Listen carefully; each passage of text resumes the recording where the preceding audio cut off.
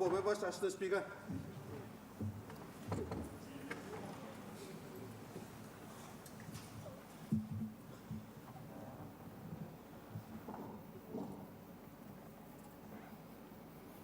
Honorable members, since we don't have a quorum, I suspend Parliament with further ringing of the bells.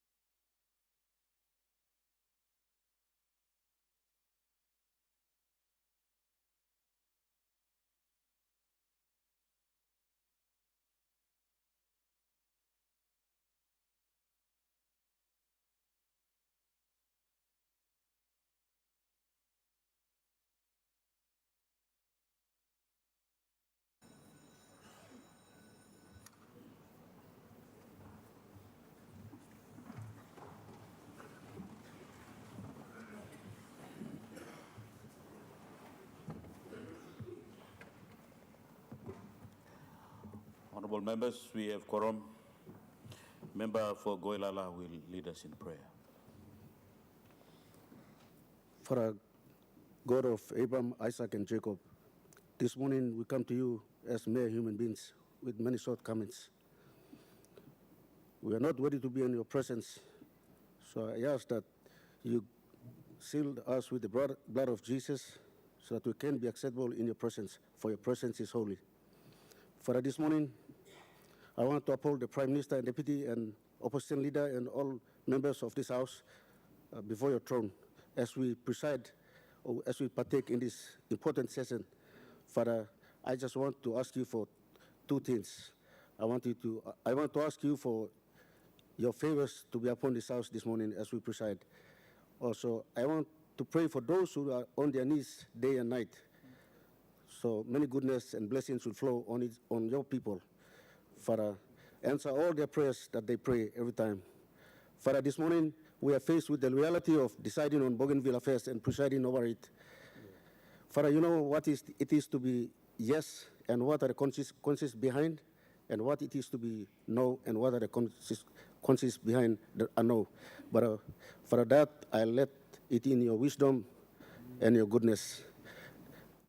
With that, I ask all members of Parliament to join me with the prayer that the Lord Himself taught us, our Father. Who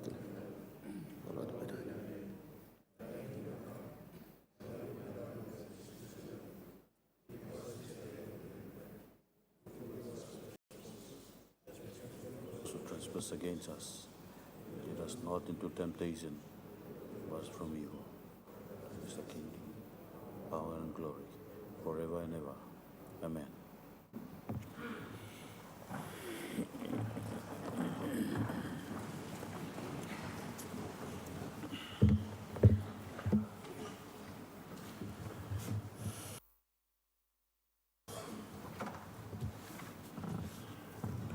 Honorable members, I acknowledge the presence in the speakers of the public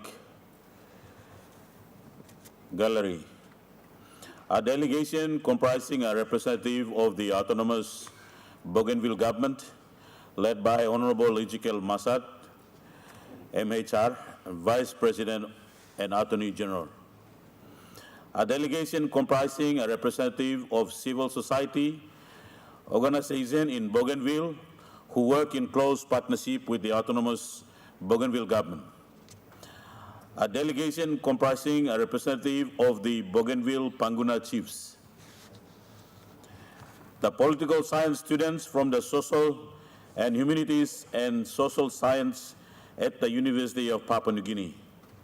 And the grade 10 and 11 students and their teachers from the Northeast Academy Secondary School in the National Capital District. On behalf of the National Parliament, I extend a warm welcome to you all.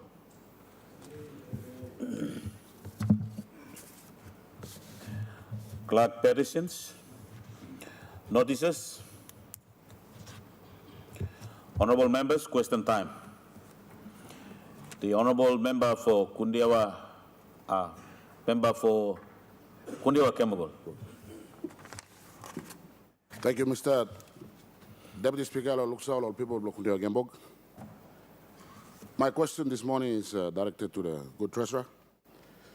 Mr. Deputy Speaker, as part of the IFM economic reform program, the Guinea has been allowed to free float, and as a result, has depreciated to all-time low against major trading currencies. As a result, we can already see obvious signs of imported inflation in this country. It's eating away our households' income and profits. And it's also expensive to buy Aussie dollars and the US dollars now. The cost of Australian dollar and US dollar are expensive, have doubled. Mr. Speaker, as we are told, the theory behind this policy is for the exchange rate to find a market clearing rate and consequently for the export sector to increase its exports. Hence, Mr. Speaker, Deputy Speaker, my questions are, can the good treasurer name examples of developing countries in Africa and Asia who have seen success in their economy? Exports have increased, businesses have thrived, and employment has doubled or increased, who have similar economic structure to us in this country, and who have implemented similar IMF reform policies. Mr. Speaker, any policy must be evidence-based. Number two question, Mr.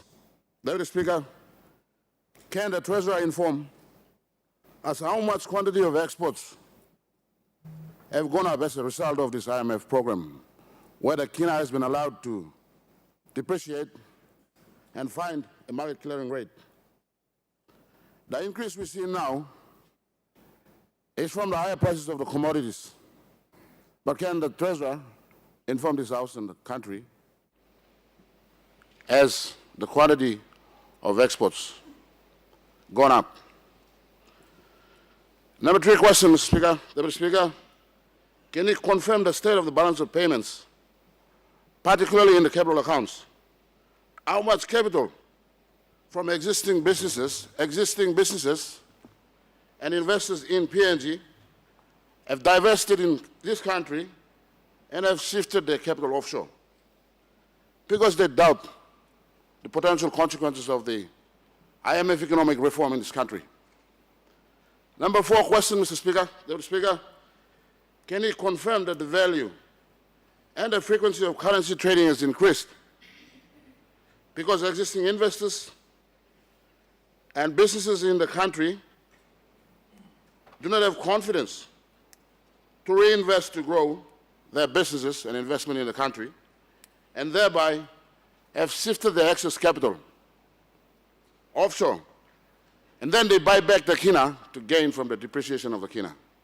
Thank you, Mr. Speaker. My questions may be long. He can answer now. If he cannot, he can respond in writing later in the interest of the country. Thank you, Mr. Deputy Speaker. The Honourable Treasurer. Thank you. Thank you,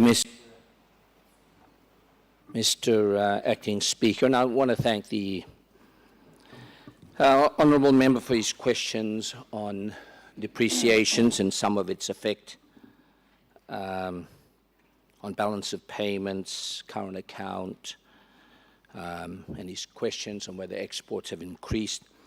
On his first question, can I give examples of African countries? I can't right now, so I'd be happy to provide that example before the end of this parliamentary session. Like most of us inside here, I don't think many of us are experts with the African economy. So I'll get back to you on that one, on that question. On whether exports have increased as a result of our depreciation and this government's plan to fix the foreign exchange problem. I'm pleased to say that export earnings, back when we formed this government in 2022, achieved a then record of 51 billion kina, then in 2023, 46 billion, reduced a little bit to 46 billion, then in 2024, dropped again to 51.7. But we do expect record levels for last year when those figures become available. Our balance of payments, when we formed government, reached 2.8 billion kina in 2022, and then dropped to 199 million in 23, and then increased to 238 million back in 2024. And on current account, the same in 22, 16.1 billion, 23, 10.1, and 24, a record of 18.2 1.4 billion.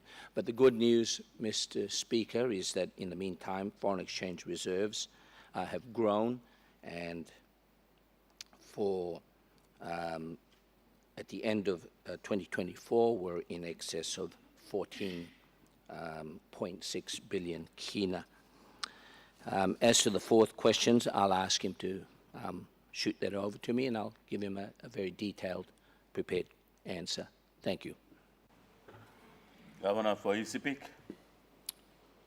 Thank you, Mr. Deputy Speaker. Long luksawe long people belong Isipik.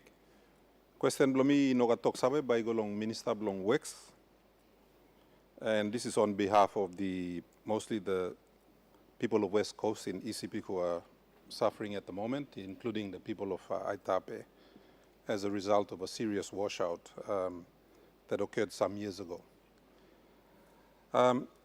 By way of background, Mr. Speaker, some time ago, a company called China Shenyang International, it was given a contract of 68 million to redevelop the Borum Airport.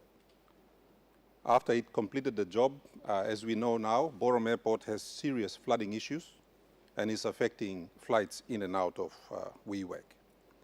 Recently, I think in 2024, the national government gave the same company, at the expense of a local contractor, in its wisdom, the Pasam to Maprik Highway for 83 million kina. Since the massive announcement in the papers in 2024, I can confirm that there is no work occurring from the Pasam to Maprik Highway because I travel on it. At the Parum Culvert washout, the previous Works Secretary, and I understand this all happened before your time, Mr. Minister, but I wanted to document this for you so you have an understanding. 1.5 million kina was paid also around 2024 to the same contractor to fix the Parum culvert. To date, it hasn't done so. There was a serious landslip just above Koikin village, which could affect the entire Civic Highway. And I understand China Shenyang was also paid to fix that slip. It hasn't done so to date.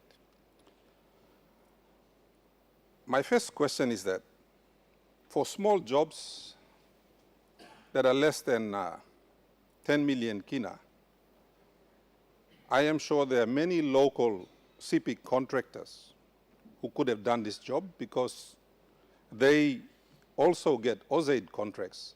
So they qualify for OZ contracts, somehow they don't qualify for Department of Works contracts. So I want to ask my first question as follows. Why were local contractors not considered for such a small contract, especially for Parum and for Koikin, and given to this company that has so far failed to deliver in some of its obligations to the people of the state of Papua New Guinea? Secondly, Prime Minister Marape proudly announces that all contracts below 10 million kina should go exclusively to local contractors. So again, can the minister explain why? And I know this happened when there was a previous secretary. These contracts were given to a foreign company who still is unable to deliver. And in the case of the significant 83 million kina from Pasam to Maprik, is the minister willing to review that contract and retender it? Because as I understand it, the Australian government put down 100 million for that road. A local contractor was recommended to do that road, and the NEC in its wisdom decided to give it to a Chinese company, and the Australian government withdrew the 100 million. If the good minister could provide an explanation to the people of Isipik, I would be very grateful. Thank you, Mr. Deputy Speaker. The Honourable Minister for Works and Highway. Thank you, Deputy Speaker. And I want to thank my good governor for Isipik for bringing this very important query in regards to your roads, and it is a very important question. And as you highlighted, it occurred before my time. So I would appreciate if I can get your full question in writing so that I'll be able to answer in full properly to the people of East Sepik and to the people of Papua New Guinea. Thank you, Governor. Member for Samarai Murua. Thank you, Deputy Speaker Long. Given look sa kamlo people of Samarai Murua. But before me can direct him question, I'd like to take this time to acknowledge and thank the government for the support in the Maila cyclone disaster that actually devastated the people of Samarai Murua, the islands of Samarai Murua. And I thank the Prime Minister and also the Minister for National Disaster and Emergency for taking time out to actually visit the islands that were devastated. And I'm truly grateful that the government, through the Prime Minister, to take time off and to visit islands like Rosel, visit Jinjo, and see for himself what cyclone had done. And the people of Misimatu, thankful for his visit on Misim Island, and even Budi, Guasopa on Woodlock Islands. We are very, very grateful to have the presence of the government through the Prime Minister and as well as the Minister for National Disaster and Emergency for taking time out. We're also grateful for the support from our partners like the Australian government through ADF, the support, and also the New Zealand government for providing that much needed support at the time. So, and also me thanking this House for allowing that support from the government, Lord, give him support to all people, Lord, me, and the Milimbe province in that time of need. Me sanaplo ask him one question boy no got paper. Me like direct him he go along Deputy Prime Minister and also Minister along lands. Me by way of background information, me like talk or some Woodlock Island, and we got 3 portions of land. 138, portion 139, and also 140. Much of Woodlock Island, and we stop inside of this portion. And that portion of land is taken up by a foreign company. Company works in this place, Giran walk agriculture. Up to date, you know, walk agriculture. In 2020, Ms. Salim lands officers from the National Lands Department plus all along province, you go down and walk in inspection, and which they did. And based on the inspection, a report was produced. And out of the report, people finding out that he got big plow road come up. Lord this plow, Giran will stop up. And recommendations were being given in the report. And recommendation was straightforward. Asking Minister for fit him Giran. Now some go back long, all customary landowners, some retain him. He stopped for government purposes and use. Today, district is very fortunate.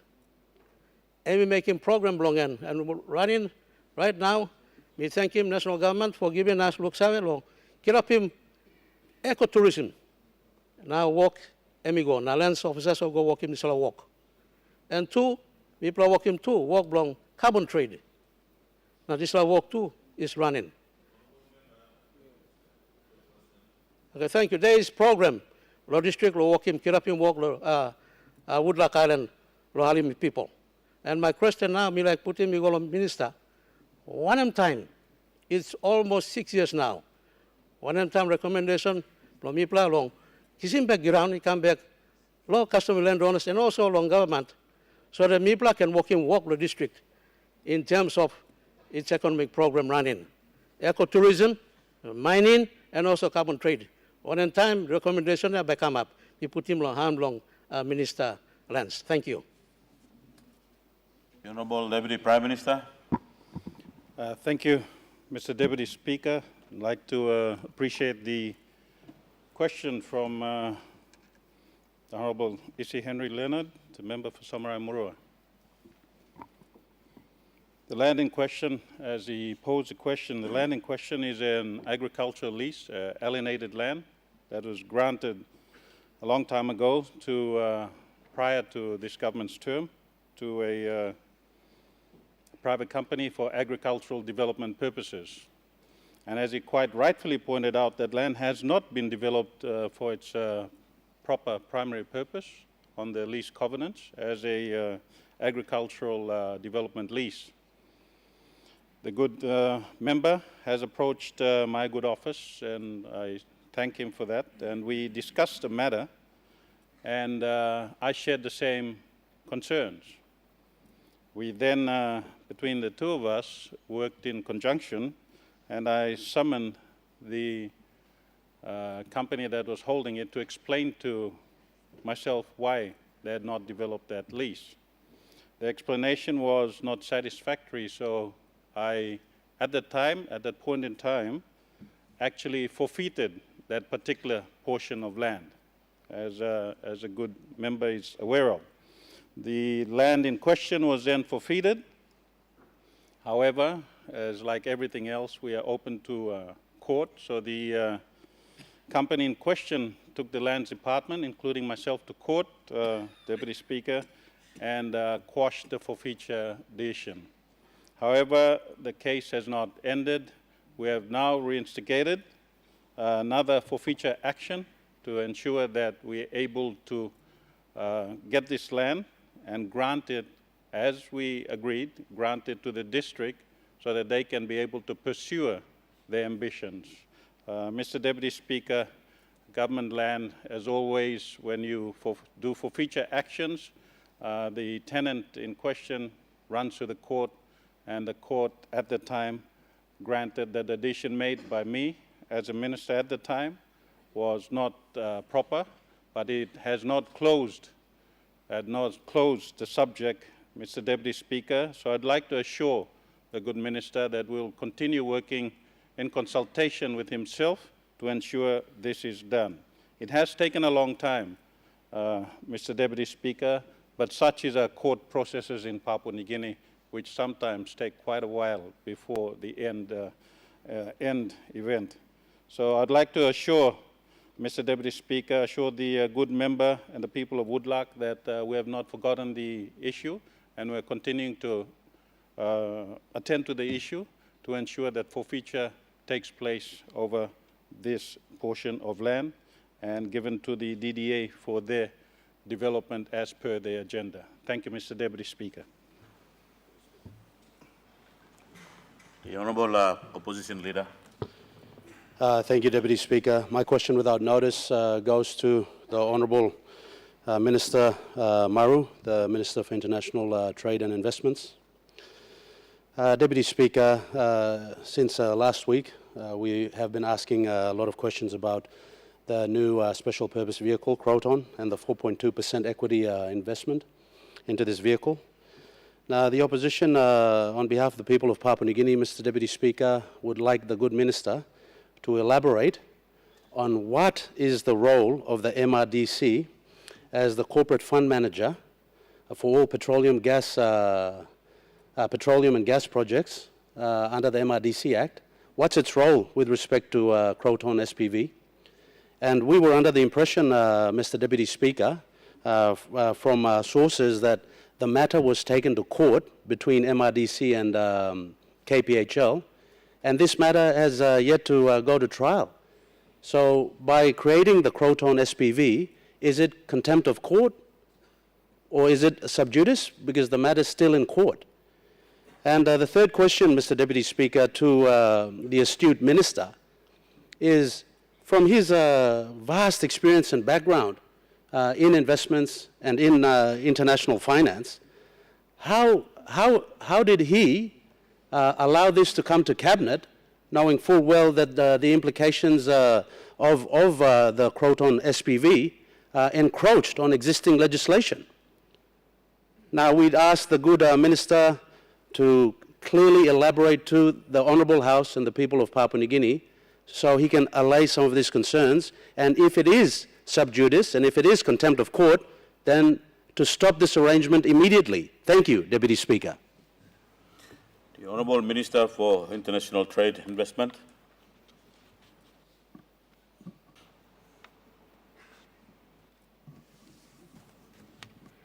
I thank you, Mr. Speaker, and I'd like to thank the opposition leader for this very important question. Let me start by saying I did not sponsor that paper, so I was not part of the decision to bring that paper to Cabinet.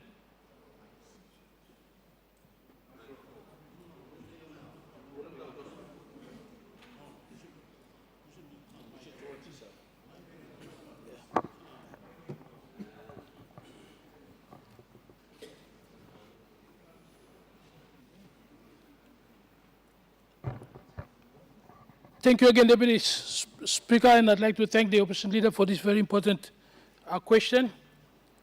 I think this question is in the public interest, and I'll give you my very honest answer. Firstly, I was not the sponsoring minister for that paper, so I'm not able to I did not allow this paper to come to government. It didn't come through me. I want to be very clear of that one. That's my first answer. Secondly, I'm quite aware now that under Section 176 of the MRDC Act, that function is the sole responsibility of MRDC. That is clear, and I'm also now aware, after these questions were raised on the floor of Parliament, that this matter has been in court now for 2 years and will shortly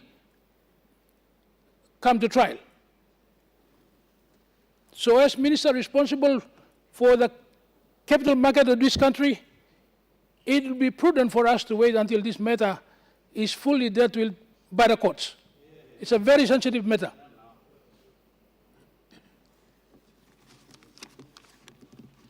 So I also want to further clarify that only monies for landowners and provincial governments investing in oil and gas projects are governed by that legislation, not those in mining areas. Because the Mining Act does not provide a similar provision. That is why in 2009, the Lihia landowners were able to get their money out of MRDC and establish their own trust fund, fully licensed by the Securities Commission of Papua New Guinea. It's called MRL Capital. Lihir landowners have been able to manage their own fund independently, and it's now grown from 60 million to 600 million. It's probably the best managed landowner investment fund in the country. So my view as the minister responsible for capital markets and also responsibility over preserving the interests of landowners and provincial governments with equity funds, the matter is now in court, and I'm very careful not to say anymore. I'd like to see the court fully decide whether Kumul Petroleum or a special purpose vehicle or MRDC should be responsible for the corporate management of these funds under license from the Securities Commission of Papua New Guinea. Thank you, Mr. Speaker. The Honourable Governor for Oro. Speaker, lo give opportunity lo me lo ask him some question. Question lo me like direct him go lo Minister I'm responsible lo national emergency na disaster. Na me like him Prime Minister lo take note. Na Minister lo Education Health too lo take note. Sorry, Minister lo Police lo take note. I want to draw attention to an issue that is going to be of serious concern to the rest of this country, indeed the world, in the very not too distant future. And that's the issue of the El Nino event and its potential consequences for our communities throughout Papua New Guinea, including the people of Oro province, a disaster-prone province. So according to the meteorological agencies and climate monitoring institutions, they have indicated that the high probability of a significant El Nino cycle will commence this year and extend potentially into early 2027. Now, from our history and from our experience, previous El Nino events, particularly that of the 2015 to 2016 period, resulted in severe drought conditions, crop failures, insecurity, shortages of safe drinking water, and increased public health challenges across many parts of our country.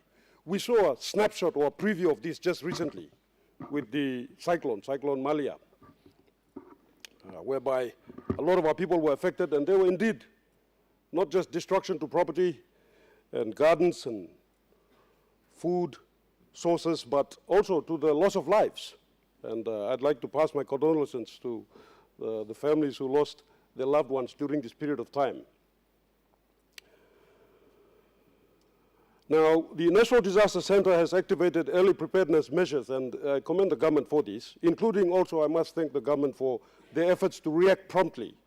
Our province also received a portion of funding, and we were able to deploy our provincial disaster teams to areas affected by this particular situation. But my questions are these. Will the minister advise the House of the total amount of funding allocated by the national government for the El Nino preparedness and response activities, and specify how much of these funds have been released or committed to provincial administrations and provincial disaster committees to date? Second, will the minister outline the government's operational preparedness plan, including timelines for the procurement, transportation, pre-positioning of emergency food supplies, drought-resistant planting materials, water storage facilities, water purification equipment in vulnerable districts and communities? Thirdly, given the logistical challenges associated with servicing remote and isolated communities, what arrangements have been put in place with government agencies, the private sector, transport providers, and development partners to ensure the timely delivery of emergency supplies and humanitarian assistance should conditions deteriorate? Fourth, what measures are being undertaken in collaboration with the Ministry of Health, provincial health authorities, and provincial administrations to ensure that aid posts, health centers, and district hospitals are adequately stocked with essential medicines, medical supplies, and emergency resources to respond to any increase in malnutrition, dehydration, waterborne diseases, and other El Nino-related health impacts? Fifth, will the minister inform this House whether the government has completed provincial vulnerability assessments and risk mapping, and if so, which provinces and districts have been identified as priorities for immediate intervention and support? Finally, Mr. Speaker, what mechanisms are in place to ensure regular public reporting and communication to affected communities regarding preparedness measures, emergency response activities, and the availability of assistance during the El Nino period? Mr. Speaker, the people of Oro Province and Papua New Guinea deserve assurance that government preparations are commensurate with the scale of the threat and that all necessary measures are being taken to protect lives, livelihoods, and essential services. And Mr. Speaker, I prepared this into a document that I forwarded to the good minister so that perhaps he can construct a report to present to the House if he cannot answer all these questions today, which I believe would be quite difficult. Thank you very much. Honourable Minister, National Emergency and Disaster. Thank you, Deputy Speaker. I thank the Governor, the good Governor for Oro Province for asking these very important questions. I also want to thank him for being one of the governors in our Parliament who has been working very closely with the National Disaster Center with me on many occasions, raising issues relating to disaster. Mr. Deputy Speaker, our national government's how we deal with disaster is guided by the 1984 Disaster Management Act, and it provides in Section 3 the committee. A committee is set up to deal with any disaster of great importance like the El Nino that we are faced with. Like the Governor said, and as I presented on Friday last week, scientists around the world are saying that there is an 82% chance that we will have a super El Nino, such we have never seen probably in the last 100 years. And so it is very important that as a government and as a country we have to prepare for disaster. The disaster management framework, Mr. Deputy Speaker, is a cycle. Many a times we react to disasters, but the management of disaster is a cycle that leads from one to another. The first one is mitigation and prevention. This is where proactive measures are taken to reduce vulnerability and prevent hazards from becoming disasters. The second and most important is preparedness. This is where governments, from the national to subnational governments, plan to respond to disaster if there is such a disaster. And the third one is response. And this is where we have been good at, but we also need to improve on this one. And the fourth step is recovery. Mr. Deputy Speaker, I'll come to the questions, but I have to say this because it's very important. The fourth step is recovery. After a disaster, the National Disaster Center, provincial governments, districts, and the national government, with our development partners and UN agencies, need to work together, as we have done in the past, to recover from disaster. And so, this is something that we, as a government, need to work on, and we are now presented with this unprecedented national disaster event that is being predicted. And as I speak, Mr. Deputy Speaker, an interagency assessment team comprising technical officers from the National Weather Service, WASH, UNDP, the National Disaster Center, and IOM have been deployed already to conduct assessments in provinces that are currently under El Nino watch. And these are basically the 7 Highlands provinces: Eastern Highlands, Chimbu, Chiwaka, Western Highlands, Enga, Hela, and Southern Highlands. That does not mean that the other provinces in the country, including the autonomous region of Bougainville, are not vulnerable. But these early assessments are being carried out, and once a report comes to me, I will formulate an NEC information paper to NEC Cabinet, and then we will look at how we can respond to this one. But with regards to the 6 questions that he has asked, these are very important questions, and I will respond in this sitting of Parliament on these important questions. So I thank the Governor for sending his questions with a notice to me just now, so I got it, and I'll respond within the sitting of Parliament. Thank you, Mr. Speaker. Honourable Member for Okapa. Thank you, Deputy Speaker. Give him time. Lomi making people lomi lokapa, ask him question without notice. Mr. Deputy Speaker, my question without notice is directed to the good Minister for Health. There is a question I think in the social media space, planning to talk about health services across the country.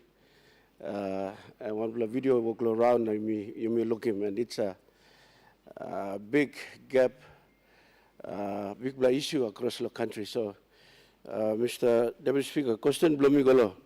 Health Minister awesome. Every time you meet broken money block country, na put the money block health services you go and big money you miss put him the plan debate you get Deputy Speaker you make him debate blue side health too. And Moklo make him round blah stop. So Mr. Deputy Speaker, I must say money you put him long and how much million national government you put him in the health space. I mean go down to PHA, work lo happen so come up on the internal media report when Australian journalist interview Dr. Blomipla but must be General Hospital. I mean look him, let me ask him a professional, a medical doctor. Why now man Mary sleep lo corridor blasik Blomipla but must be General Hospital. Now why the medicine in the staff treat him all? Now all this like enemy staff National Capital District. Just imagine what's happening around the country. So, in our health minister, he explained him, display house, no people blow. Papua New Guinea, where is the problem? Money you may put them, but the system, lo deliver mail service go yeah. One problem is that you saw this law no got. So the provincial health authority system, you may get them work or you get problem with this law, you get plan minister to bring another new plus system may come or you may go private go back to all plus system with provincial government running all hospital plan law provinces na it's a law district. So I'm a question blow me without notice, you go to minister also. Thank you, Deputy Speaker. Minister for Health. Thank you, Mr. Deputy Speaker. I would like to thank you long. We have Kapalo asking an important question, which of important public interest, lo country blue. First one, I'm sabe lo amla media or amla video lo circulate lo social media. Me la making firstly lo put him lo record also. Me right lo amla international media lo go into lo amla ausik blame lo country na expose him lo sigma natin. It's against infringes on patients' rights and responsibilities. It's la time CEO blo PMJ na sabe lo desla no go chat natin na kisimol video inside. But long mi play item all issue imikat len mi play sabe true lo one issue imikat lo PMGH. Na imi ule address him na stop. Number one, PMGH lo last 2 years 2024 emikisim omlaken budget also 173 million kina. Both must be General Hospital Tasol. 2024 budget boli go antablo 257 million kina. That's 2025. 2026 budget boli go antablo 272. Honorable Minister, we have a point of order. Point of order. Point of order. Honorable Minister, we have a point of order. Member for Aba, what's your point of order? My point of order, Deputy Speaker, is every time the Minister is asked about health issues, he keeps quoting budget figures. Question is not about how much. Question is, online slip lo floor. Answer the question. Budget figures, yeah. It doesn't work. Honorable, 7 years, government is up 7 years. What are they addressing the floor sleeping of patients? Honorable member for Aba, order. Honorable member for about your point of order is in order in the importance of our country, but I think the minister is responding to the answer and he has a prerogative of what he respond to the answers being made. So I'll allow the minister to respond to this question. It is a very important question for our nation to know about the status of the health. Okay, and let's allow the minister to respond. Minister. Thank you, Mr. Deputy Speaker. Tisla ya, me acknowledge the talk lo me for about, but me like clearing more sem. This la money go. Tisla ya, PMJ gives him 272 million lo budget now. So why? Na money go na imi look him overcrowding long emergency department. Na mama go sleep lo floor lo carry baby lo maternity ward lo PMJ. La question me like answer him now. We have another point of order, Minister. Governor for speak. What's your point of order? Mr. Deputy Speaker, it is common knowledge that in 2024 and 2025, provinces and a lot of agencies had significant budget cuts. And for 2024, I'm step inside long final budget outcome report where health department too been cut. So me like minister elaborate also. Yes, amount paper you put in, but actual case you go mamas. You know good plalo you call him tasol. Because me planti you call him trabla nambalo ya. Honorable Governor for Izipik, I will not allow you to make a statement on the question that is raised. It's a point of order. If there's anything that Minister have said which is not correct, but for you to make a statement to tell him and correct him on what he's making, let the Minister respond. So, Deputy Speaker, talk sawe blumi emi no fair long emi talk only kind money stop lo budget na cash no come up. Need to talk out what was the cash component that actually arrived at the facility. Thank you, Mr. Deputy Speaker. Thank you. I think I've made the ruling already. I'll allow the minister to make the statement. The minister is just beginning to make and reply on the question, so allow him to make the question. We cannot put a question before him replying to the question. So allow the minister to make the question. Minister. Thank you, Mr. Deputy Speaker. PMJH at the moment is governed by Public Hospital Act 1994. In one kind of small PHS or not Laos country, we only covered under the PHA Act of 2007. At the moment, only got 1,491 workmen now work merely PMJH. Only got 255 positions vacant at the moment, which at the moment, as I speak, only work making recruitment now. You miss also, you got 17,000 mama is a current baby, law maternity ward lo PMJH. That's 60 every month, 17,000 every year, and plan it through. Now 24 midwives will stop this lab. While long NCD, only got more than 300 workmen install NCD, 30 doctors stop. Now they are actually underutilized. Okay, and one something where people like they actually meeting at the moment to address him how we can work one time to improve more services lab. So we will say what team gonna make him. This like heavy come up because all system level primary healthcare level NCD you know work good to us. Also now the Sigma no call PMJH and level 6 our Siglo country. I mean will say me national referral, super specialist training research hospital. You got level 1, the primary health level, level 2, and community health post, level 3 health center, level 4, district hospital, and level primary health, level 5 provincial hospitals. Level 6, you know, need to get the line away. Mama go carry nothing lo up. Suppose look call all primary health level. At the moment, they no got facility. Go look carry today. They are undergoing renovation. We're going to improve the number of bed space in our Gary hospital. Kila. You got some Laos building long up now. Metoria Clinic must be northwest, must be northeast. Metoria, only got some clinic is tablo up for the first time. For the first time, all mama now only go deliver up. Me appeal all mama long NCD. Non go PMJH to mas. You got some Kutla facilities, tablo Metoria Clinic, which actually underutilized. 2 delivery beds tablo up.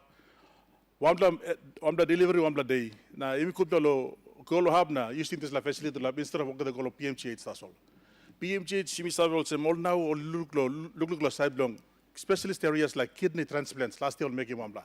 All make you heart specialist now. Kidney, cancer facilities, we are doing a 200 million cancer facility, the PMJH, for the first time in our country. So we need to allow PMJH to actually deliver at that level while we improve the primary health level. So, what we're doing at Central Province, Quikila becomes the interim hospital, Central Province, only got 6 doctors now will establish Quikila. For the first time in the history. Mr. Abao, you can go and confirm with me, but there's Honorable 6 Minister, doctors. we have a point of order. 6 doctors now at Quikila. Honorable Minister, we have a point of order. Member for Abao, what's your point of order? Point of order, Mr. Speaker. You know, the current minister, during COVID, he declared Quikila, which was a health center status, to a provincial hospital status. And Giamania. You cannot turn a health center into and declare it for nothing into a Honorable provincial Minister, hospital. issue me your seat. I'll make a decision Therefore, on this. the minister has to make a commitment to build a hospital for Central Province people. That's due. It's never been built. Just declared Honorable member 10 for years Abao, ago. let me Don't talk interrupt about you. Quikila. Talk about the Central Provincial Let Hospital. me interrupt you, Honorable Member. Your point of order is out of order. It's not in line with what the Minister is saying. Minister, I think the Honorable Member for Kapa is asking you a question to know why we have those problems and it's not being addressed. What's your plan on it? So I think you respond to the Minister in that regard. Member for Kapa. Speaker, Quikila, I went there, announced PHA at Quikila. Suppose even announcing Quikila or Central, Quikila becomes the interim hospital, the Central Province. We won't be able to have doctors there. Today, you got 6 doctors tablo up. I went there 3 weeks ago, maternity ward, you got 6 doctors tablo up for the first time. Only got X-ray, pathology, only got dental, only got maternity ward. Mamas are now delivering at Quikila for the first time in the history of that place. Suppose you know got PHA lo up, it's like something to come up to. All of these things are in place while we fix the Central Provincial Hospital. That was delayed because of a lot of reasons. Suppose me talk reasons, but I'm taking one whole session talking about these things. We are actually improving Kerema as well. Last week I was in Kerema. For the first time, Kerema now you got all of this. Maternity ward come up lo have. Majority service can have dental, X-ray, all of these are Kerema. I acknowledge the member for Kerema and Kerema Gulf PHA for all of these things happening. PHA must be supported by the governors. All the members, you will salim service level agreement on the PHA, will make it work. Minister of Health, want the Prime Minister, the committee money, establish some health laws, standards. Honorable Minister, we have a point of order. Opposition Leader. Mr. Deputy Speaker, we don't want to know about all his accomplishments or purported accomplishments. We want to know whether the PHA is working or it's not working, and what's his solution. Thank you. Honorable Minister, our question time has lapsed. I will ask you to sum up your question, your reply. And as you know, Minister, this is a very important issue in regard on that. If you can sum up your reply, and maybe you can make a statement in a coming session for the importance of the members of Parliament in regard to that issue. Honorable Minister. Thank you, through Mr. Deputy Speaker. Honorable Minister, we have another point of order. Governor Ncidi, what's your point of order? Question time run out, so me like Minister. In a minister, me explain him also. Pomgen, me under pressure too because it serves our capital city. Honorable it Governor. serves Central Province. It serves Gulf Province. I must put him in this context. Honorable Governor, your point of order is out of order. Honorable Governor, receive your seat. Honorable Governor, receive your seat. Thank you. You know that there's nothing in the standing order that you can help another person to answer the question. So your point of order is out of order. Honorable Minister. Thank you, Mr. Speaker.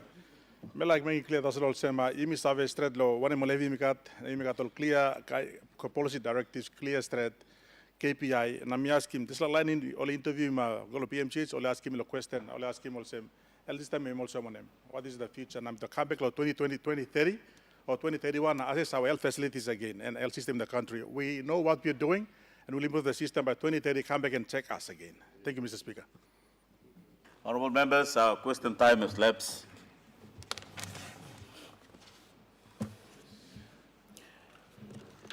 Clerk, papers.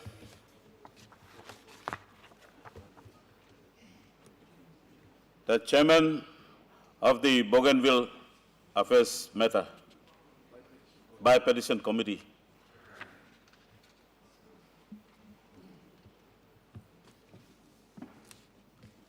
Thank you, Mr. Deputy Speaker.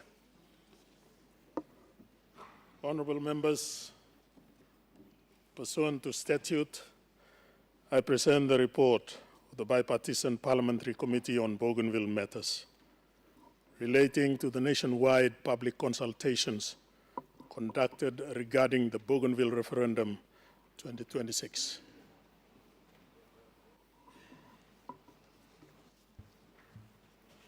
Make your speech.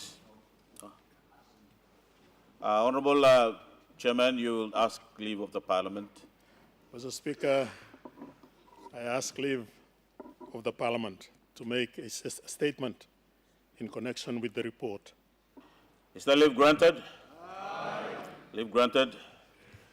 Mr. Chairman, make your speech. Thank you, Mr. Deputy Speaker. I rise today to present the report of the Bipartisan Parliamentary Committee on Bougainville Matters on the nationwide public consultations conducted regarding the Bougainville referendum. This report presents the views and perspectives expressed by citizens during consultations held across Papua New Guinea and in the autonomous region of Bougainville. These views and perspectives were recorded and subsequently transcribed verbatim. The purpose of the committee report is not to determine or advocate for a particular outcome, but to uphold Parliament's duty to listen to and represent the views of citizens as this House considers matters arising from the 2019 referendum within the constitutional framework of Papua New Guinea. The consultations were undertaken as part of Parliament's continuing responsibility under the Bougainville Peace Agreement and the Constitution of Papua New Guinea.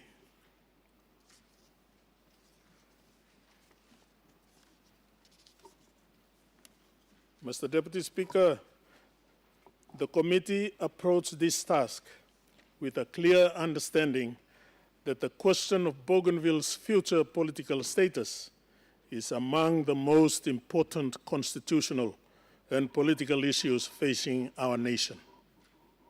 It is an issue shaped by a complex history, a history from early human settlement through the times of early explorers, the period of German and British colonization, the Australian pre-independence rule, early PNG self-governance and independence, an issue shaped by the experiences of conflict and reconciliation, and by the commitments made in the Bougainville Peace Agreement that restored peace and stability after a difficult period in our country's history. As members of this House are aware, the Bougainville Peace Agreement, born out of conflict and heartaches, established a carefully balanced framework for resolving long-standing political questions through peaceful and constitutional means. It recognized Bougainville's unique historical experience while also reaffirming the role of the National Parliament in considering the outcome of the referendum within the constitutional framework of Papua New Guinea.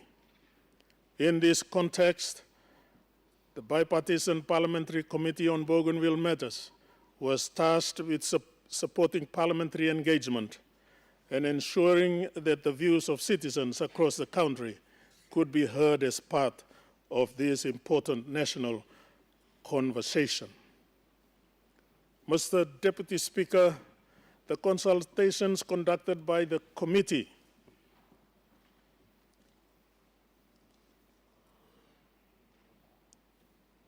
pursuant to its terms of reference provided an opportunity for citizens from all regions of Papua New Guinea to express their views and perspectives.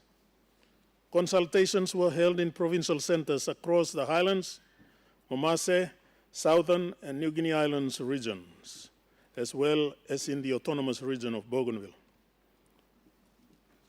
Participants represented a broad cross-section of society, including community leaders, church representatives, women and youth groups, civil society organizations, academics, legal practitioners, former and current public officials, and members of the general public.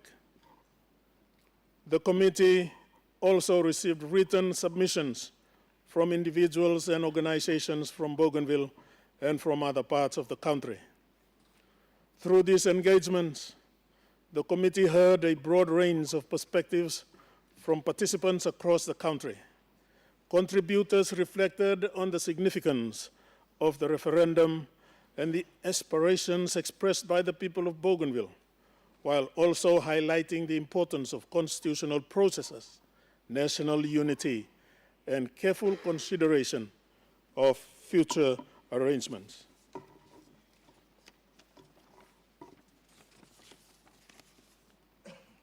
Overall, Mr. Deputy Speaker, the discussions demonstrated a strong awareness of the importance of the issue and a shared commitment to addressing it thoughtfully, responsibly, and in a manner that upholds peace, stability, and the principles of our Constitution. Mr. Deputy Speaker, although participants expressed a variety of views, several important themes emerged consistently across consultations in all regions. First, there was a strong recognition across all consultations of the importance of maintaining peace and stability. Participants frequently referred to the legacy of the Bougainville conflict and emphasized the need for Parliament to approach its consideration with care, responsibility, and a clear commitment to preserving the peace achieved through years of dialogue and reconciliation. Second, Mr. Deputy Speaker, many participants highlighted the importance of constitutional process. There was a strong emphasis on the expectation that Parliament's consideration of the referendum outcome will proceed transparently and in accordance with the Constitution and the Bougainville Peace Agreement, recognizing that clarity and openness in the process can help foster public understanding and confidence. Thirdly, Mr. Deputy Speaker, consultations highlighted the need for careful planning in considering future arrangements. Participants raised issues relating to governance capacity, economic stability, and institutional development, emphasizing the importance of managing any transition in an orderly and responsible manner. Mr. Deputy Speaker, another theme that emerged during the consultations was the importance of continued dialogue and constructive engagement between Bougainville and the rest of Papua New Guinea. Many participants emphasized that regardless of the eventual outcome, the future relationship should continue to be guided by cooperation, mutual respect, and a shared commitment to peace and stability, reflected in especially the sequencing of peace efforts and negotiations with the support of regional and international partners in the 1990s, resulting in dialogues, declarations, and truces. Then the Bougainville Peace Agreement signed on the 30th day of August 2001, Part 14 of the Constitution of the Independent State of Papua New Guinea, the Bougainville Constitution, the conduct of the referendum, the consultations producing the Sharp Agreement, the Kokopo consultations, then the Wabeg Roadmap, followed by the Era-Kone Covenant, and the peace efforts and negotiations resulting in the most recent joint commitments and principles inside the Melanesian Agreement signed by the Prime Minister and the President of the ABG on the 26th of June 2025. Mr. Deputy Speaker, this report, therefore, provides Parliament with a balanced and comprehensive account of the views expressed by citizens during the consultation process. Its purpose is to support informed deliberation by this House as it considers matters arising from the Bougainville referendum. The perspectives captured in the report reflect both the aspirations and concerns expressed by citizens across the country. They highlight the complexity of the issues before Parliament and underline the importance of careful, responsible, and inclusive decision-making. Mr. Deputy Speaker, I recognize that these complexities and the need for careful and responsible decision-making are also being addressed through ongoing discussions between the government of Papua New Guinea and the autonomous Bougainville government, as well as through the engagement of the National Parliament and the Bougainville House of Representatives under the terms of the Melanesian Agreement alluded to. The Melanesian Agreement signed in June 2025 encompasses a set of agreed joint commitments and agreed principles between Papua New Guinea and Bougainville, including maintaining a close, peaceful, and enduring relationship and the co-design of a Melanesian framework to guide the pathway forward. And in this regard, I would urge each and every member of Parliament to carefully read the Melanesian Agreement.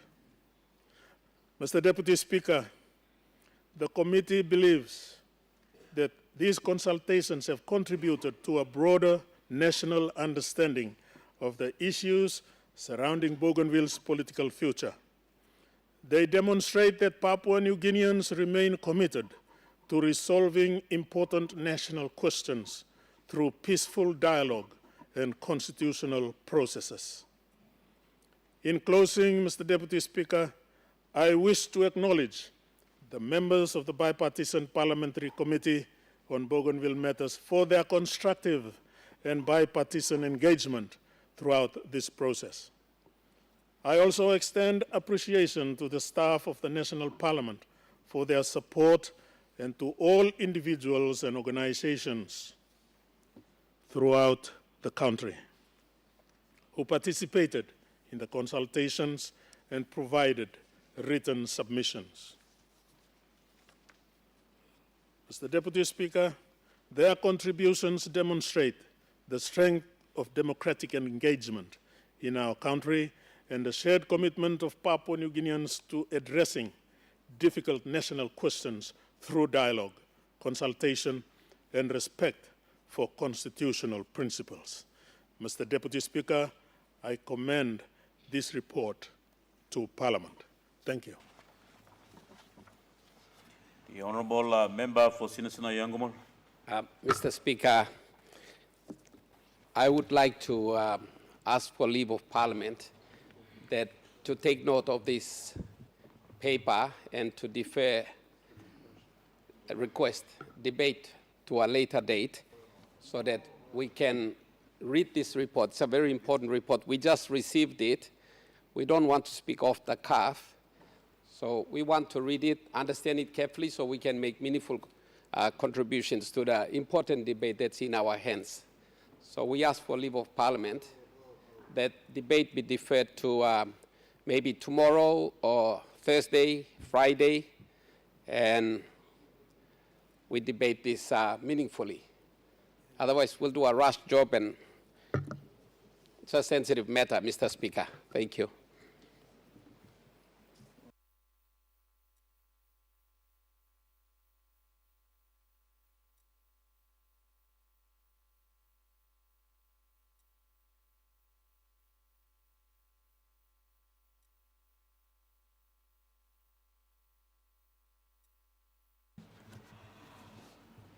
Honourable Member for Sinisena Yangamul, on the advice I got, this debate now is before the Parliament.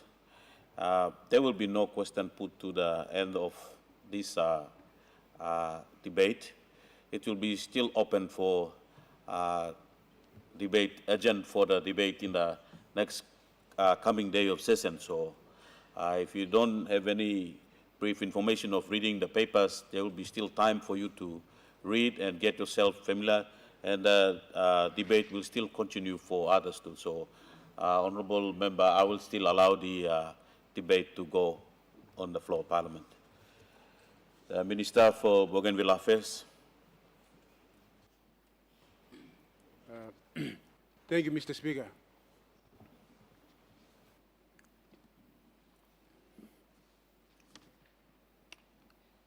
Before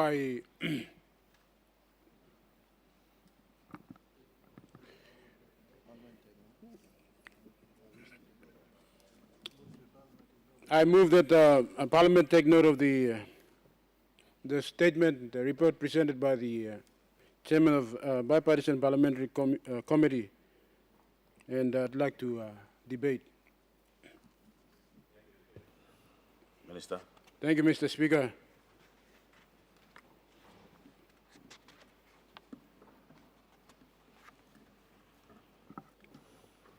I'd like to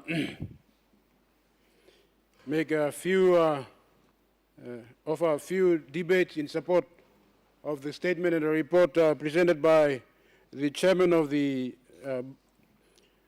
Bipartisan Parliamentary Committee on Bougainville, Honorable Dr. Alan Marrett. Before I offer my debate in support of the statement and the report, I'd like to take this moment to acknowledge the Vice President of Autonomous Bougainville Government, Honorable Ezekiel Massad, and the members of the ABG who are presented up in the gallery, as well as other visitors in the House.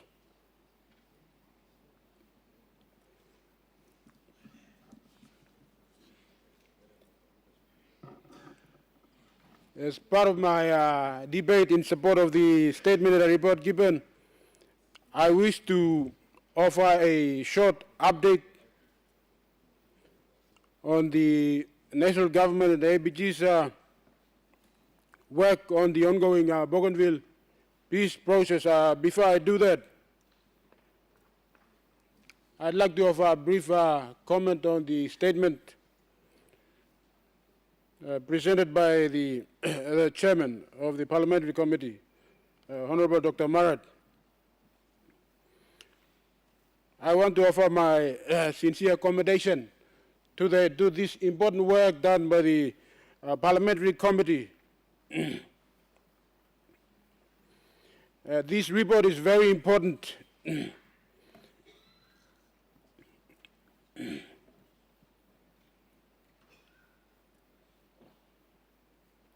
The Bougainville issue is the single most important issue that's facing our country at the moment. We must understand that at this point in time, we as leaders are placed in a very significant point in time in the history of our country to decide on the future political settlement of Bougainville, and at the same time shape the course of our country going forward.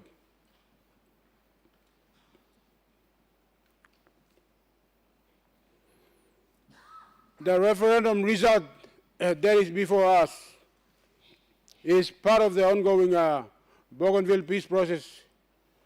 We must understand that the three main pillars in the long-standing Bougainville peace process. We are now at the at the close of the last process of the Bougainville peace process. The first process was autonomy, which was completed by the establishment of the autonomous Bougainville government, which has been in existence for over 20 years now. The second process was the weapons disposal program that was completed. And the third and the last process is the referendum process, which we are close to coming to a conclusion of the referendum process.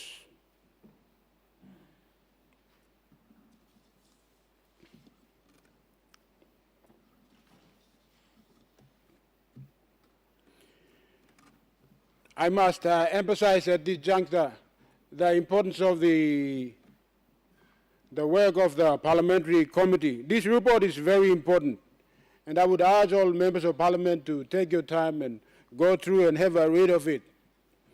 The reason why I say the work of the Bipartisan Parliamentary Committee is very important and this report is important, we must understand that in this last process, under the Bougainville Peace Agreement and the Constitution, in particular, Part 14 of the Constitution, the referendum for Bougainville was sanctioned by our Constitution, and Mama Lawyer. The Constitution allowed, we must understand that the Constitution only allowed for the referendum to be held for the people of Bougainville only. If you read the Constitution, Division 7 of the Part 14 and the Bougainville Peace Agreement, the referendum was only allowed to be held by the people of Bougainville. The Constitution doesn't allow him. The rest of the country will have him referendum, will decide the future political settlement of Bougainville. Bougainville Peace Agreement, Constitution, allowing people of Bougainville Tassel to talk the future of the political settlement.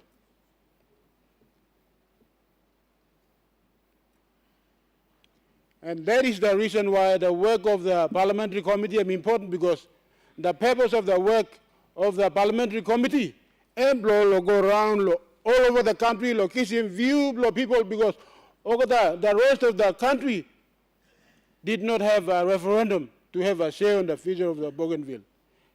And all people of Bougainville, that's all. It gives him this referendum, now express in this view, one settlement, political settlement of Bougainville. That is why me to come mas long chairman long Parliamentary Committee, when the all members all go round all get help lo country, na gives him view people, only thing one long this referendum result where we start finish, where we talk 97.7 in favor of independence of Bougainville. I'm not want to leave something. Decision belong independence of Bougainville. This issue is very important. That is why me talk hamamas long Parliamentary Committee all around long, long country location view all people, because all people you mean all country all no have a referendum have a say. It was only allowed to the people of Bougainville. But under the same constitution law, section 342, because of this law,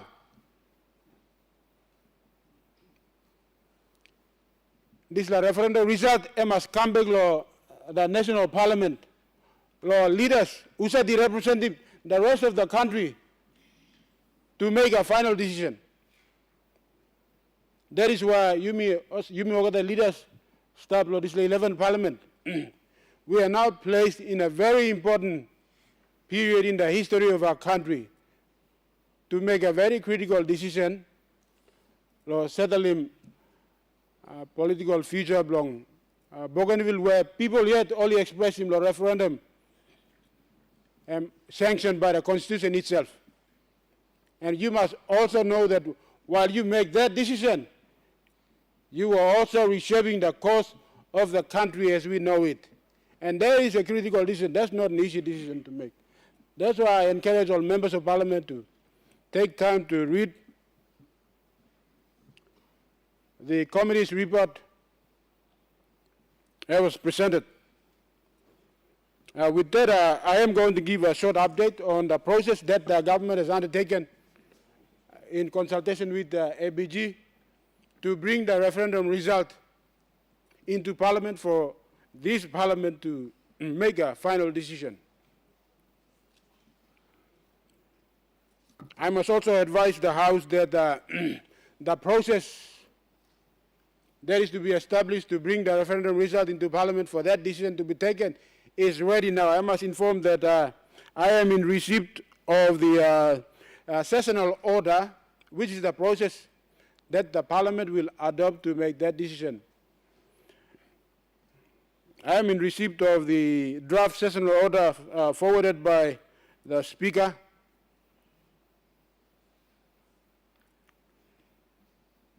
And that sessional order will be presented here once it's cleared by the NEC to be presented.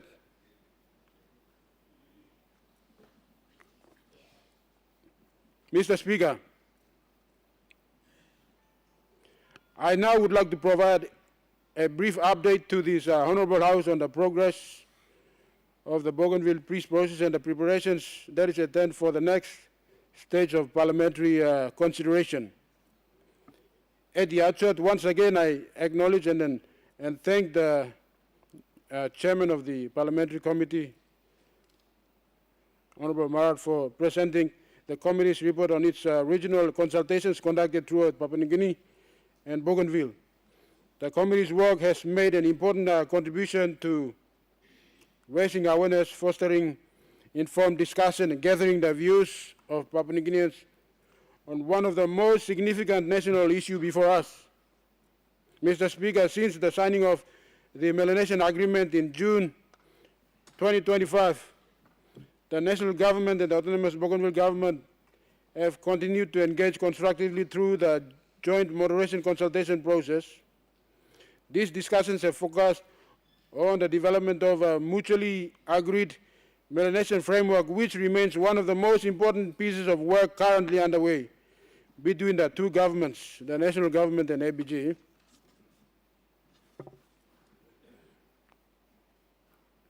The purpose of the Melanesian framework is to provide a structured and a practical roadmap to guide future relations between Papua New Guinea and Bougainville. It is intended to identify the key political, constitutional governance, economic and fiscal issues that would need to be addressed under any future political settlement, while ensuring that peace, stability and orderly implementation remain at the center of the process. The Melanesian framework reflects a Melanesian approach to dialogue, consensus building and reconciliation, recognizing the importance of maintaining peaceful and cooperative relations between Papua New Guinea and Bougainville, regardless of the ultimate constitutional outcome.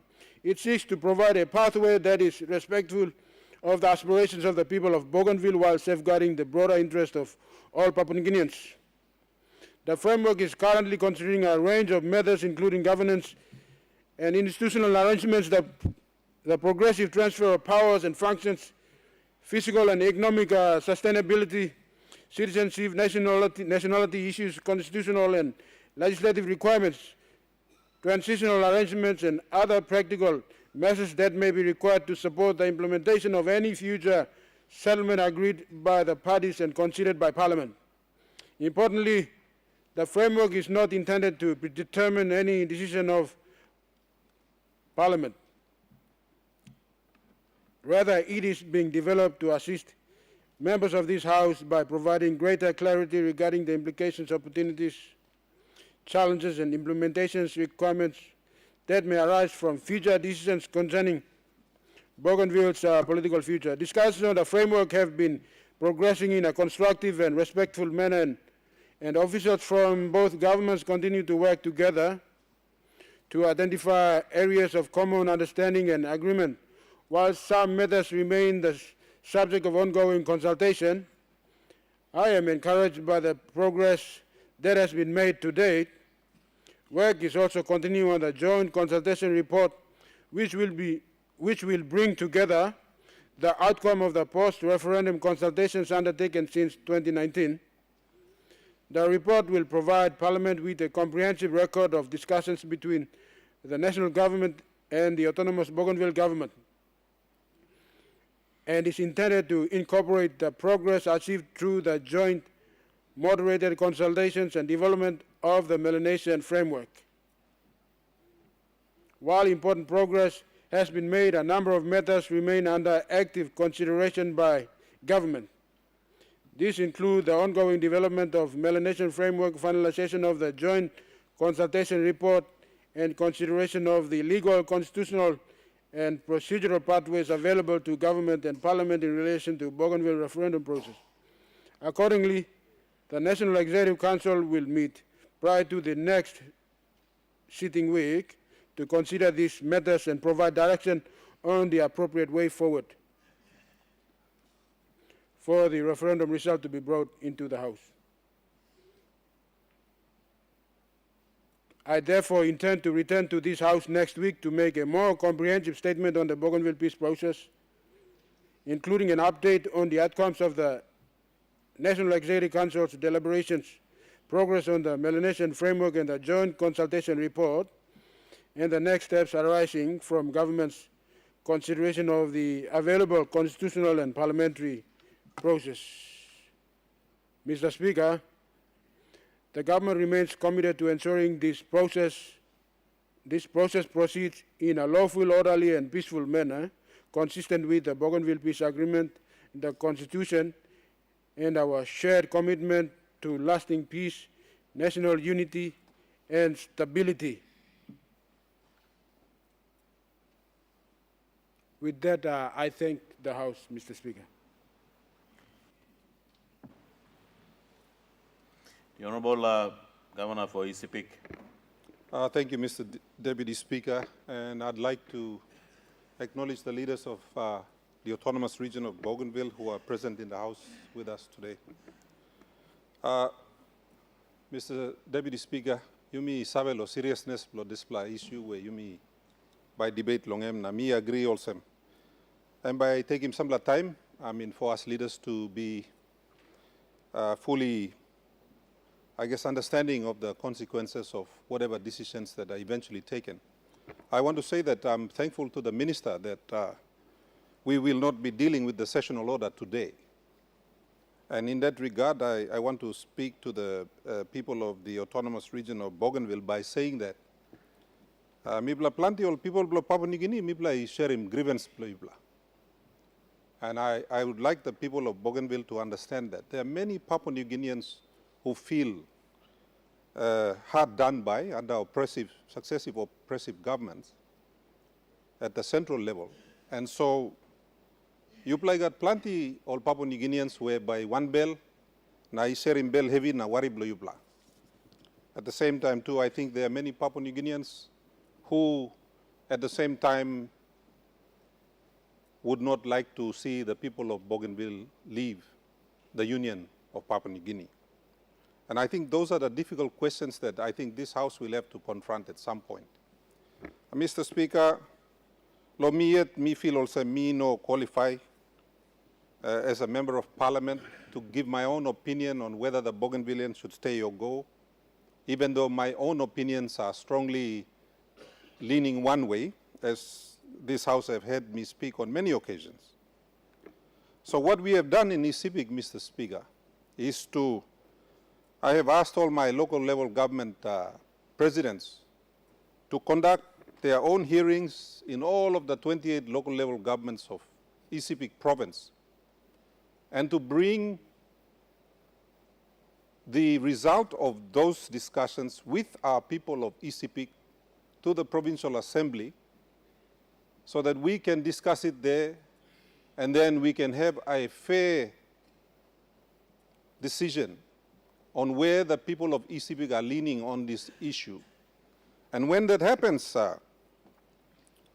Mr. Speaker, I will then present that result on the floor, which I think would be a fair way of gauging where the people of ECPIC stand on this matter, taking into consideration the fact that there was a high-level delegation from the Autonomous Region of Bougainville, including the Honorable President Ismail Toroama, who visited the province and paid their respects to the founding father, the Grand Chief, the Right Honorable Sir Michael Thomas Somare.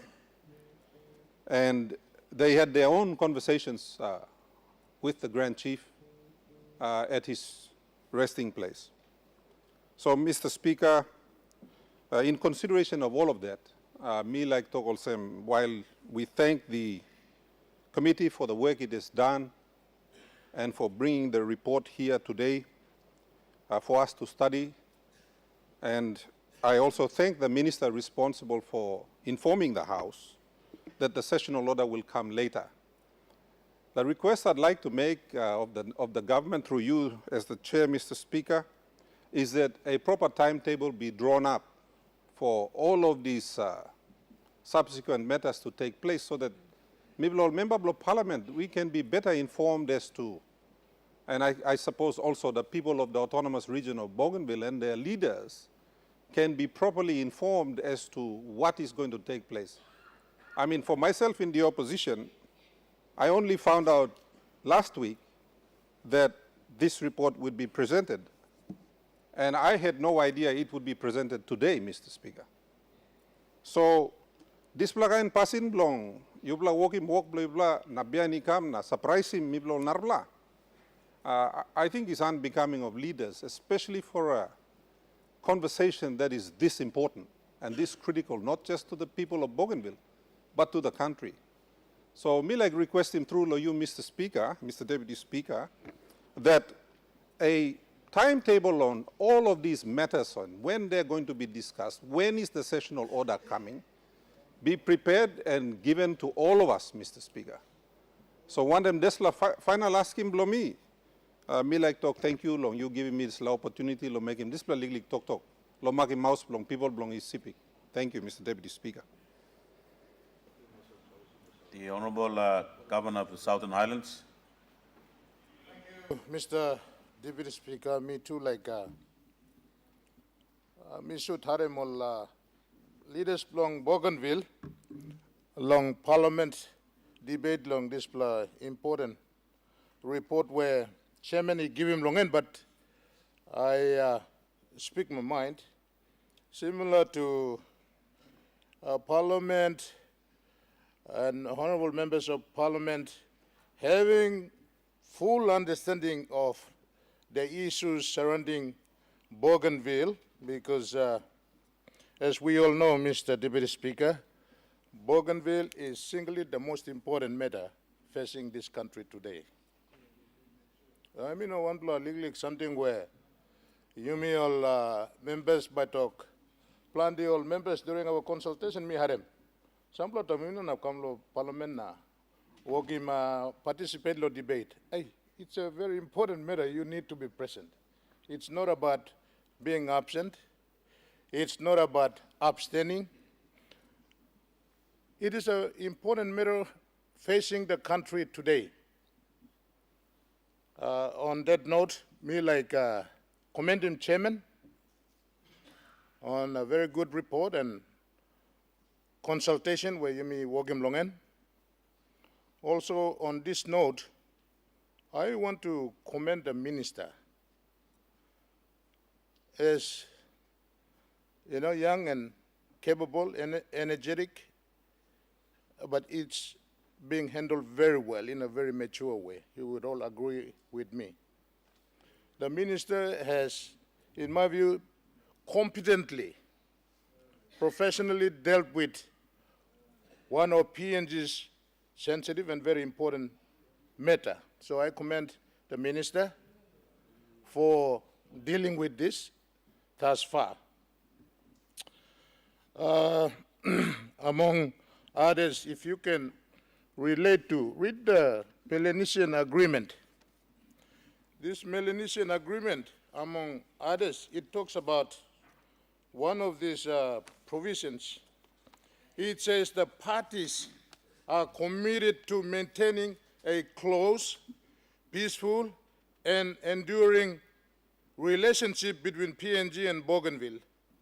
This must be respected and upheld by both ABG and the national government. This is a fundamental matter.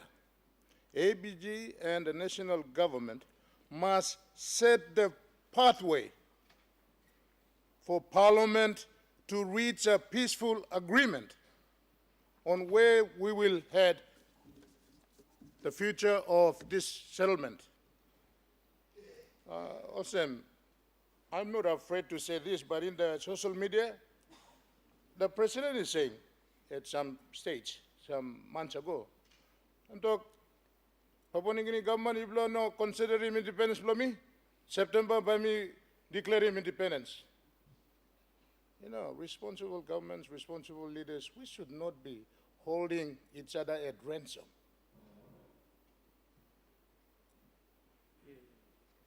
Even the side Plomipla too. The Pangu-led government, as government, must provide the framework as to where we want to go for the future of this country. Nanalba thinking again, whichever government has conducted a full assessment, audit of all the money that has been spent in Bougainville for autonomous government, whether the autonomous transfer of powers has been fully implemented, whether the gun surrender has been fully surrendered, and now the referendum results that we want to bring it to Parliament through sessional order. So we need an assessment, direct assessment from government to determine how well have we succeeded, including failures and also strengths in implementing the autonomous government, activities that we have had over the past years. We need to know as a country, have we done well in implementing the autonomy? How much more money go? What about district capacities? What about revenue generating capacities? What about implementation capacities at the districts, at the provincial level? And of course, all this.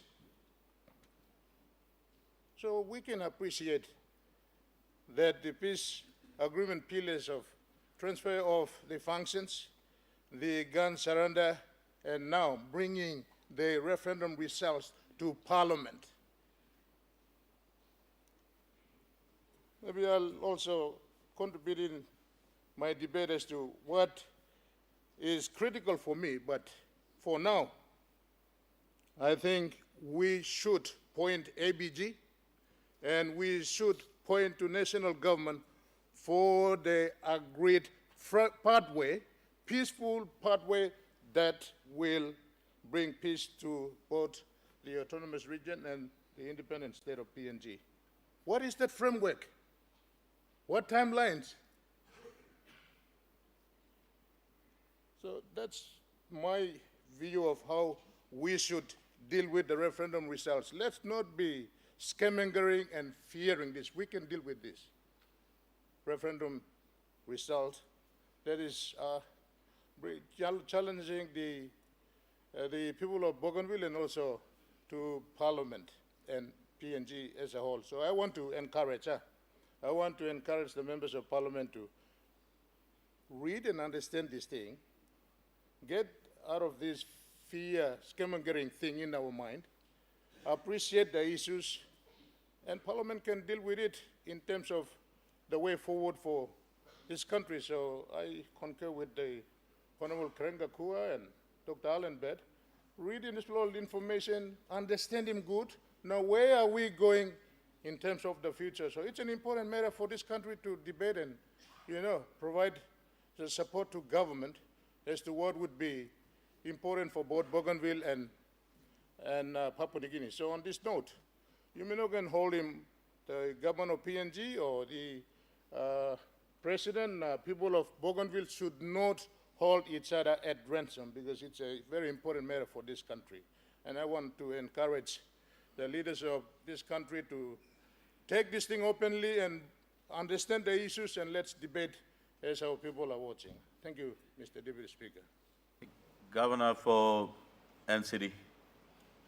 Thank you, Deputy Speaker, to give me a privilege to contribute to this very important discussion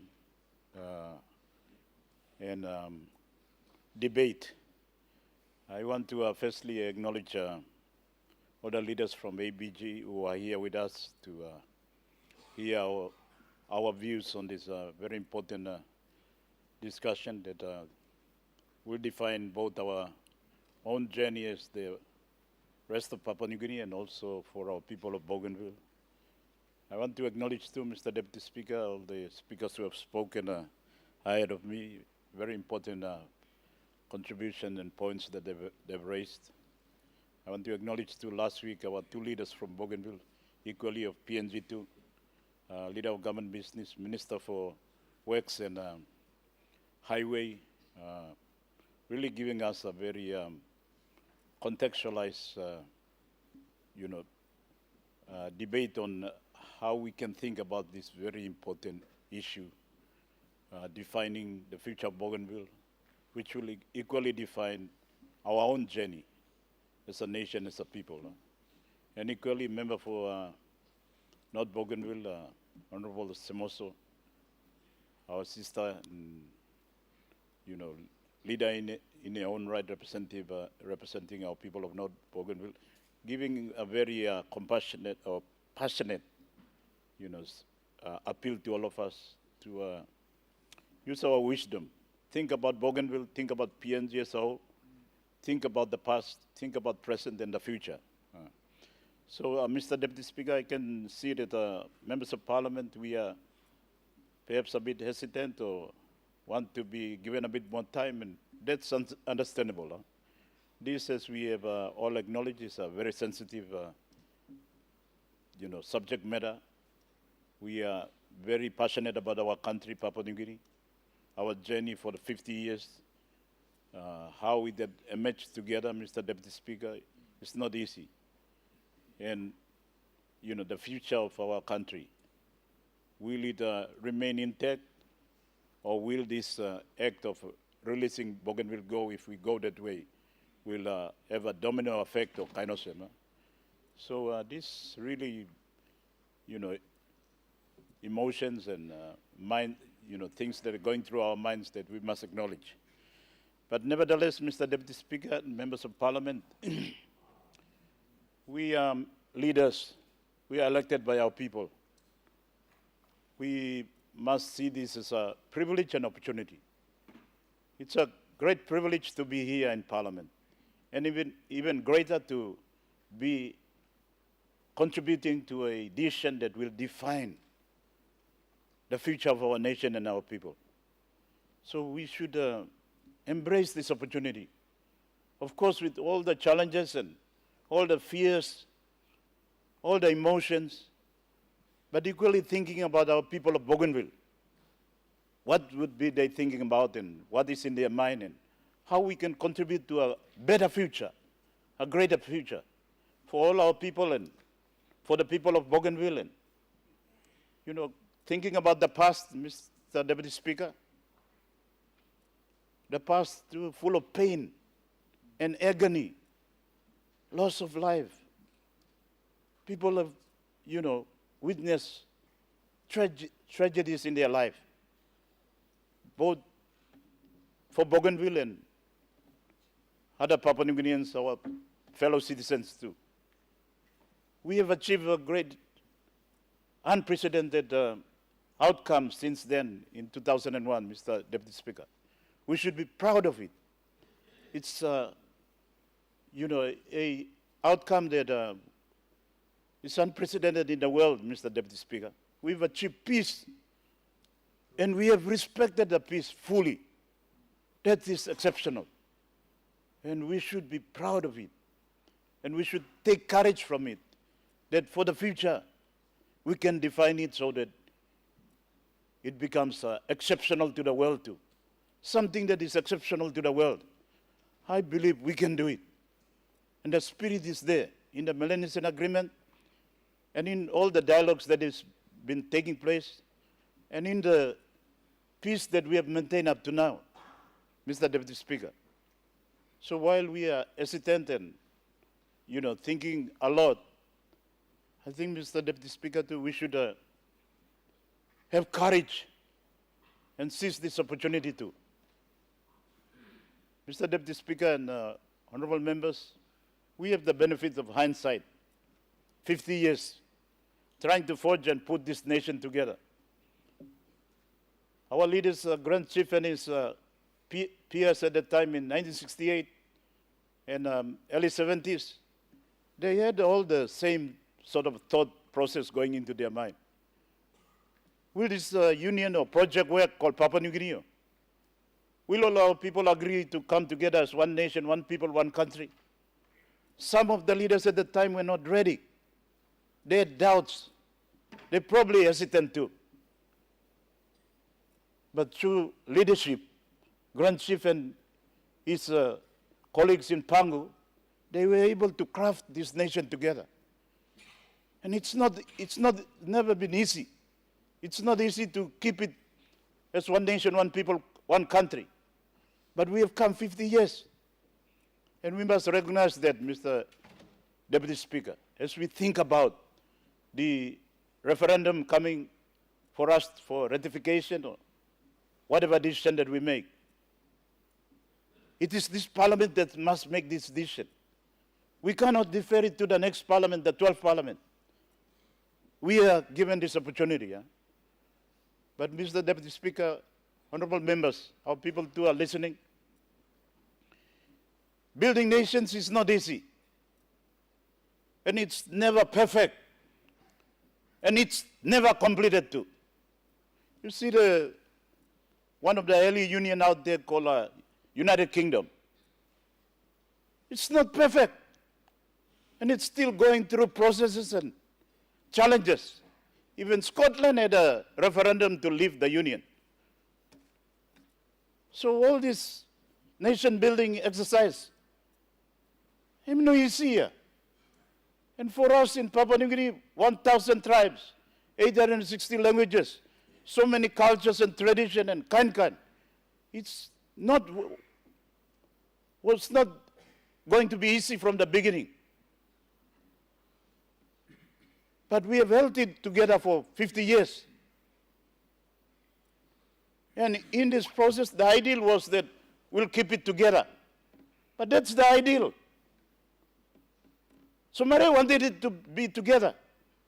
Albert Maurikiki and everybody wanted, Thomas Cavalli wanted it to be together.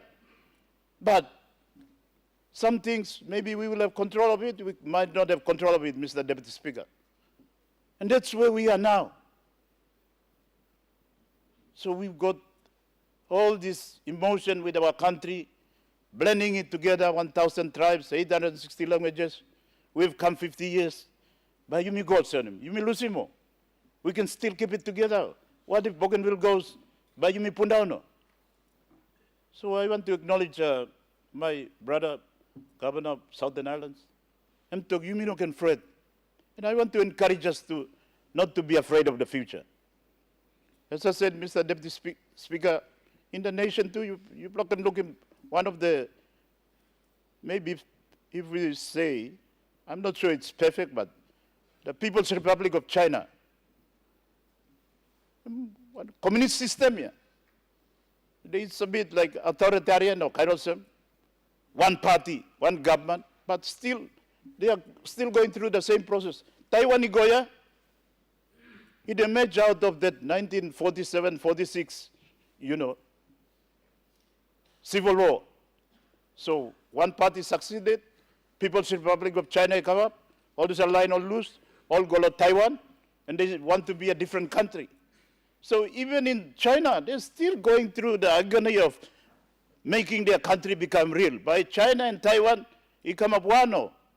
Okay, Hong Kong, it come back finished. But Taiwan is still insisting that it want to be separate, so it's not something unique to us. Honorable leaders, it's not something unique to us so that you may be afraid. We should think about how we can define the future. Like Somare and his colleagues in 1968 and 1970s, coming to 75. They are thinking about this nation. Can we bring it together as one people, one nation? And they didn't, have everybody's agreement. At the time, Sampla Laini like go to here. Papua region wants to go and become the 7th state of Australia. Sampla Laini long, Narblab too like go. But with leadership and reaching out, using Melanesian system, he was able to bring everybody together. And I think we are at that, time too that we must think about how we can shape this. And so the most important thing, Mr. Deputy Speaker and honorable members, is to think about making the future better than the past. That's what we should be addressing our mind to. I would like to appeal to everyone. So on this note, Mr. Deputy Speaker, I want to commend Chairman Dr. Marat, member for Rabaul and his committee. It's an important exercise to go out and get the views of our people. Governor of SCP is undergoing a process to consult our people in SCP, which we should encourage. I think all our leaders, all of us MPs, if we want to go the way Governor of SCP want to do too, it would be good. But the committee has, in this report, has given us a strong direction from our people. And I just want to repeat some of it, that how we go forward, thinking about the ratification of the referendum result, 97%. First, Mr. Deputy Speaker, our people says that whatever we do, we must maintain importance of maintaining peace and stability. That's the first important point. So whatever we do between national government, us as parliament, and our people in ABG, people of Bougainville, we maintain peace and stability. And I think we are committed to that. I can see there is goodwill in the leadership in ABG. President Torama is committed to that. He has shown it. And there is goodwill. And their commitment to peace by peaceful means, I think it's an indication of that. And we can have courage and confidence in that regard. Secondly, the committee says that there must be importance of constitutional process. So our people are indicating to us, Mr. Deputy Speaker, that as long as we are in the Constitution. So I want to remind us in this respect that the Constitution in 2001, it was amended by the ABG agreement, the peace agreement. So when we are addressing this, we must explain to our people that the original Constitution adopted in 1974 one time and become a formality in 1975, and the ABG agreement resulting in the amendment to the Constitution. So as long as we are in that framework, because our people are indicating that it's important to maintain the, constitutional process, and as long as things are done within the constitutional process, and by your right. So I think we are doing that now, and we should commend ourselves too, Mr. Deputy Speaker. Leaders past and present since 2001, we have honored also the people of Bougainville, the leadership there. We have all honored the spirit of the agreement, the Constitution, both in terms of the original Constitution and the amendment that was brought in by the peace agreement. We have honored it. And as I said, it's unprecedented in the world. Narplablo world, all is signing peace agreement, tomorrow all breach him. But we, Papua New Guinea, with our people in Bougainville, we have shown greatest exception, unprecedented. And we should be commended for this, and we should, Mr. Deputy Speaker, take courage from that to assure ourselves that whatever decision we make, it will be a good decision. It will be a decision that everybody will agree to, I believe. I would like us to believe. I think that consideration, the committee is, reminding us from our people in the, consultation around the country, highlight the need for careful planning in considering the future arrangements. So our people have given us the clear guidelines already, the important consideration. And I can see that the spirit of that, pointers or values are already exist in these 20 years that we have been going through this peace process. So I would like to encourage us to think about it that way and have the courage to make the decision, so that the Minister for Bougainville Affairs can bring the, result of the referendum to Parliament, and we can debate it, and if we need to vote, we should vote. And I am confident that whether we vote to allow them for full independence, all by not go one go here. There will be a process. They might agree to say, okay, Parliament has ratified, but we will allow maybe 15 years or 20 years or all by can go. And everything will be good. Or if we decide that we want ratified, we want to keep Papua New Guinea together, think about something else. Please, Bougainville, think about something else. I think there is goodwill for us to reach that outcome too, both in the wider PNG and also in Bougainville. So with that, I think we should have confidence to go ahead, debate this. Let's debate this. Our people have given us the indication already. This is a wide consultation. The committees went all over the country. So in the provinces, governors, you play like working, you play it, you plug and work him. Otherwise, this is how the process is allowed by the Constitution. For us to have the committees go and go consultation, report come to us, help us to make a decision. I'm ready for the Parliament to make a decision on this, whether we vote as a party or we vote as a what is it, on our own conscience. I think I would like to suggest to us, Mr. Deputy Speaker, that maybe government should have a position and give us guidance.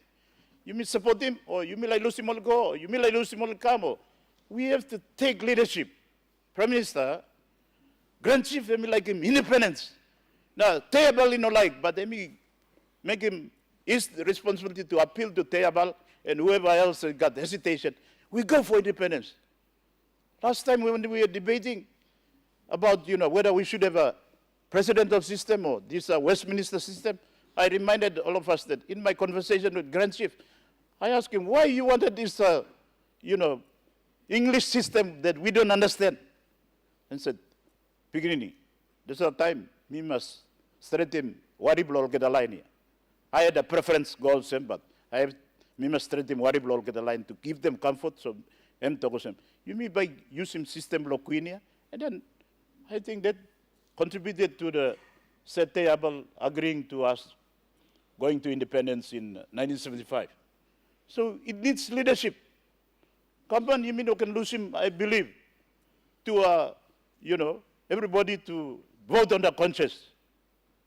Let's be leaders, let's be government, let's think about our country, let's think about our people, let's think about Bougainville too.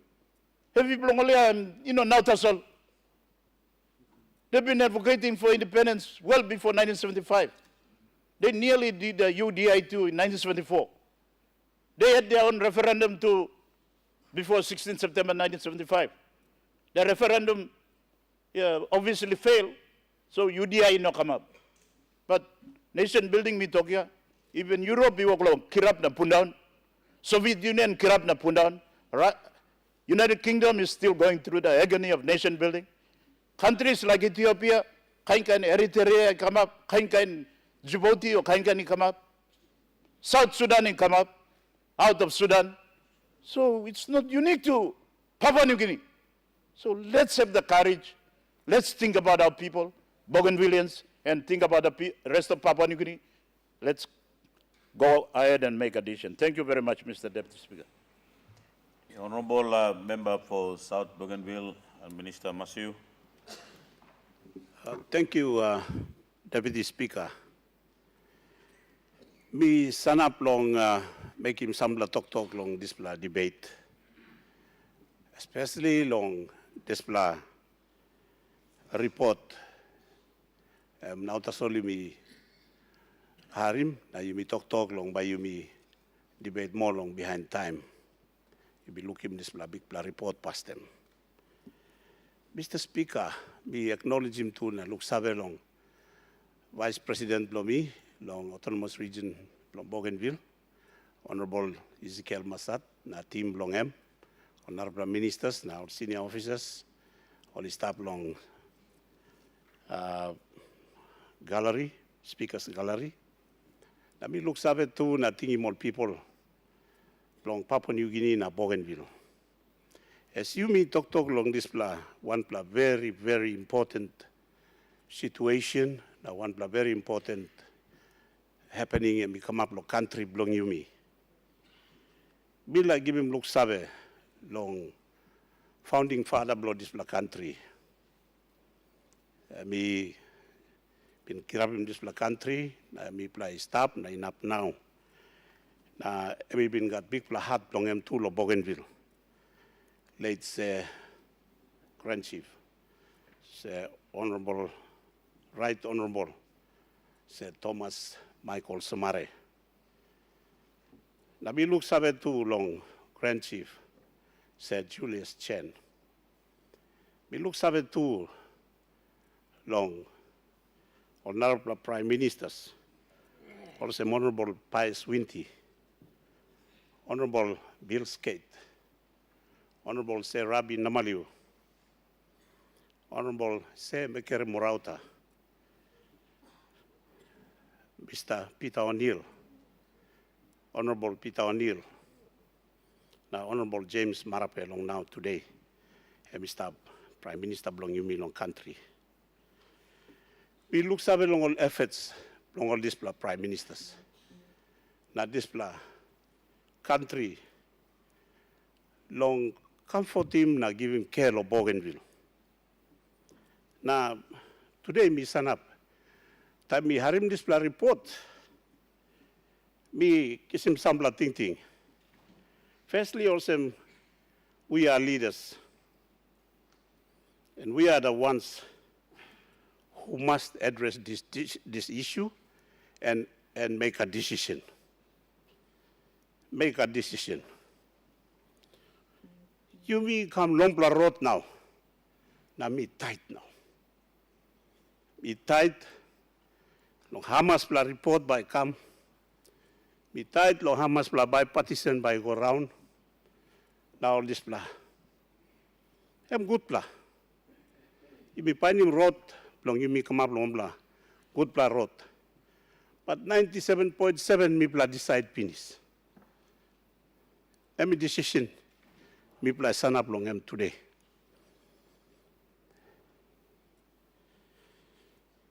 Me commending all people belong Bougainville. All people belong me long South Bougainville, North Bougainville, now Central Bougainville.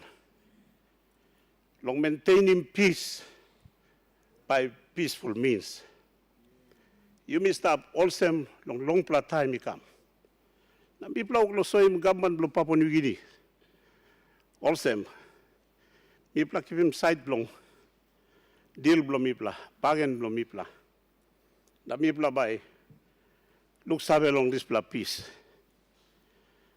But again, it is important that we come to a decision. Members of this honorable house,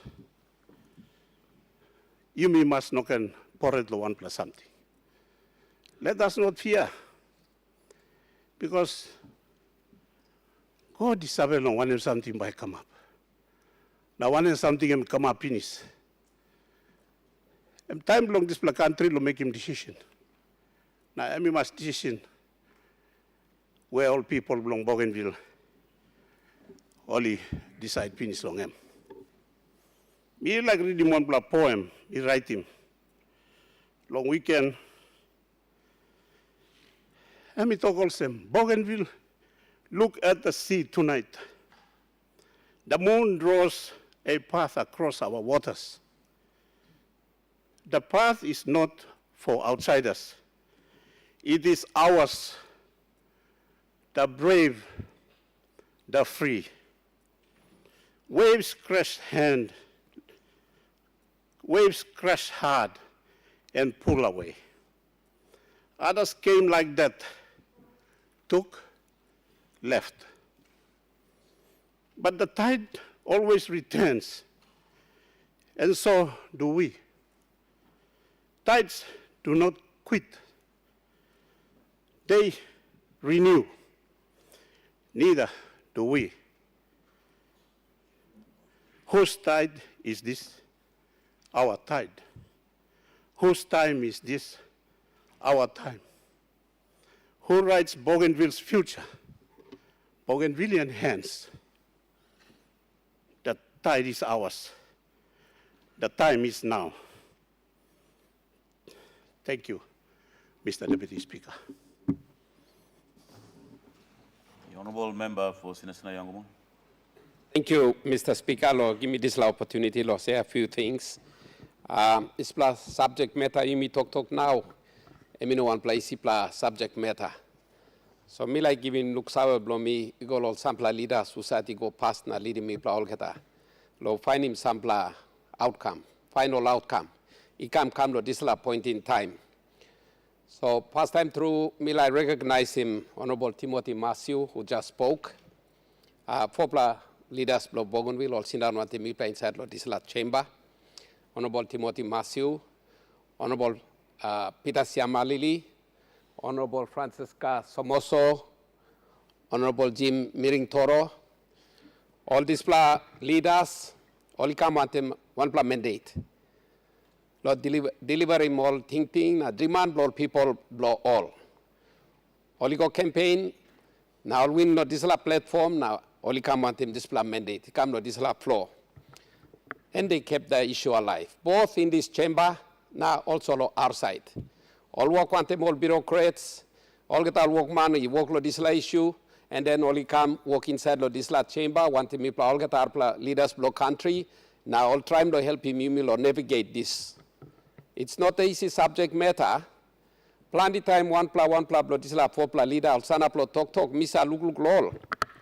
EMSA were reminding me law, late Honorable Governor Bloimilo Southern Highlands, Anderson Agiru. One time, not many years ago, Agiru Sindan lo upside here. Naimsa lead him this country lo debate lo how by you me tell him out him all benefits blow PNG LNG gas project. On the one hand, EMSA tintin lo mandate blame. How and why na all people blow place blame it, all voting mem lo come lo this parliament. So this is one play interest, Mr. Paulsem. On the other hand, EMSA also Southern Islands, lo this time, part lo Papua New Guinea. Na EMSA we trying to wake him out, how lo balance him. Interest lo Papua New Guinea, one term interest lo Southern Islands, where him kiss him vote na mandate blame. Na time one play leader start lo this kind position, one place position. But to his credit, late Honorable Anderson Agiru, EMSA were navigating this delicate pathway with the ultimate statesmanship. Miss Asindown na Miss our amused na Miss admire him this late leader. How he's able to speak and keep the two sides together without offending the other.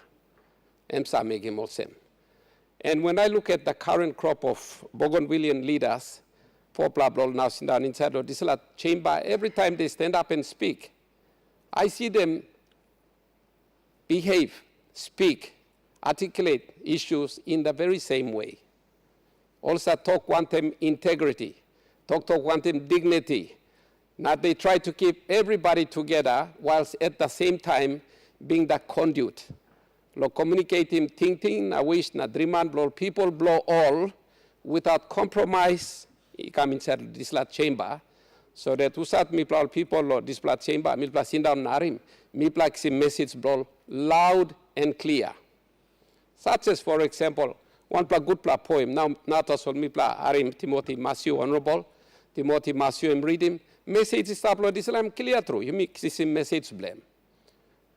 And that's the kind of difficulty they are in as they try to bring a final outcome to the debate we are having. So me give him credit, Lol, for their astute statesmanship in the way they navigate this issue, keeping us all together as we together work to a final outcome.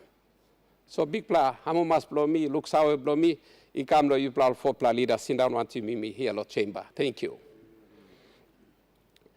Nar tawe long President of Bougainville is Ismail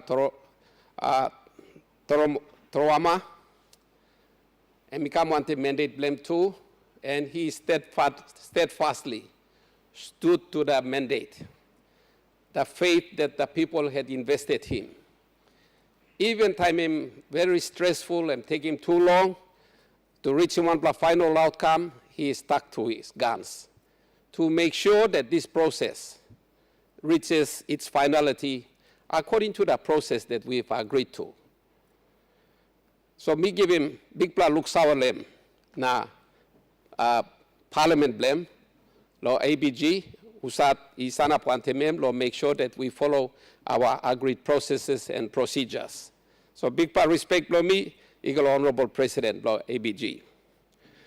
Milai look sour too lo vice president lo Bougainville Ezekiel Marat Masat Ezekiel Masat. This la manem poroman lo mi. Mitbla mangi, mitbla round one temlo Ira. Grade 11, grade 12, midla kam lo university one tem, midla school lo kama ploya, midla go kama ploya, Na now mi staplo Parliament lo Bougainville na mi staplo displa Parliament lo Waigani. Mi amo mastru also one pla porman lo mi yet. And mi shoulder him display immense responsibility. Lo bring him display issue again in fulfillment with his mandate from his people. Lo make sure that we bring it as far as we have come. And mi no one place responsibility, but he's managed it so well. Mi read him all the newspaper and all the paper minister and online all president lo disla Parliament. Mi pay my attention. Mi harim. Mi am mastru lo work blog. Vice President lo ABG, Honorable Ezekiel Masat. Name lo midla isa koli midla yet, sukri. Sila name is tap yet. Mi hama Muslim. Lo side lo Waigani, milai luksao long Honorable Manasseh Makiba. As it is difficult for the other side, it is equally difficult on this side. Plandi blo mipla like minister, but many of us are careful not to take that job because it is a hard job. However, mi luksawelo, Mr. Makiba, Honorable Manasseh Makiba, that on this very delicate task, he's walked straight down the middle, and like his counterparts on the Bougainville side, he's kept the two sides of the coin together up to this point in time. So thank you. My thank you and my gratitude is extended to the Honorable Minister. One kind talk also by me talk lo Dr. Alan Marat. Lo disla paper and present him. Paper and present him, lo give him some clarity on what our people are thinking, the rest of the people in this country are thinking. So at least I'm giving me some understanding of what the rest of the people in this country are thinking about what we are doing on the floor almost exclusively. So for the first time, there is some sort of a process that enables the wider community of Papua New Guinea to participate and have a say in what's going to lead towards some form of a final outcome. So, Lord Dr. Marat, me express him gratitude, na appreciation lo me, lo leadership, wisdom, na guidance, blame, lo this la committee, ikam finally table him this report, lo flow, lo Parliament. Like Plandy all talk, this issue, one delicate matter, but we take our cue from the people of Bougainville.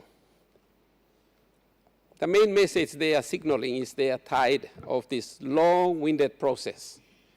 They want an outcome.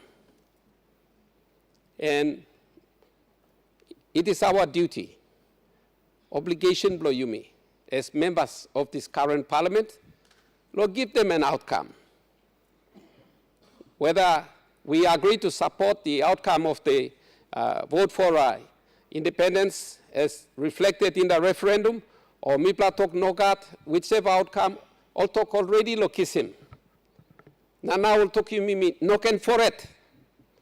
Walk him decision.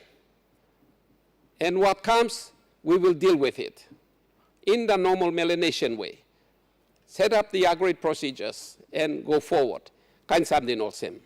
So they are giving us the confidence to go ahead and make the decision. We want to make that decision, Mr. Speaker. We really owe it to them to make a decision. They are tired of it. And Papua New Guinea too is probably getting tired of it too. And we need to give everybody the peace of mind, making one decision one way or another so people can carry on with their lives. However, in order to achieve an informed and universally acceptable decision, you must give him opportunity, all get a line, prepare good, like I'm not talk. Law display kind debate law flow blow parliament.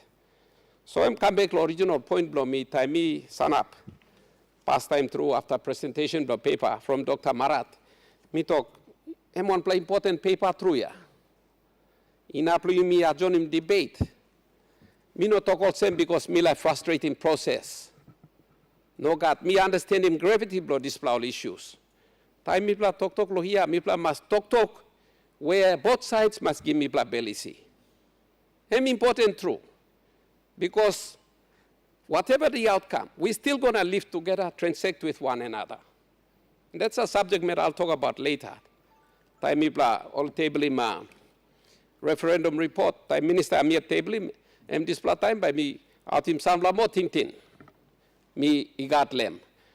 But giving me opportunity lo, give me timetable, giving me plan lo how you like bring me come lo final point where me can vote.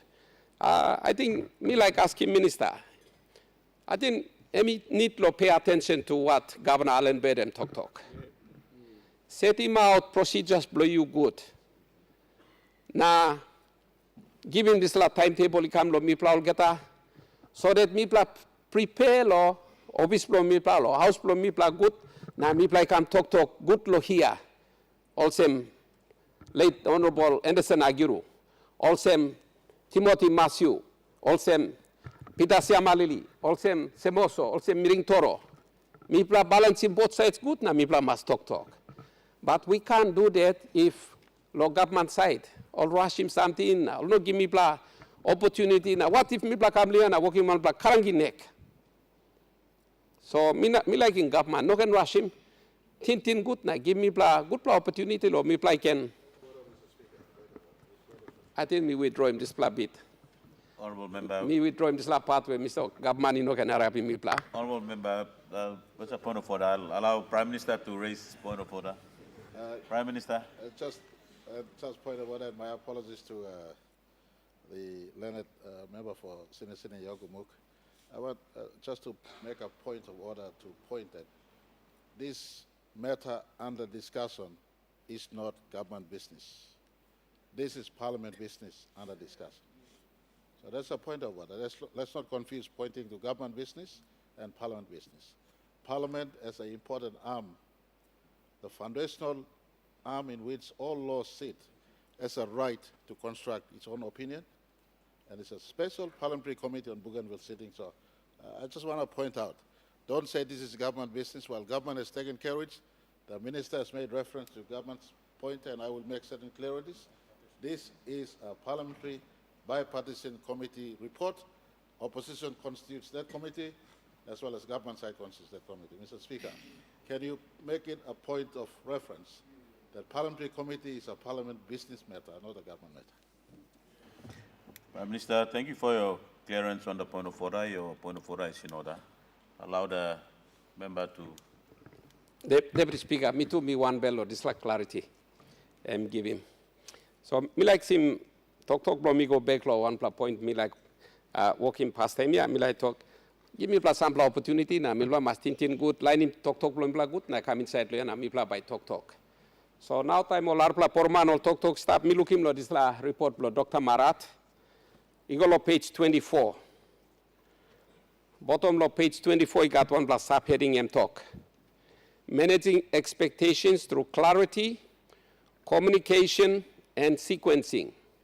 Subtitle. Na aninitle mem togolsem, one plus sentence sem togolsem.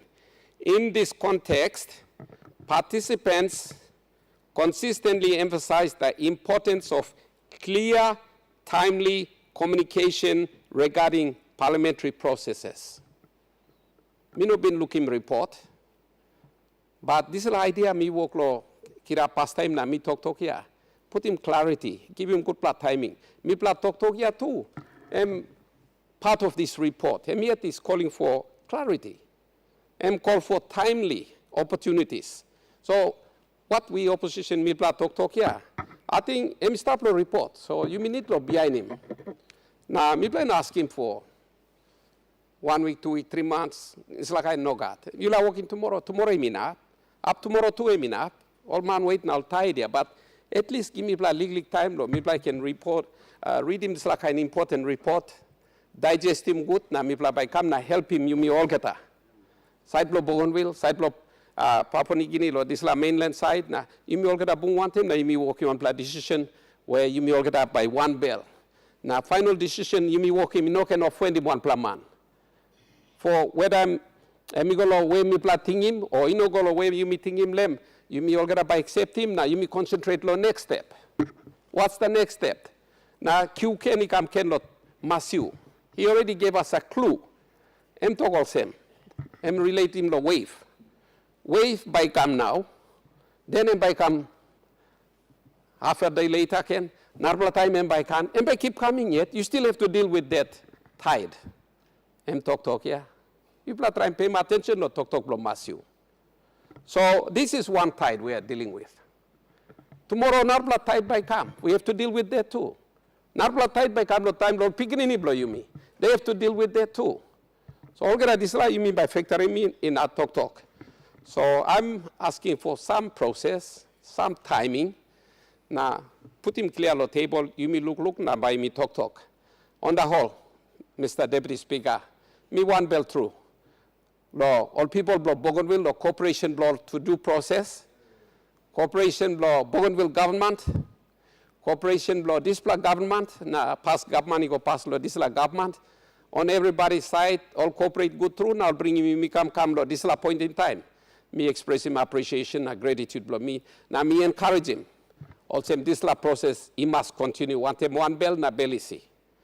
Thank you, Mr. Deputy Speaker.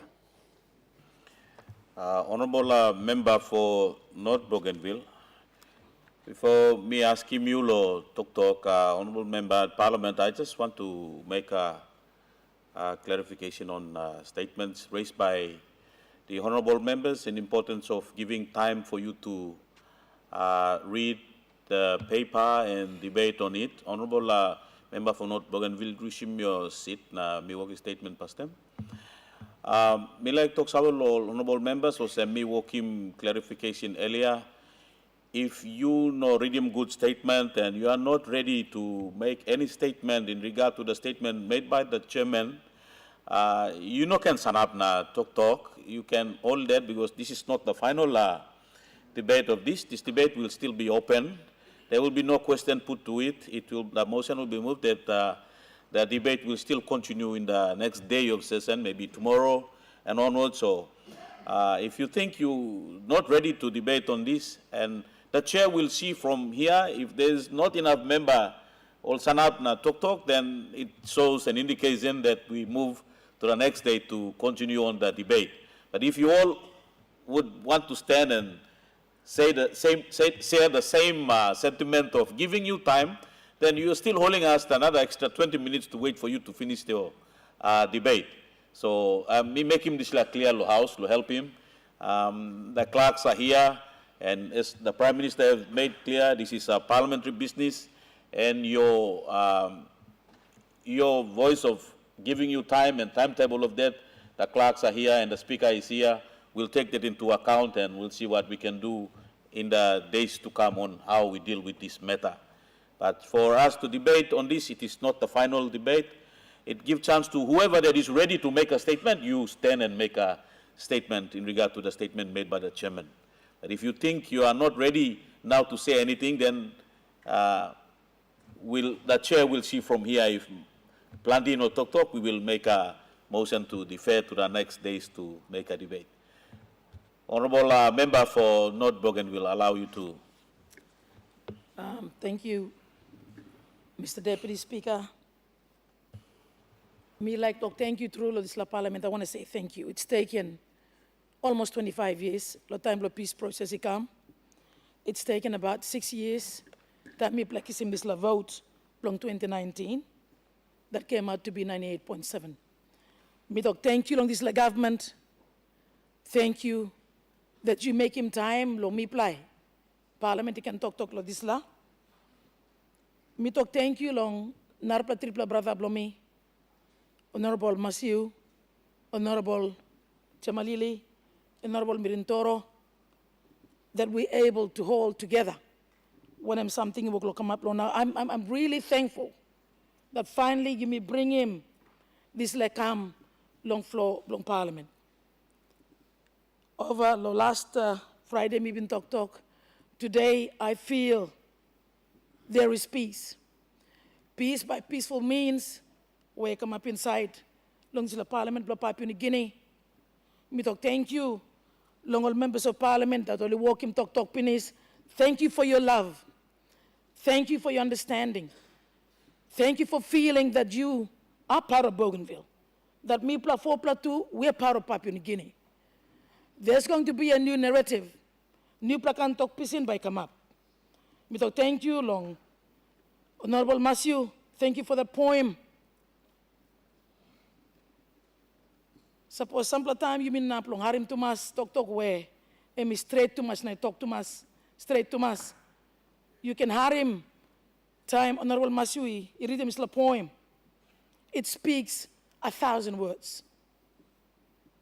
Me talk thank you long Prime Minister, Deputy Prime Minister, Cabinet long thank you for making that issue. The Bougainville issue, it comes in down long level below you me.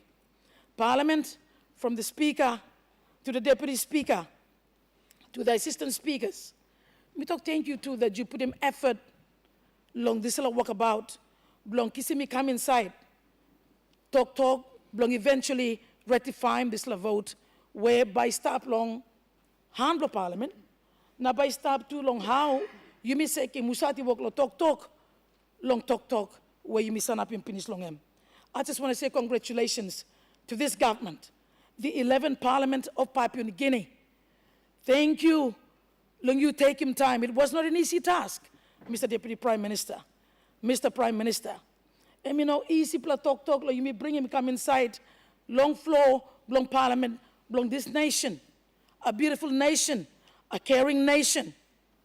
I want to say thank you too, Deputy Speaker, that this Parliament, me feeling when I walked in this morning, inoga wampla man, he got belat, inoga wampla leader, he mark him all get the people long, Papua New Guinea got wampla. Bel no good la Bougainville. I feel in this chamber, also, big man blow you me member stop talk a bit more time for us to deal with one step inside the report. And I agree with that. Me just want to make sure that before this government, this term of parliament finishes, that we would have made the decision long sessional order blame me taking vote long him. I have faith in this Parliament. I have faith in this government that I'm part of, that we are able to bring a closure to one Papua New Guinea like Harim, to one people long Bougainville vote long penis. Me watching social media lo weekend, all big man Mary blo Papua New Guinea lo here. And I'm feeling there is that feeling of acceptance amongst people that don't sit here, but they watch everything that transpires long government, long social media. Even in this chamber today, Tammy comes in down. I am starting to feel that acceptance that we are able to walk himself report, belong people on Bougainville, is step inside. Me feeling, Mr. Prime Minister, thank you. Long you stand up one time, people on Bougainville. Thank you for that emotional attachment that you have for the people of Bougainville. Thank you to this Parliament. Also, we've been talking last week, Friday, every member of Parliament, you play all big man Mary, you play got family inside Long Bougainville, either through marriage, either through long friendship, relationship where you may got long. Me talk thank you that you are starting to accept that Bougainville story has to be tabled on the floor of Parliament. Honorable Belden Nama, I can remember time you go inside Long Calabus. And I remember I met with you one time, Long Shady Rest. Me holy man blow you, na me been talking you, to Mr. Blow ABG. Thank you for standing up for my people. Thank you that you made the decision, Honorable Belden Nama. You made the decision, no talk, no Kent, no God. I won't allow Sandline to come into Bougainville. Sir, from the people of Bougainville, me talk thank you to you. Thank you that you tambu man blow me plan now. Thank you for that emotional attachment. Now, why me hiding? I'm married lo mi platuna. And this is the kind of thing that I'm talking about. That I continue to say There is no way but you losing me, now you losing me totally. How about you put it all in Bougainville go when you're already attached to Bougainville? You're already attached to Bougainville. Mr. Deputy Prime Minister, thank you for the time you can fly one day me. And that was the first time that Nissan Island look him you. And that was the first time that Nissan Island look him one member of the National Parliament. You know, man, nothing. The Deputy Prime Minister of this nation. You fly lo chopper, now you go, Kurgutim Nissan, now you kapsaitim I want to have Mr. Deputy Prime Minister. I thank you for that. And me mean him one him. The people of Papua New Guinea love Bougainville. Even supposed to vote when I'm done, but you may take him. Even supposed to vote, he go, yes, let our people go. You'll still be part of me. You'll still be part of that beautiful island. You're already part of it through marriage, through friendship, through family ties. Blessing for Bougainville. Thank you for that smile. Now, true, from the moment I walk into this chamber, Misa fire because you sabe old man putting me come inside look come talk. Like brother Blomi, when play young talk. I say thank you while my vice president is sitting up here, the gallery. Tete me come inside, me not go inside long caucus. When I walked underneath this building come, the first thing I saw was a human being stand up lo edge blong step you me come on top, na stick lo hand blong him. Me walk about straight, me no come lo caucus, all brother blow me. Now 2 plus 2 stop blow me, 1 plus stop blow here. Me walk about straight, lo go look him. This man is stand up one time, walking stick lo hand blong him. Honorable Vice President, Honorable Masat, thank you, even though close you to plapun down, we are still going to push that last strength to make sure that new pla can talk pisin by come up. New pla friendship na melong tupla by come up Papua New Guinea and Bougainville. Let's not be afraid to make that decision. And I know now, as we massage this together, as leaders of this nation, there won't be any fear by tomorrow. There won't be any fear by the next day if we have to debate this issue. Honorable Masad, Honorable Minister Blong Health, all Mama Blomi, Long Bougainville Sindan, Lohan Kais Blomi Lohia. Thank you, you make him time, lo come sit down. Now you look him, all Brata Susab lo Yumi Lohia, lo PNG Parliament talk. There's never been any hate. I love what has transpired the last, from 2005 to now, that we were able to talk about this issue meaningfully, transparently, accountably. We have not shied away from it. And I know you understand why me plus I come now talk. I think especially Mama. Long Bougainville, 95% of Bougainville is matrilineal, except for pockets in Nissan and pockets in South Bougainville. Long me plus by you looking Mama ba talk. Time picking ni mani talk, and Mama by come na karim talk long him konta. Me talk thank you. Long tupla brother blomi, mirin toro. Masiu, picking man. Thank you. Long you play son up one time Bougainville people blow you me that are here to witness what we're saying today. Thank you, long you plakam. I think this is the first time since me come in 2 years ago that me look him, there's a lot of Bougainville standing up there. Thank you, lo make him time, lo come, lo here. Lo you took him ticket, lo you come yet. Me talk thank you. Again, to this parliament, long all gata, all elected members of parliament in Salaja chamber, me talk thank you. Prime Minister, Deputy Prime Minister, Cabinet blow you, me talk thank you. I know it was one of the hardest things to actually bring to the floor of parliament, because I know you don't want to see Bougainville go away. But if you have to vote in favor to support me, Plafopla, I won't be taking my mat igolong Venus. See that as something positive. Me not forcing you to vote, but I would love you to vote my way when it comes my way. This is a parliamentary issue. Also, Prime Minister, you me talk. You know something, belong government talk long him, and something belong parliament talk long him. We are all parliamentarians, from the opposition to the government. Me talk, thank you, that's all that is taken this long. You are in Pinis, Honorable Mashu talk. It's a long, long time. But thank you that we've arrived today. Long this is a long walk about.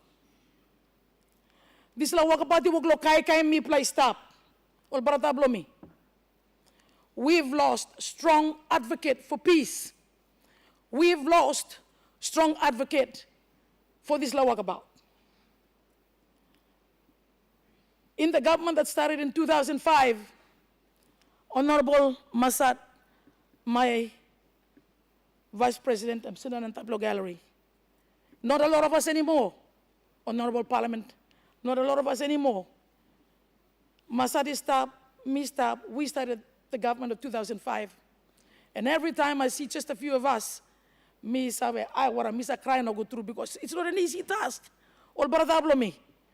Lo mi pla camblo here, mi pla 4 plus all, na mi pla talk or some pla time, 3 pla. 2 pla baradablo me na 1 pla pikini tam on talk na misa talk, me talk. Whether I sound stupid, whether me look all same, somebody said, why you go cry lo parliament? You know, same lo cry lo parliament. Parliament did not block cry. And I said, my son, you don't even know what a woman feels. You don't even know what a mother feels. Me plus a Karim nation, yeah. We give birth to nations after nations. We give birth to the ones that will make a decision.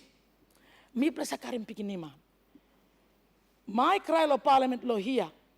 Em bruki lewa blow you. Em ta solicitate this la talk long. Let's take it on. Yumi Karim na yumi talk long. Mama talk ya. Miga mama blow me too ya. Again to the Prime Minister, Honorable James Marape. 2018 you come missed up long government yet long number 2 government. You come long arawa independence overall you talk. Independence blow Bougainville. Bami put me go inside long bilum long taripore.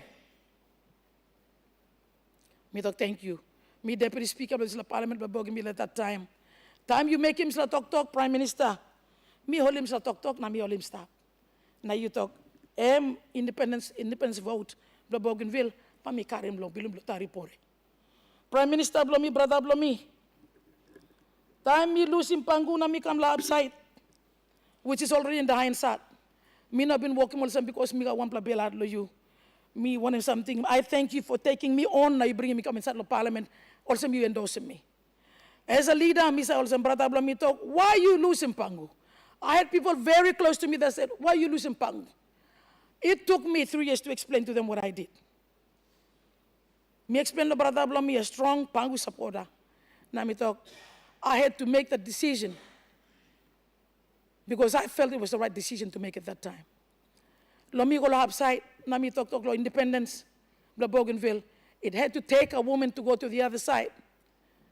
With that fear of favor, lomi can stand up lo upside, nami talk 6 months later, me come back, look, I'm supporting you again. I'm your buffer.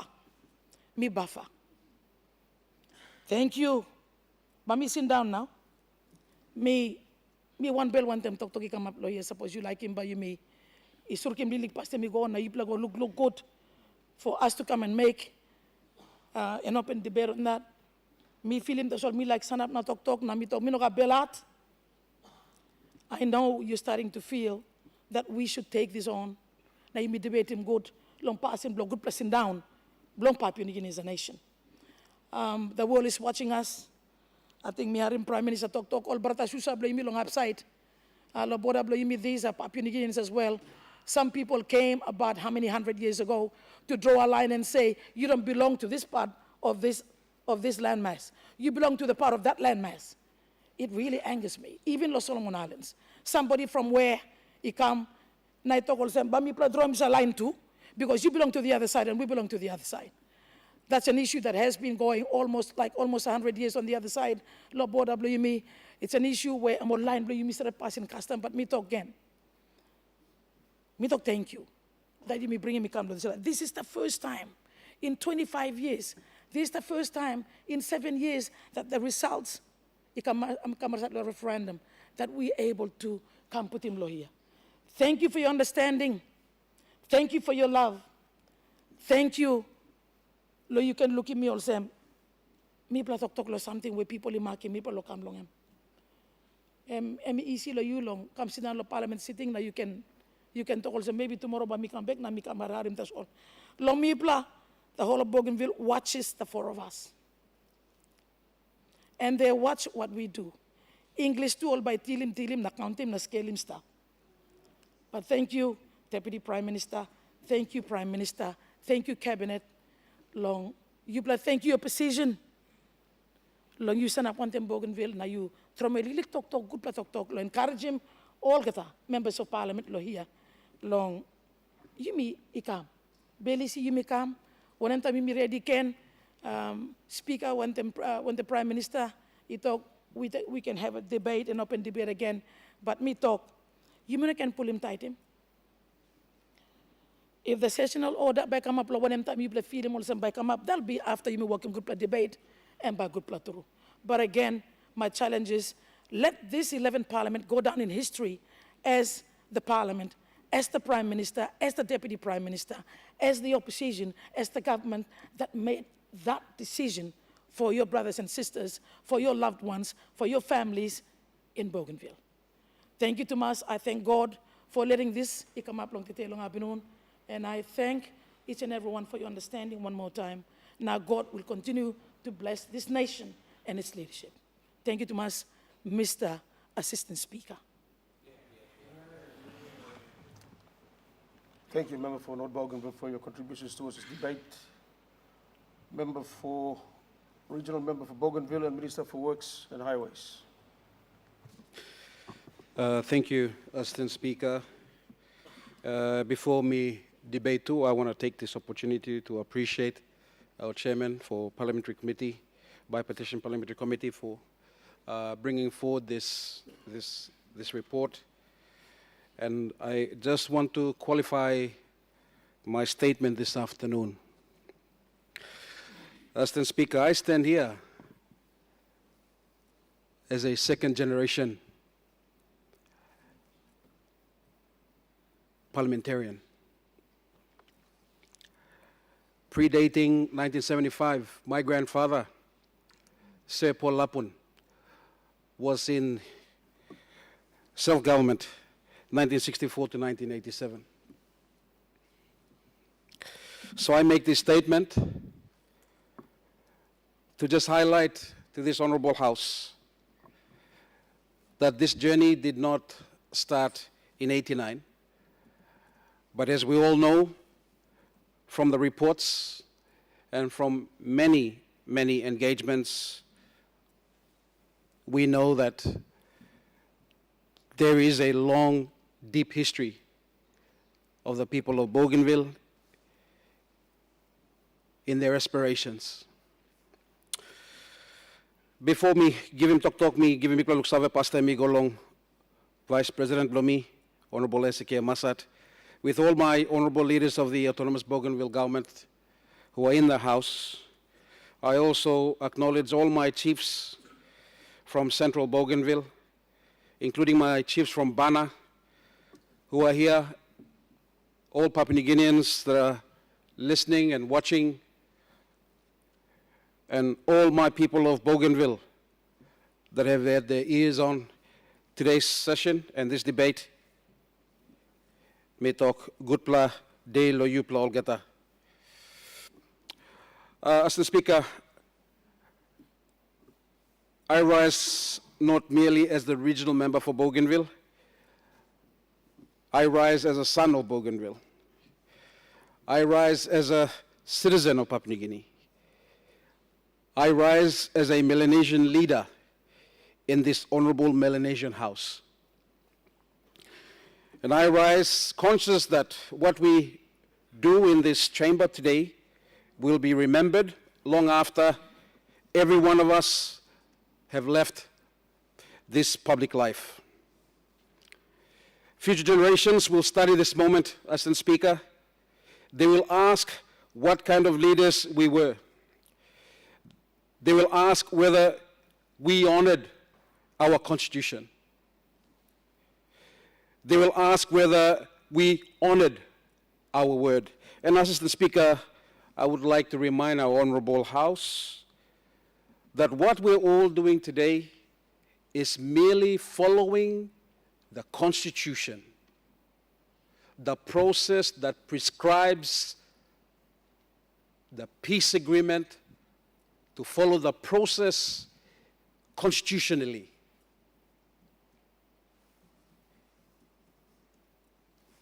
I would like to remind this House that it was also in 1989 that this House also declared state of emergency on Bougainville. We were very young back then. We were only it was only the fourth term of Parliament in 1989, Assistant Speaker. But it was this House that invoked the state of emergency on Bougainville, that saw us distant, that saw us disclosed from humanity in a dark age that lasted for almost 10 years. Now, many generations from now, they will ask whether we had the courage to complete the journey that our predecessors began. And why I say our predecessors is that it was this House, the 6th Parliament, asked leaders in this House that they started brokering the peace agreement in 2001. It was this House, following the constitutional process. Mr. Speaker, let us clear away from fear. Let us clear away from misunderstanding. Let us clear away from politics. This debate is not about whether Bougainville should break Papua New Guinea. That debate occurred more than 20 years ago. That debate was settled when the leaders of Papua New Guinea chose peace over conflict. Ask Leader C in the 6th Parliament, they chose peace over conflict, and they invoked the peace agreement.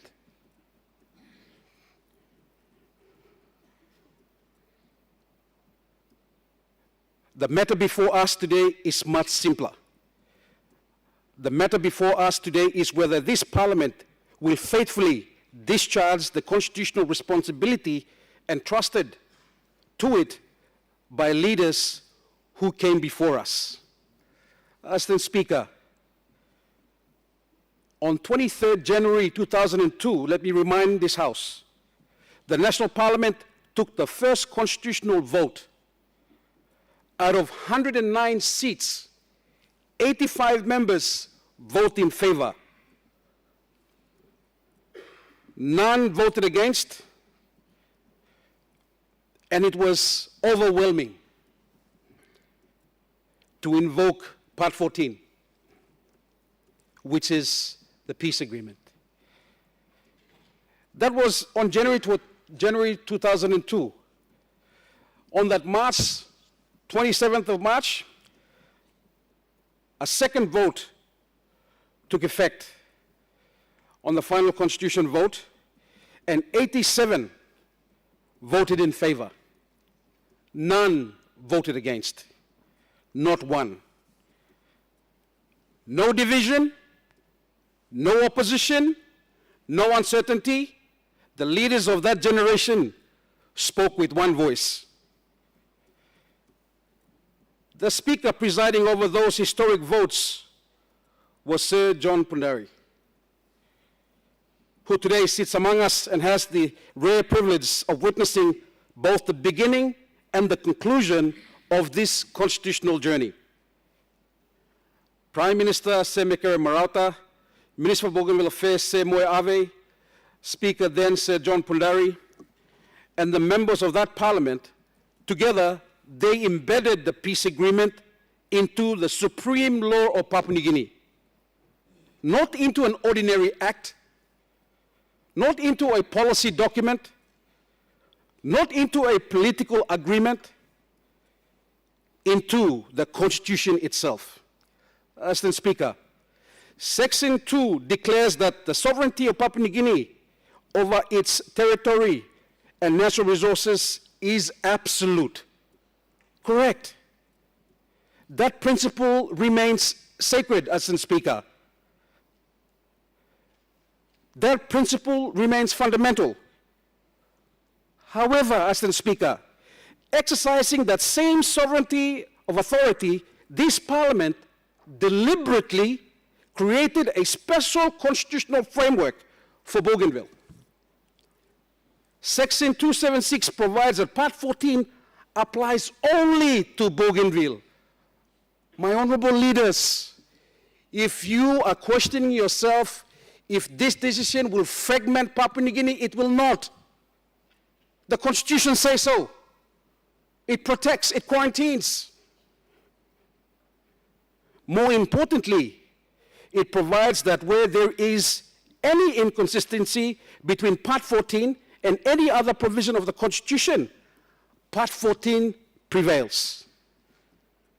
Those words were not inserted accidentally, Mr. Speaker. They were inserted deliberately. They were inserted because Bougainville was not an ordinary political issue. Bougainville was a peace issue. Bougainville was a reconciliation issue. Bougainville was a nation-building issue. Now, there were 4 constitutional steps, Mr. Speaker. Step 1 was the referendum. Section 3 through 8 required that a referendum be conducted on Bougainville's future political status, as we all know. The referendum occurred. The Constitution was obeyed. Step 2, the people were asked to vote freely. The process was internationally observed. The process was accepted by both governments. Mr. Speaker, the people answered. Mr. Speaker, Section 342 required consultation between the national government and the autonomous Bougainville government. That consultation, Mr. Speaker, it occurred. Government after government, Prime Minister after Prime Minister, President after President.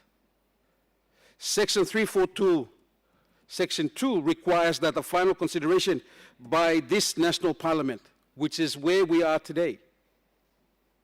So in the constitutional process, this is why this matter before us today matters. Not because Bougainville demanded it, not because a prime minister demanded it, not because an individual leader demanded it, but because the Constitution requires it, as it is a constitutional process. Mr. Speaker, the result was clear. The result was overwhelming. The result was unequivocal. 97.7% voted for independence. Whether one agrees with the result or not, it is not a matter of personal opinion. But no one can honestly dispute its clarity. No one can honestly dispute its legitimacy. No one can honestly dispute that it emerged from the very constitutional process the Parliament itself created. Therefore, Mr. Speaker and my fellow leaders, the question before us is not whether we love Papua New Guinea. We do, Mr. Speaker. The question before us is not whether we value national unity. We do, Mr. Speaker. The question before us is not whether peace matters. It does, Mr. Speaker. Peace does matter.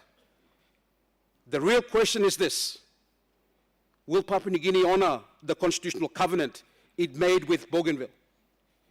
Mr. Speaker, will this Parliament complete the journey that another Parliament began? Do not feel burdened, my honorable leaders. You all have been part and parcel of a constitutional process.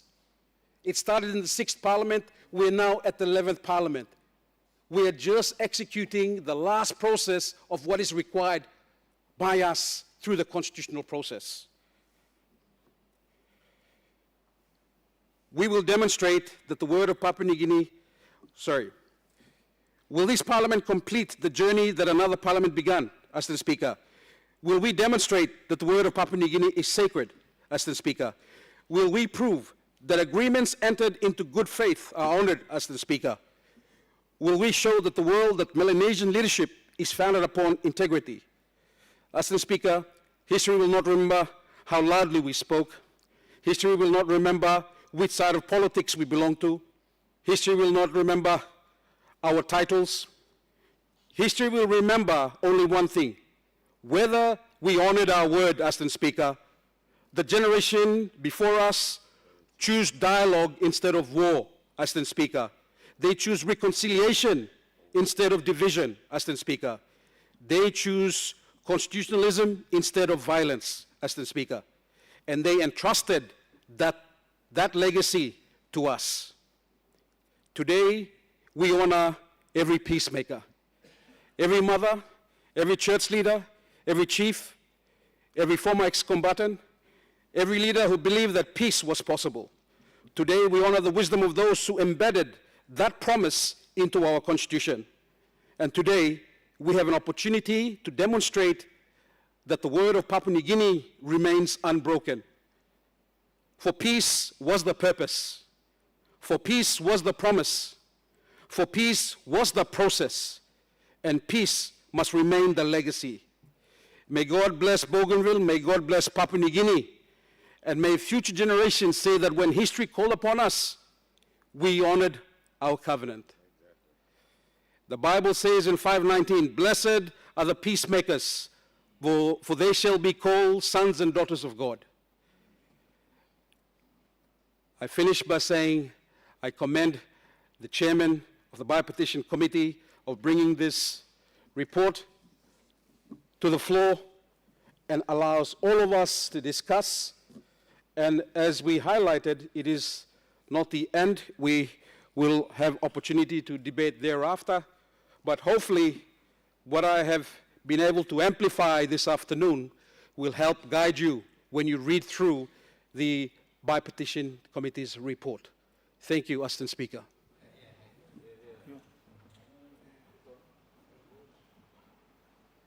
Member for above. Speaker, in support of my chairman's report as part of the Parliamentary Committee, I wish to speak in support of my chairman's report very briefly. But before I do that, I wish to acknowledge, like everyone else, the presence of the Vice President of the Autonomous Bougainville Government, Honorable Ezekiel Massad, his leaders, the chiefs, and also I note in particular there are many women from Bougainville who are also sitting at the gallery, and I want to acknowledge them because, as you know, in this Bougainville crisis and peace process, it was the women of Bougainville that took the most important stance to bring back the process of reconciliation. So I want to pay a special tribute to all the women leaders in Bougainville during that crisis, at the beginnings of the crisis time. And their presence in the gallery in big numbers is an acknowledgement of their greater role that they continue to play in this entire process. So, me like talk thank you lo all lo kam lo harim display lik talk. I also want to say and acknowledge the leadership under Prime Minister Marape.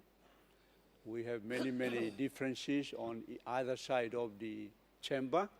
We argue with each other. But today, in this debate of the report of the Bipartisan Parliamentary Committee, I want to say thank you to the Honorable Prime Minister, Honorable James Marape, member for Tari and parliamentary leader of the Pangu Party. Thank you, Prime Minister, for your leadership. Since you took over in 2019 and you appointed me as Minister responsible for Bougainville Affairs, and I presided over the 23rd November to 7 December referendum process in 2019, you came and received the result, and he put him lo bilum lo Oltari. And so, and under your leadership, after you won the election in 2022, you maintained your commitment that it is this 11th Parliament where you are the Prime Minister that the decision will be made. And so I want to thank you, and I want to pay a special credit to you for your leadership in this Bougainville matter. 7 prime ministers served before you. One of them was the founding father of this nation. And out of those 7, under their leadership, I also served those prime ministers after I came into Parliament in 2002. It was a very, very difficult moment. And I understand why the prime ministers then had difficult times. And one of the difficulties that they would do was they always appointed Bougainvilleans to take charge of the Bougainville issue, not non-Bougainvilleans. And I guess that was one of those dilemmas at the time, because such a difficult matter for a Bougainvillean minister for Bougainville to take charge of the issues. And I think that's another lesson that we have learned. 4 presidents of the autonomous region of Bougainville presided over this issue. 8 prime ministers, and you are the 8th. And I want to acknowledge the 3 other presidents of the autonomous region of Bougainville. The late Honorable Joseph Kabui, he took the initial leadership in this. And then, after he passed on, the Honorable James Tanis, young leader. And then Honorable John Momis came in, and now President Toroama with this important issue of the post-referendum process, the final peace process. For me, it was a very, very proud moment, not only as a Bougainvillean by the Constitution, but as a Papua New Guinean when the final result of the referendum vote was handed over to you. Today, the world is crying for peace. In the other side of the world, bombs and missiles and drones are firing at each other between countries. But in this side of the world, we have a wonderful light at the end of that tunnel where the globe is looking for peace in the world.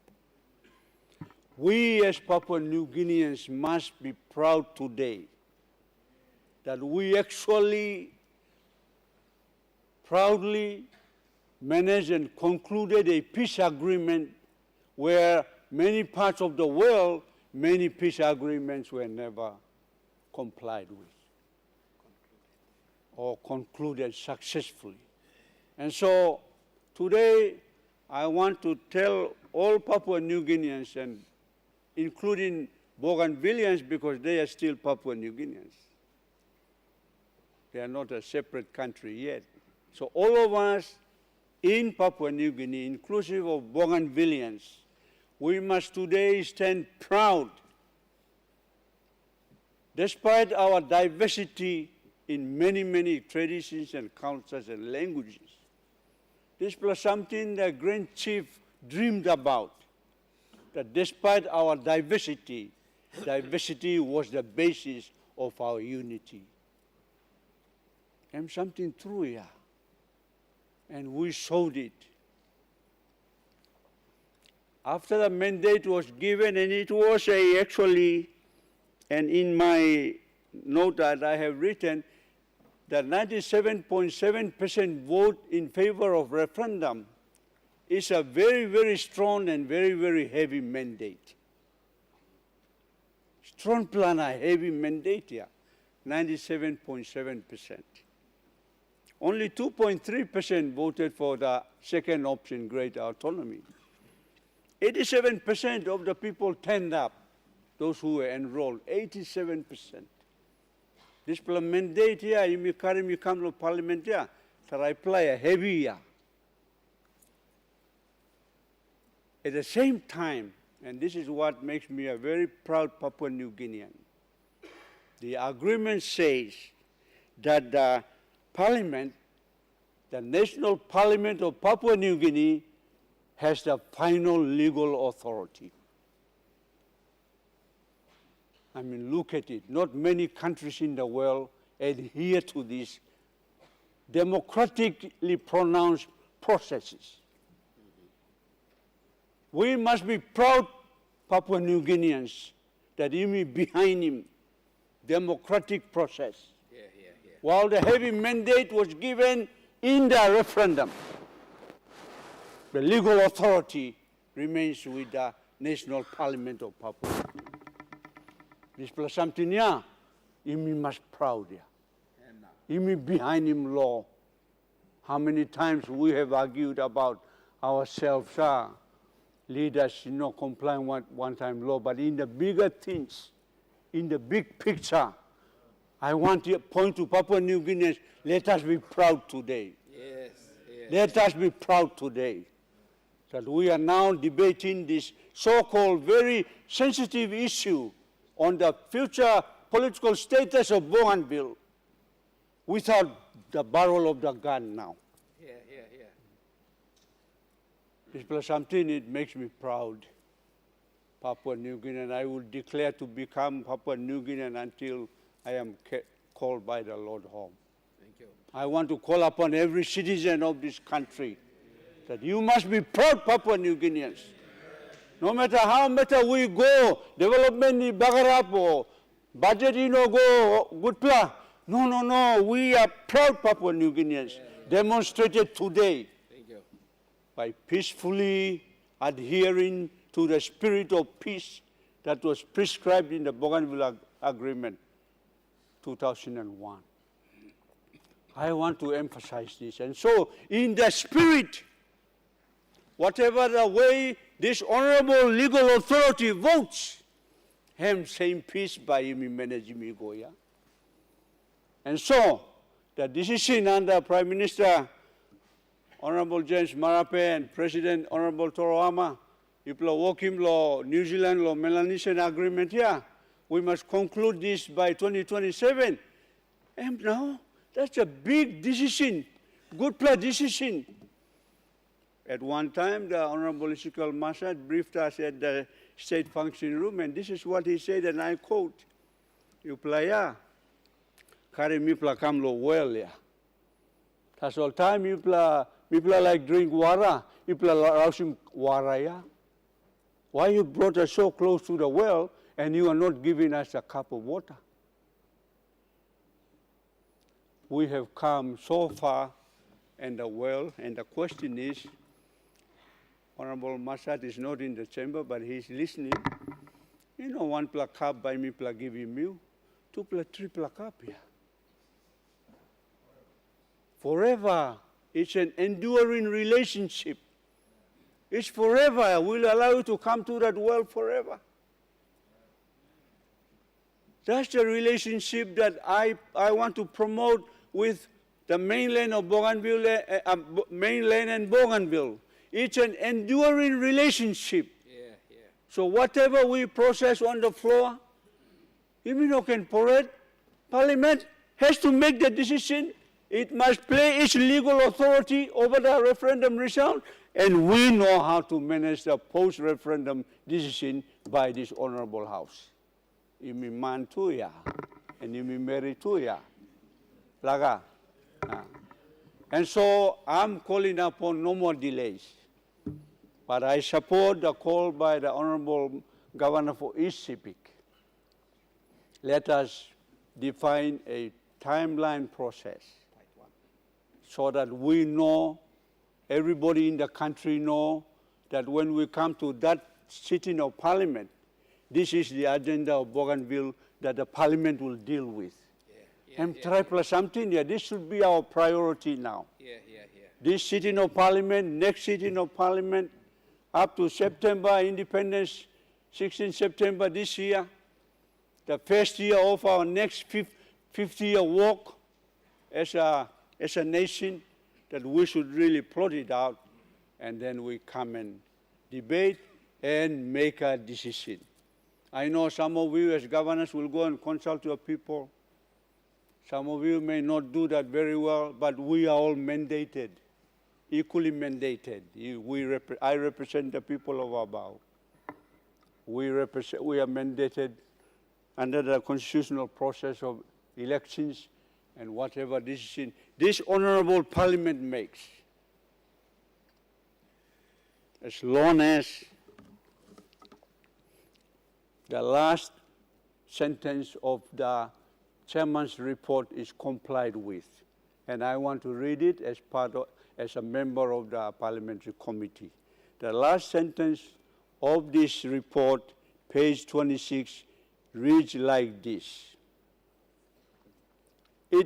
This report reflects a shared public expectation that decisions on Bougainville's political future will be made with care, responsibility, and respect for both democratic expression and constitutional order, and with unwavering commitment to sustaining peace in Papua New Guinea. That's the conclusion of the entire process. And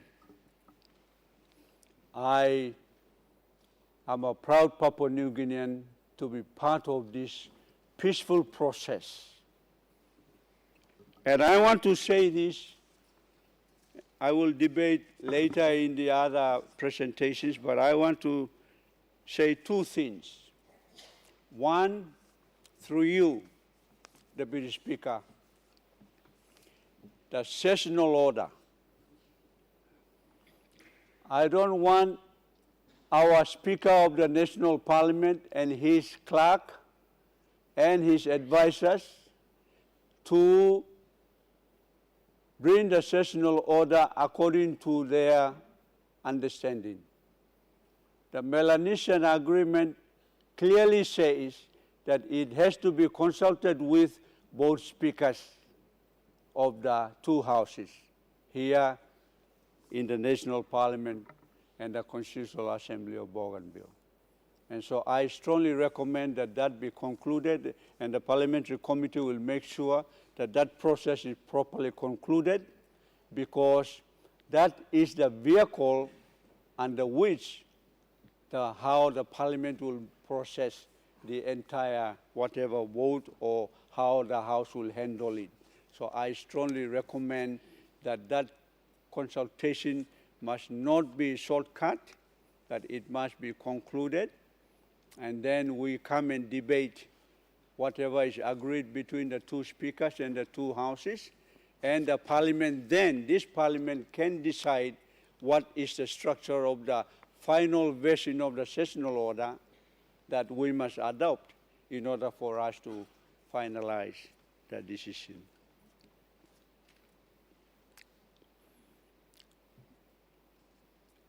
I want to say this and sit down. The decision rests with this Parliament, but it must be a decision based on preparation, not by pressure, not by force, not by anything, but it must be based on preparations. Thank you, Mr. Deputy Speaker. All member for Yalabu Pangia. Thank you, Mr. Deputy Speaker. Thank you for giving me the opportunity to contribute to this debate. But firstly, let me acknowledge the presence of the Vice President of ABG and his delegation, and of course the mothers of Bougainville who are here with us today. Thank you for your presence in this honorable House. Also, I extend my appreciation, like other members, to the chairman of the committee and deputy chairman and the members of the committee for the excellent report that they have presented to this honorable House, and especially the contributions by Prime Minister Marape and President Torama and Minister Makiba. I think, they've put in a tremendous effort into ensuring that the continuity of the discussions on Bougainville peace agreement continues, and it has certainly not been a difficult issue.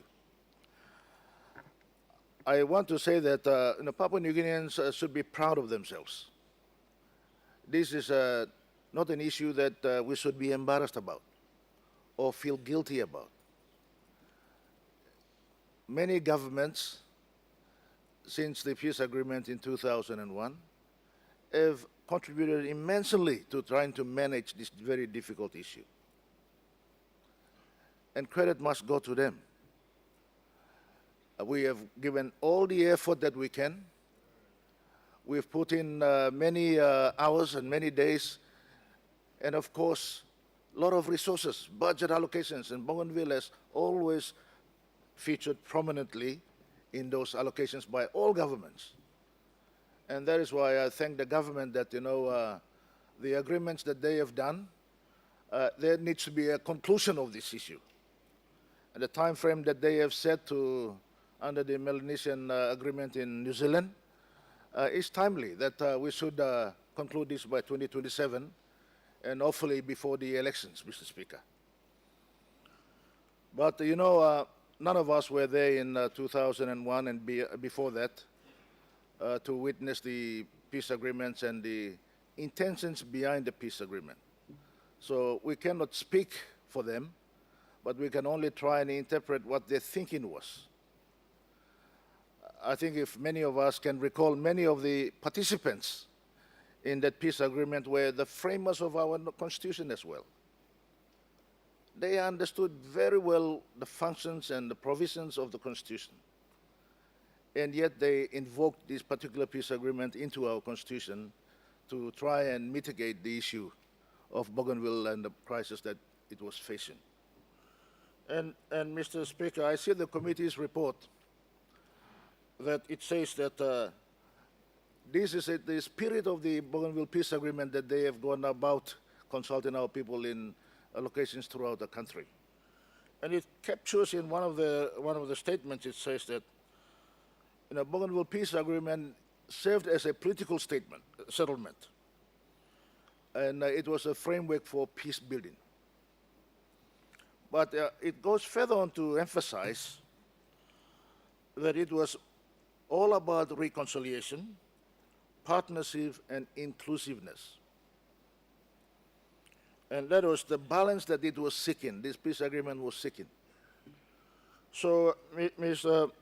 Deputy Speaker, why I say this is that, when we were in government, we approved the conduct of the referendum, knowing very well the outcome will be, Mr. Speaker. We are not naive to the issues that were being raised in Bougainville. Knowing that Bougainville will vote for independence, even though the question was put to them. And now that the Marape government is in carriage of that referendum, we understand the difficulties that it is going through.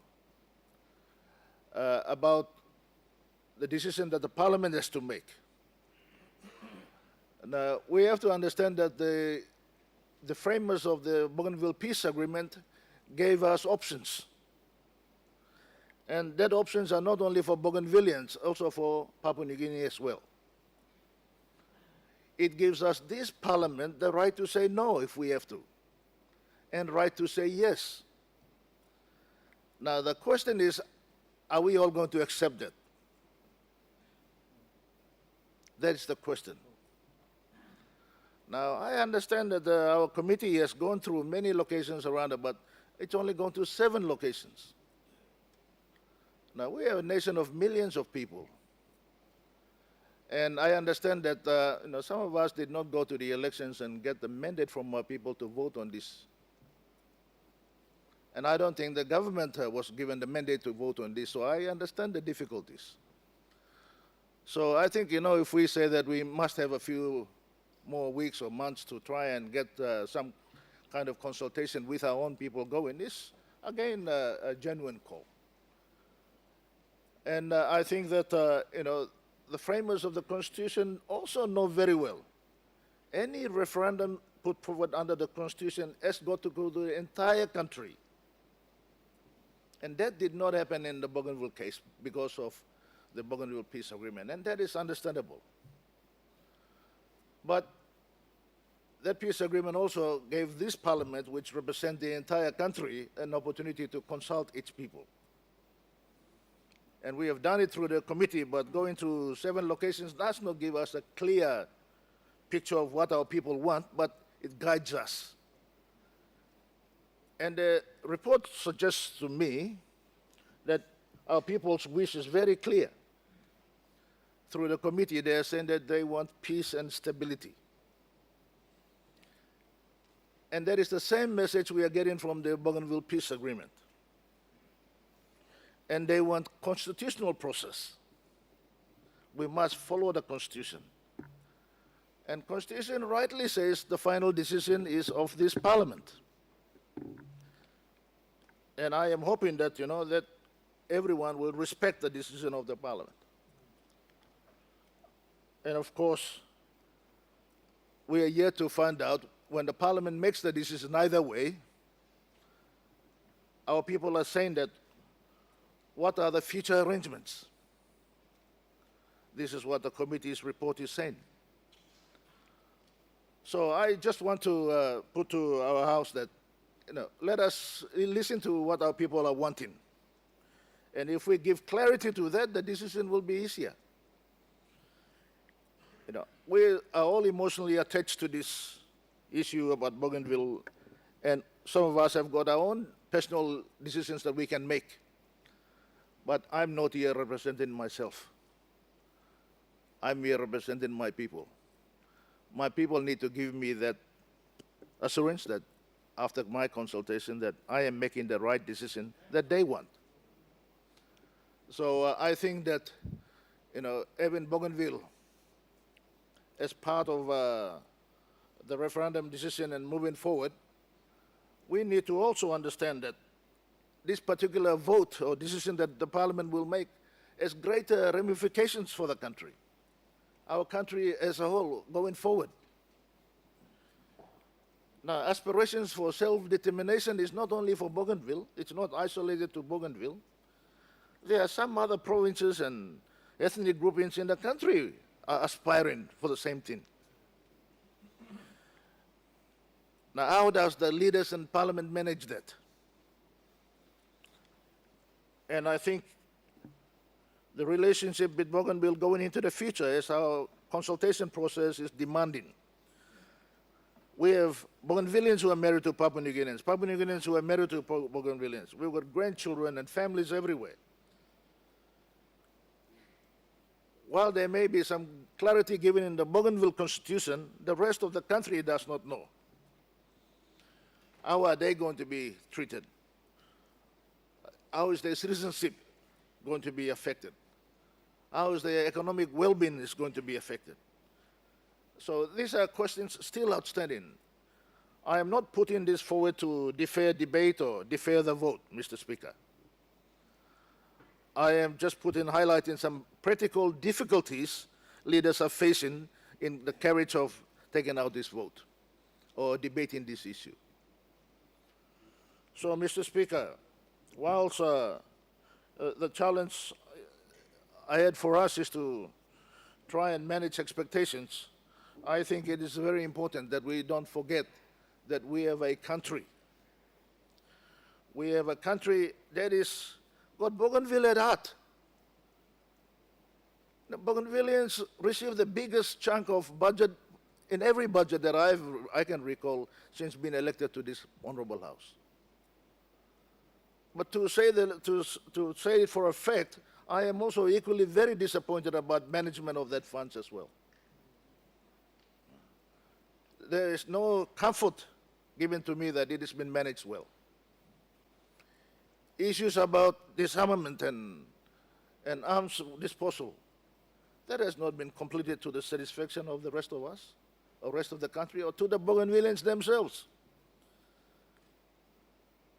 There's rule of law in question. Economic well-being is in question. and yet, we put our political debates ahead of this. So, Mr. Speaker, I think, it's only fair to the nation that sometimes the nation been procrastinating on decisions like that. It is finding itself in a difficult position. It's not an easy decision to just stand up here and take a vote.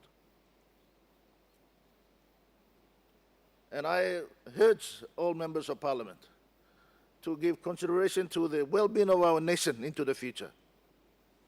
We are not going to be here, and the framers of both the Constitution and the Bougainville Peace Agreement is very clear in their thinking.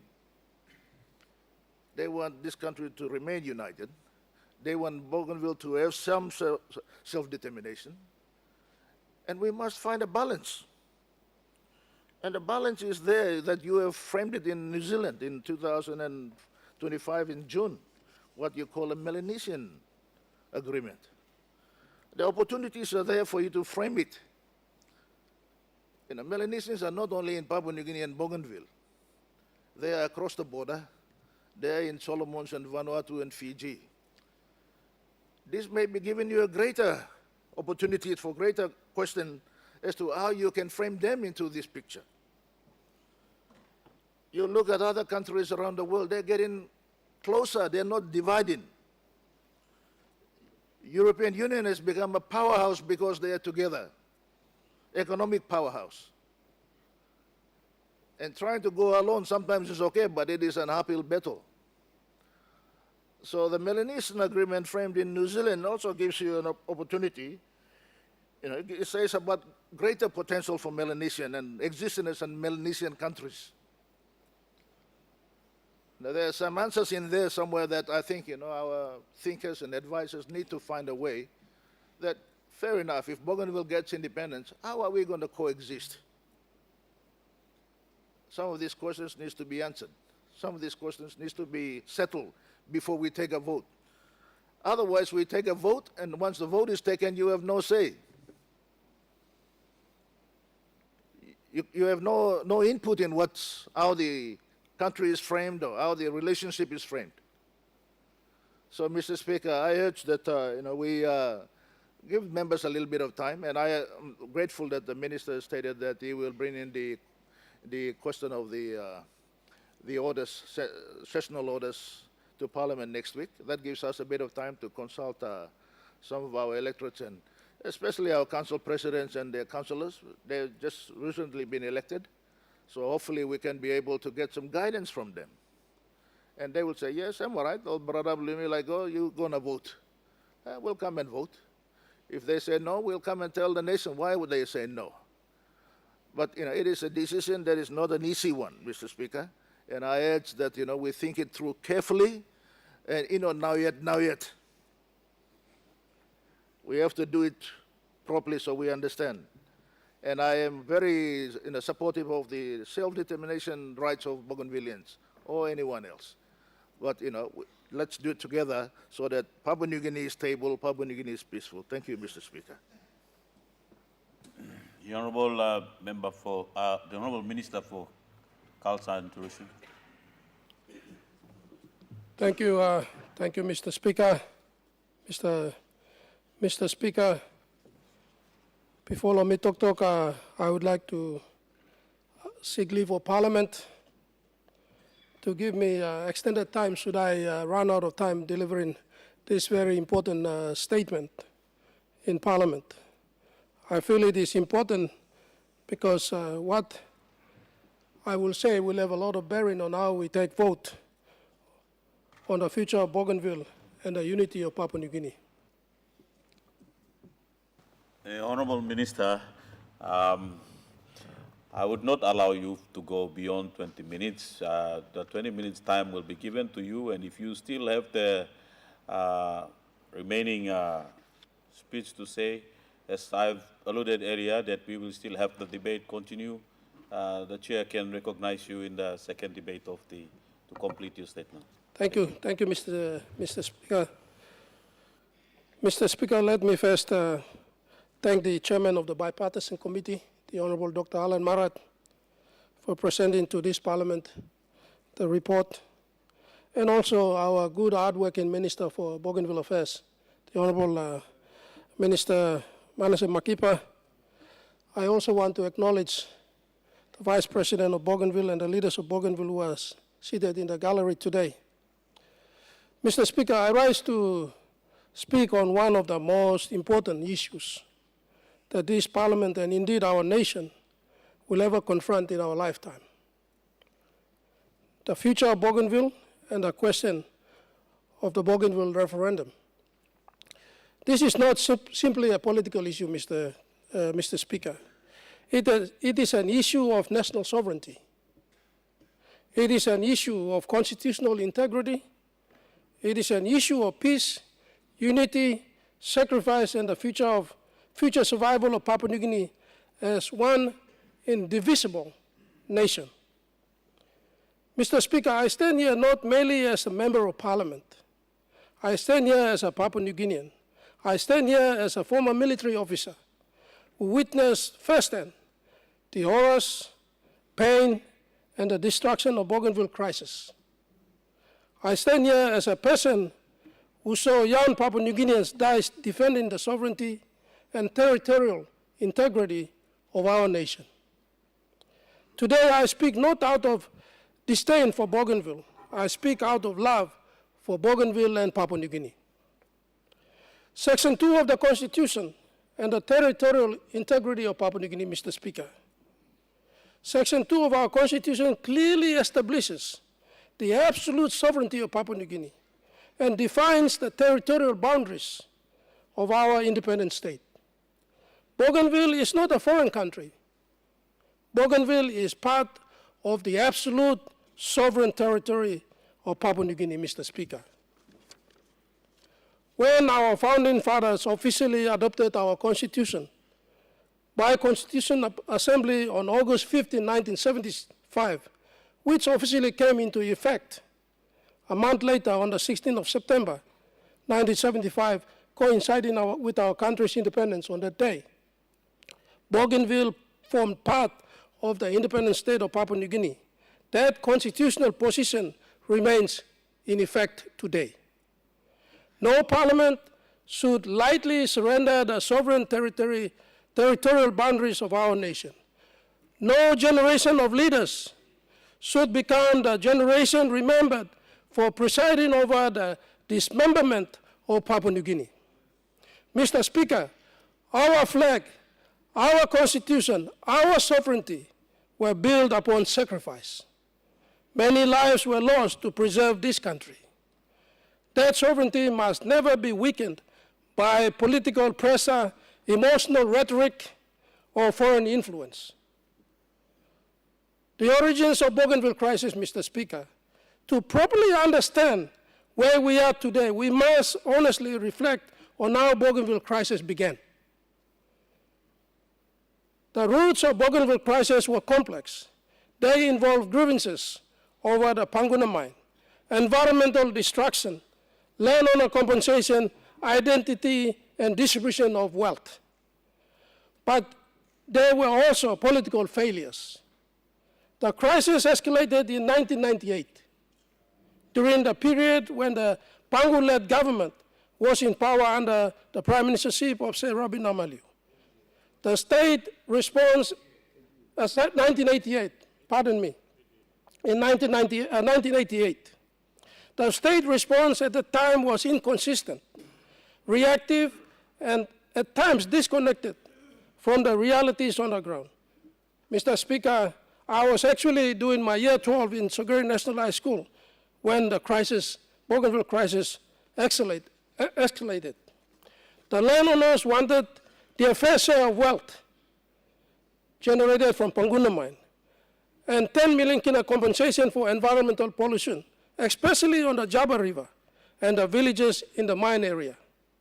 Instead, the government sent in riot squads, destroyed villages, assaulted women and children. That's when Bougainville men took up arms to defend their women folks, because most parts of Bougainville, or the island of Bougainville, are matrilineal society, and women are the stronghold of Bougainville society and communities. It was never about breaking away from Papua New Guinea And that must be very important basis for this debate. It was never about breaking away from Papua New Guinea. It was never about political independence. But the nation suffered greatly as the conflict escalated into a civil war. Thousands of innocent lives were lost. Entire communities were destroyed. Families were divided. The economy suffered. The Papua New Guinea Defense Force, police force, correctional services institutions suffered. Bougainvilleans suffered. Papua New Guinea as a country suffered greatly. There were no winners at the end, Mr. Speaker. There were only survivors. I am one of the living testimonies of a survivor, so as many of my colleagues or comrades, including the Bougainvilleans. I still carry pellets from the gunshot wound in my body today, Mr. Speaker. And so, as many of my colleagues and other brothers and our brothers and sisters of Bougainville. In 2001, the Bougainville Peace Agreement ended the crisis and set a framework for peace by peaceful means under the Constitution of Papua New Guinea. Mr. Speaker, today, history presents a remarkable situation. The same political party once again finds itself at the center of determining the future of Bougainville. Under our Prime Minister, Honorable James Marape, the government now faces the responsibility of deciding whether the territorial boundaries of Papua New Guinea should remain intact or be permanently altered. I want to take this special moment in history to thank our Prime Minister, Honorable James Marape, for his bold leadership to finally bring in this matter to Parliament with a resolve to permanently put this matter to an end. My beloved Prime Minister, brother and Prime Minister, I salute you for that decision. I salute you for being decisive in your resolve to finally and permanently put this matter to rest. You are and you will be forever remembered as our champion, including all of our colleague members of Parliament on both sides of the House sitting today. This includes the regional members of all the 22 provinces, the open members of Parliament, and of course, those of us who have the privilege of serving as ministers under the leadership of our Prime Minister, Chief James Marape. Credit also must be given to the 6 successive governments and the parliaments before us. This decision is larger than politics, Mr. Speaker. It is larger than personalities. It is larger than any one government. It is a decision that will define our nation forever, Mr. Speaker. My personal reflections, Mr. Speaker, I wish to speak personally on my personal reflections as a former military officer and Bougainville Civil War veteran. As a former officer of the Papua New Guinea Defense Force, I witnessed the realities of Bougainville crisis. I saw young soldiers with our counterparts from the police force and the correctional services deployed into Bougainville, into dangerous and most difficult conditions. I saw the emotional trauma carried by our servicemen. Mr. Speaker, the first soldier who lost his life on Bougainville was Second Lieutenant Yandu from Wasaragawi in Isipik province. That was the sacrifice. Mr. Speaker, I saw resistant fighters who fought alongside Papua New Guinea Defense Force soldiers to protect the constitutional sovereignty and territory of our country. Mr. Speaker, I saw young soldiers die in Bougainville. War, Mr. Speaker, war is not a theory. War is not politics. War is human suffering. Many who spoke before me, who spoke today, and who will speak later in this Parliament, Mr. Speaker, were not there. Many did not carry weapons. Many did not bury friends. Many did not witness the pain endured by both Bougainvilleans and members of the security forces. I did, Mr. Speaker. I also reflect on the Sandline affair, or the Sandline crisis, as we all know. The Sandline crisis represented one of the darkest constitutional moments in our nation's history. The decision to engage foreign mercenaries to interfere in Bougainville created a dangerous constitutional and political crisis. Had the mercenaries got on Bougainville, the situation would have been more bloodier than it was already. I believe some of the Bougainvillean leaders, including President Toruama, Ismail Toruama, and Ezekiel Massad, and others, would probably not be alive here today. That's a fact. These mercenaries were ruthless and merciless and follow no rules of war. Had the mercenaries got on Bougainville, situation would have been worse. At that time, many of us believed strongly that Papua New Guinea's sovereignty and democratic institutions were being undermined. The nation stood at the edge of instability. My colleagues, Major Walter Enuma, Captain Bola Renagi, Colonel Max Aliale, Major Charlie Andrews, late Captain Boris Ageda, late Captain Philly Mack, late Lieutenant Colonel Michael David, Captain James Pima, Captain Paul Boga, Major General Jerry Shingrok, Lieutenant Linus Osaba, just to name a few. Mr. Speaker, we all participated to save the lives on Bougainville because we love the Bougainvilleans. I salute those of my colleagues for the bold stand we took to remove the mercenaries from our country.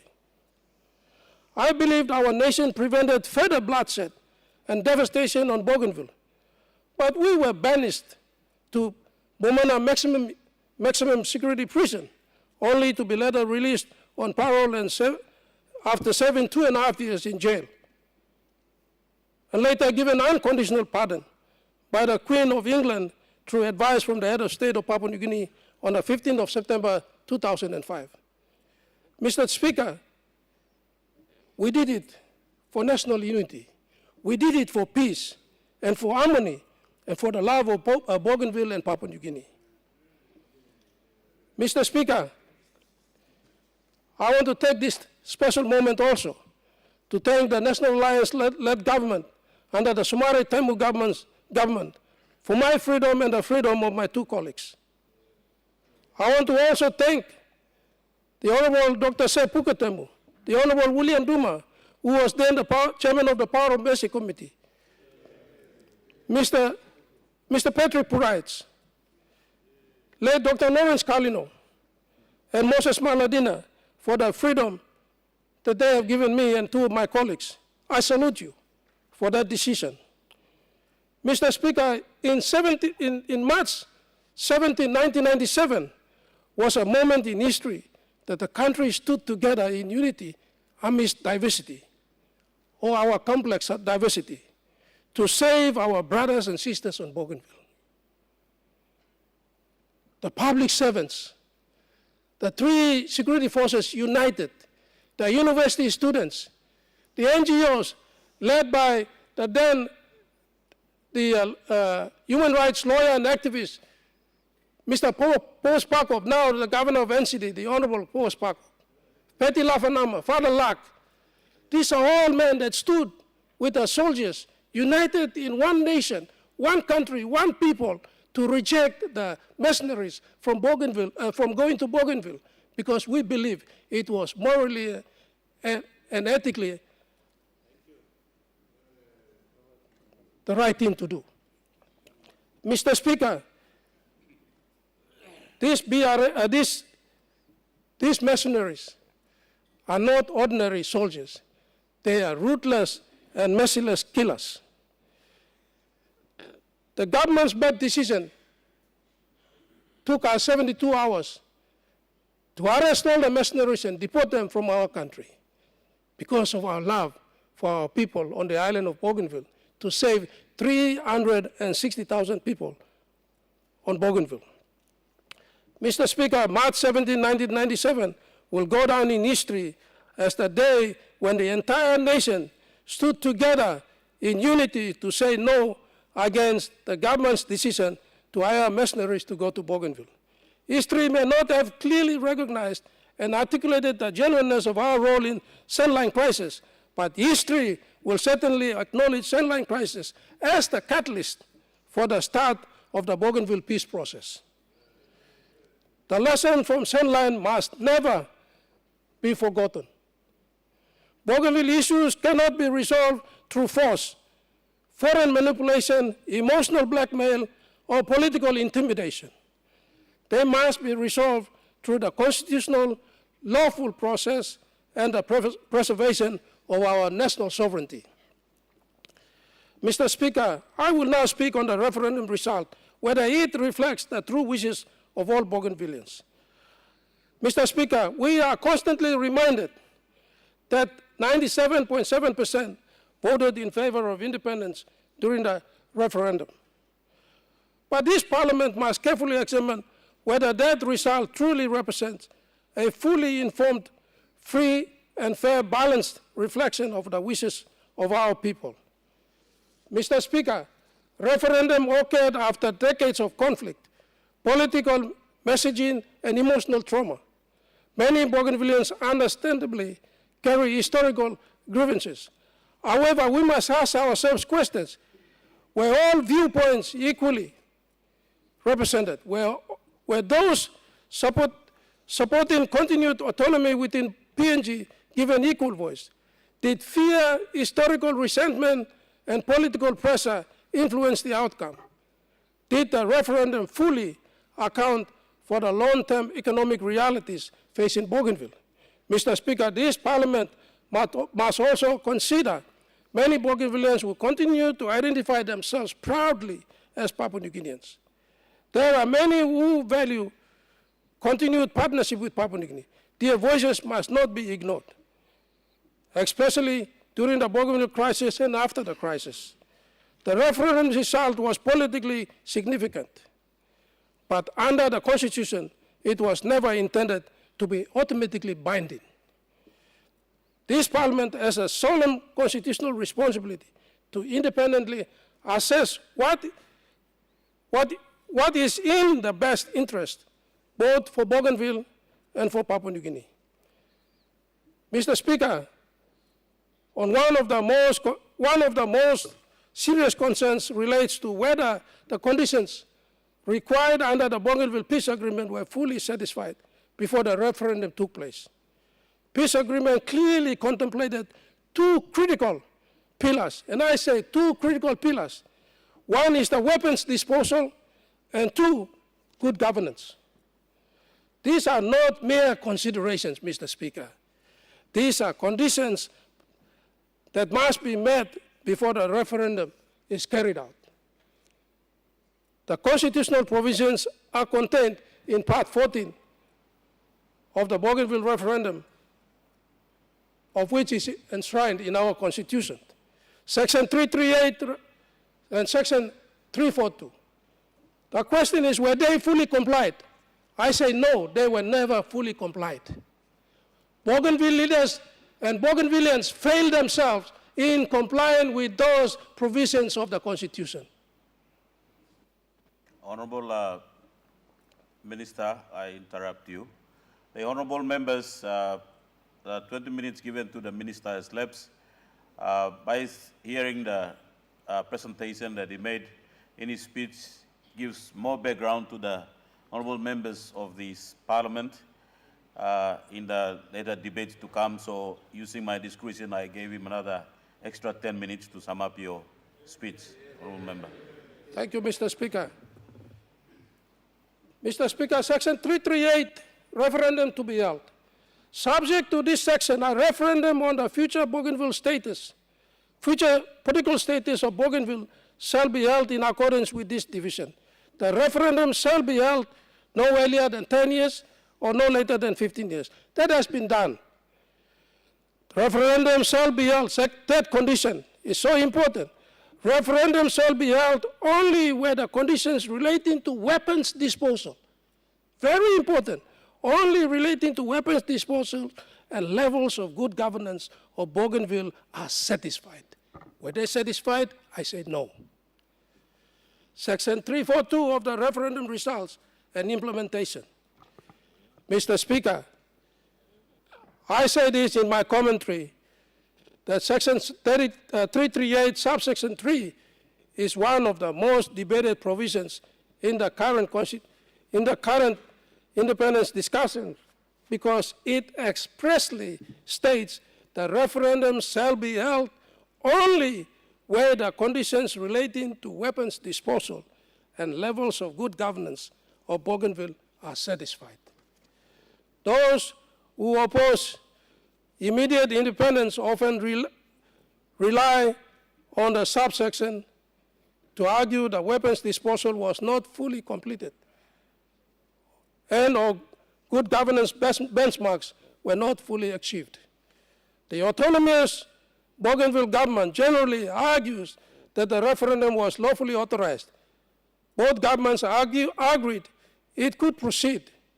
International observers participated, and therefore the constitutional requirements were treated as sufficiently met before the voting occurred. Section 342 is so politically sensitive because it does not expressly say Parliament must approve the referendum result. It does not say Parliament may reject the referendum result. It does not expressly say the referendum result automatically takes effect. But rather, it only requires consultation between national government and the Bougainville government and the presentation of the result to Parliament.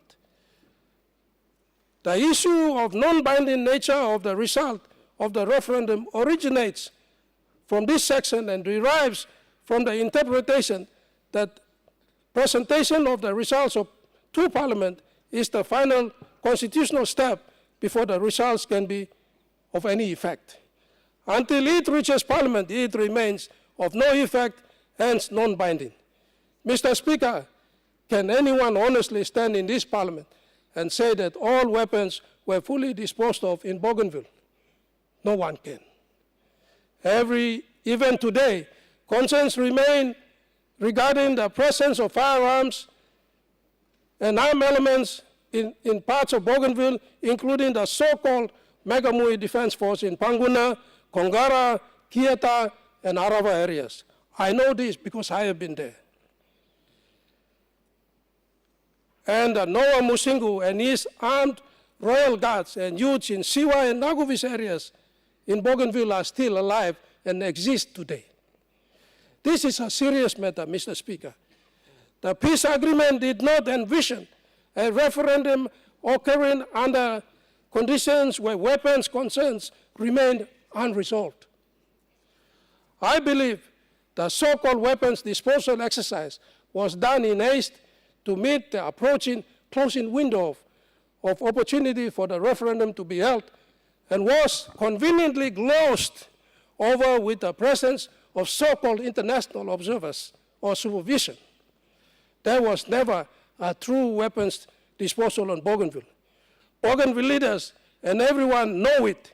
They know the weapons are still in Bougainville. And so we failed that condition prescribed under the peace agreement and the Constitution. Don't come to this Parliament and cry when you have failed. And so, Mr. Speaker, secondly, questions remain regarding governance standards. Internationally acceptable standards of governance require strong institutions, effective rule of law, accountability, transparency, financial integrity, stable security arrangements, and effective public administration. This Parliament must honestly assess whether the standards have been fully achieved. For example, I want to see all the Auditor General's report on financial performance of ABG since 2005 to understand financial integrity of the autonomous region of Bougainville. I want to know why Noah Musingu, a fugitive wanted by the law in this country, has not been arrested by the Bougainville Police Service. Noah Musingu continues to operate His Royal Highness and Kingdom of Papua in Bougainville. Where is the demonstration of effective rule of law on Bougainville and by the Bougainville leaders? Where is the performance report of ABG public service demonstrating effective administration, service delivery, and economic development since 2005, Mr. Speaker. Mr. Speaker, the issue before us is not whether Bougainvilleans deserve respect. They do. We have given them. We have fought for them. We died for them. We got rid of mercenaries because we love them. The issue is, have they met those requirements? The issue is whether the constitutional conditions agreed under the peace agreement were fully satisfied before any move toward referendum and independence was made. I submit that they were not fully complied with. Recent pronouncement and military-style symbolism by the leadership of Bougainville. I will say it. No one will say it. I will tell them, because I have operated in Bougainville. The recent developments, recent public announcements and appearances by the President, Ismail Toroama, including references to himself in terms of associated with Commander-in-Chief authority and appears in military-style attire, raise very serious security concerns. What Bougainville Defense Force is this President of Bougainville talking about? Papua New Guinea has only one lawful defense force under the Constitution and one commander of the defense force that reports to the National Executive Council. Mr. Speaker, any political symbolism, language, or conduct that suggests the existence of a separate military authority within Bougainville risks undermining both the peace agreement and the constitutional order of Papua New Guinea. Mr. Speaker, Bougainville Peace Agreement was founded upon demilitarization, was founded upon reconciliation and peaceful constitutional engagement. Any movement towards militarization, military symbolism, or separatist military posturing is dangerous and irresponsible. It is therefore unconstitutional for ABG to have its own defense force. Yet it is clear to me that ABG has demonstrated no respect whatsoever for the sovereignty of the national constitution and the peace agreement. The ABG and its leadership have gone ahead with undertakings on Bougainville as if they are already an independent state. This is utterly unacceptable and must not be taken lightly by this Parliament. This is an act of sedition. The President must be summoned and held accountable for his actions. No one will tell him. I am telling him. This Parliament must send a clear message that the sovereignty of Papua New Guinea cannot be challenged through symbolism, intimidation, or parallel claims of military authority. A call for national unity, Mr. Speaker. Papua New Guinea is already a nation of immense diversity. Our strength has always been unity within diversity. Only recently, on the 18th of May this year, the President of Autonomous Region of Bougainville is seen officiating in a fully dressed military uniform on the Remembrance Day in Arawa and claiming himself as the chief of the Bougainville Defense Force. Mr. Speaker, since when did Bougainville adopted its own constitution and became independent? This clearly demonstrates that Bougainville leadership has no regard and respect for the Bougainville Peace Agreement. No wonder why the elements of Bougainville Revolutionary Army, the so-called Megamui Defense Force, have not fully complied with Section 338 and Section 342 of the Constitution for total surrender and disposal of the weapons. Section 338 and Section 342 of the Constitution have not been fully complied and implemented, rendering this referendum process result unconstitutional, Mr. Speaker. I repeat it again. Since Section 338 and Section 342 of the Constitution have not been fully complied with and implemented, this renders this entire referendum process and result unconstitutional. This is not the time for emotional decision-making. This is not the time for political games, Mr. Speaker. This is the time for the call of leadership in this parliament. Mr. Speaker, Bougainville is part of Papua New Guinea. Bougainvilleans are our brothers and sisters. Their grievances must continue to be addressed through autonomy, through development, reconciliation, and partnership. But independence is not the answer. The answer is deeper national unity. The answer is constitutional stability. The answer is meaningful autonomy within one sovereign Papua New Guinea.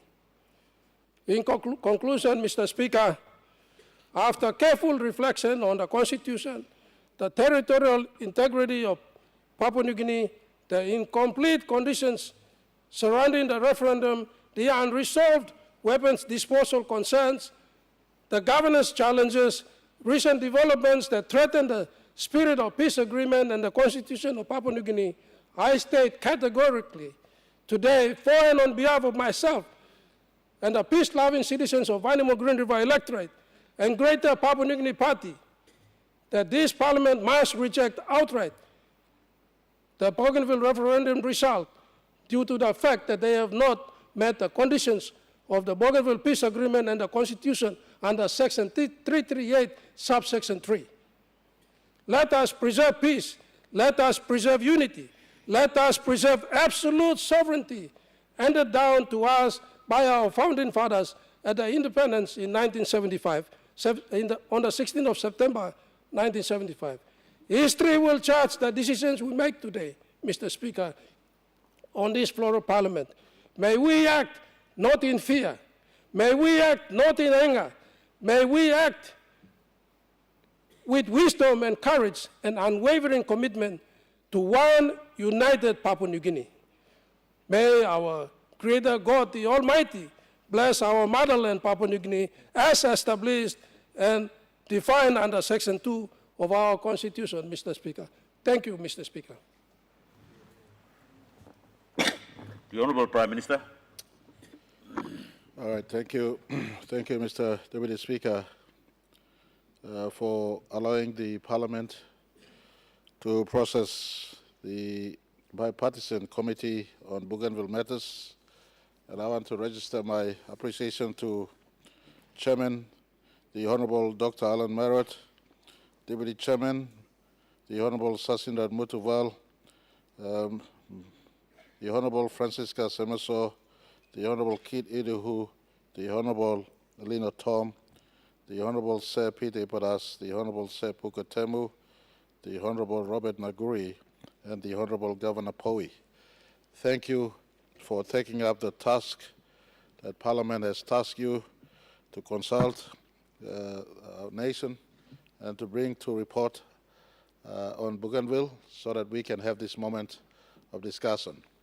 In the structure of our government, Parliament, in my view, is supreme, complemented by the function of the executive government and the judiciary.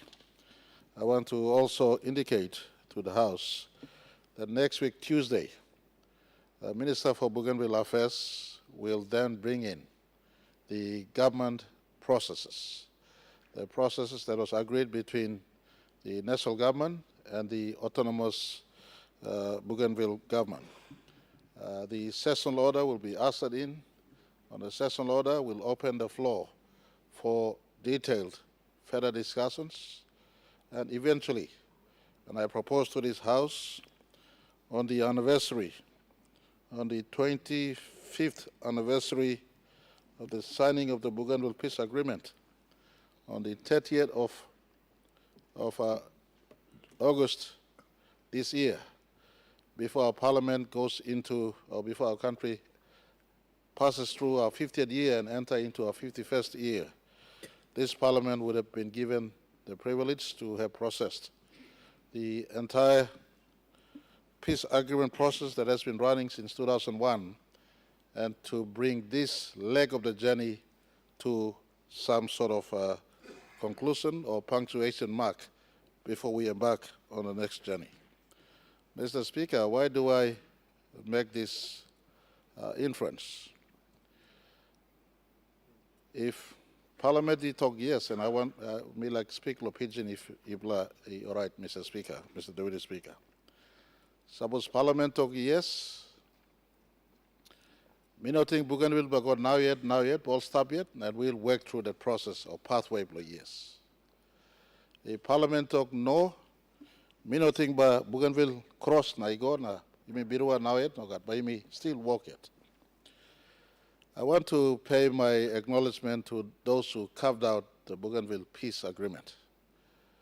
Some have passed, acknowledged on the national government side, the late Sir Mekere Morata, who was Prime Minister then. On the side of Bougainville, they were led by the late Joseph Kabui. I acknowledge Vice President Massad, who was there at that point in time. My sister, the Honorable Francisca Semoso, was around that time. Others have passed, others still remain, including President Ismail Toroma. 2001 peace agreement was then transplanted into Part 14 of our nation's constitution. Since then, no guns has been fired. If you look at 2001, that's about 25 years from 1975. You look at now in 2026, that's about 25 years from 2001. So as we go through our 50th year period, the story of Bougainville has been deeply part of the story of Papua New Guinea. For better or for worse, we are entangled into one story. At 1975, August 15, when the Constituent Assembly passed our nation's constitution that birthed the sovereignty we call Papua New Guinea today, the most diverse nation on the face of planet Earth, over 836 languages, including more than 30 or 40 or 50 you have in Bougainville as we speak. The entire diversity was fused into one union we call Papua New Guinea today. The party that I lead has played a fundamental role in the construct of Papua New Guinea. The constitution we have today, the movement leading up to the independence of our country today, the Honorable Peter Siamalili, Minister of State, Regional Member of Bougainville, as well as Leader of Government Business, alluded to his grandfather was in the first House of Assembly. Well, his grandfather was the first leader of Pangu Party at the birth of party on the 13th of June, 1967. Mr. Deputy Speaker, combine the aggregate work of leaders on Bougainville and Papua New Guinea birthed the country we now call PNG today. And in the midst of that journey we've had the last 50 years, many ups and downs, more downs than ups possibly, or maybe more ups and downs. Amongst one of the greatest stress has been the Bougainville crisis up till this point in time. At 1988, Mr. Speaker, needless to repeat, but to remind, we were only but 14 years old as a country when the power pylons, I remember very, very clearly, I was a grade 11 student at Kabifa. Power pylons came off, newspaper headlines went off, power pylons were failed. It was a law and order issue, Mr. Speaker, Deputy Speaker. Just like today, you have recurrence of law and order issues up there in the highlands, near PNG LNG, near Pogra gold mines. The government in its wisdom then sends police, and the police is not enough to address, and defense force go in. Today we also invoke provision of our constitution, sometimes under state of emergency envelope. But in 1988, what was a law and order issue spiraled out, and eventually we are here in 2026 in this discussion as we discuss on whether we split or remain in this union. But Mr. Speaker, I think the committee does justice a little bit to the entire Bougainville story. Looking at 1988 alone is not enough to give context to the entire Bougainville conversation. That was 1972, a matter that took place in Goroka Teachers College. Bougainvilleans wanted to be on their own at the time. In the 1960s, there was also a question of us being on our own. I remember growing up, and it wasn't Bougainville more so, it was North Solomon Province we were calling. Where do you get the name North Solomon from, Mr. Deputy Speaker? It was carved out from Solomon. North Solomon was a transaction between Britain and Germany. When North Solomon became German North Solomon, and Solomon Island became British Solomon Islands. The history of Bougainville and PNG is a Siamese twin story issue that has run parallel with our colonial history up till today. But our story of Bougainville and PNG will not be dependent on colonialist mindset or even United Nations definition, and I'd like to put this up front. United Nations will not define where PNG and Bougainville goes from here on. No one from outside will define where we go from here on. It is ourselves. That is why the second Banam conversation talked on invoking the Melanesian spirit, the Melanesian people. The construct of country is a modern-day conversation, Mr. Deputy Speaker. For what good is a country that is defined by modern definition? If people are not okay, if lawless still prevail, and if borders restrict movements, and so I commend the former Prime Minister who spoke on maybe in the conversation in Melanesian agreement you've signed in Banam, there may be a wisdom inside. What did I said? And at this point in time, I want to pay a special mention to the Bougainville leaderships. I take my head off to you, Masat. You sit on top. President Toroma. Yes, Lord, here you may have him, Samla talk to, all talk, he come up. You know, me no some all cross you. My brother, the member for Wanamo Green and leader of the PNC party, the Minister of Tourism, is one of those overqualified to talk about Bougainville because he put his body on the line. He put his body on the line to stop a foreign mercenary from going to Bougainville to do reckless, and part of the recklessness would have been harm. PNC soldiers putting their body on the line.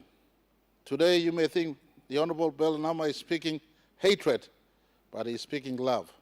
Just like when the Bougainville leaders signed the 2000 peace agreement, it was in love that we signed the peace agreement. 25 years on, at the Said, or right through the 50th anniversary of our sovereignty, or that modern definition of sovereignty that the United Nations have defined on us, we are in these discussions.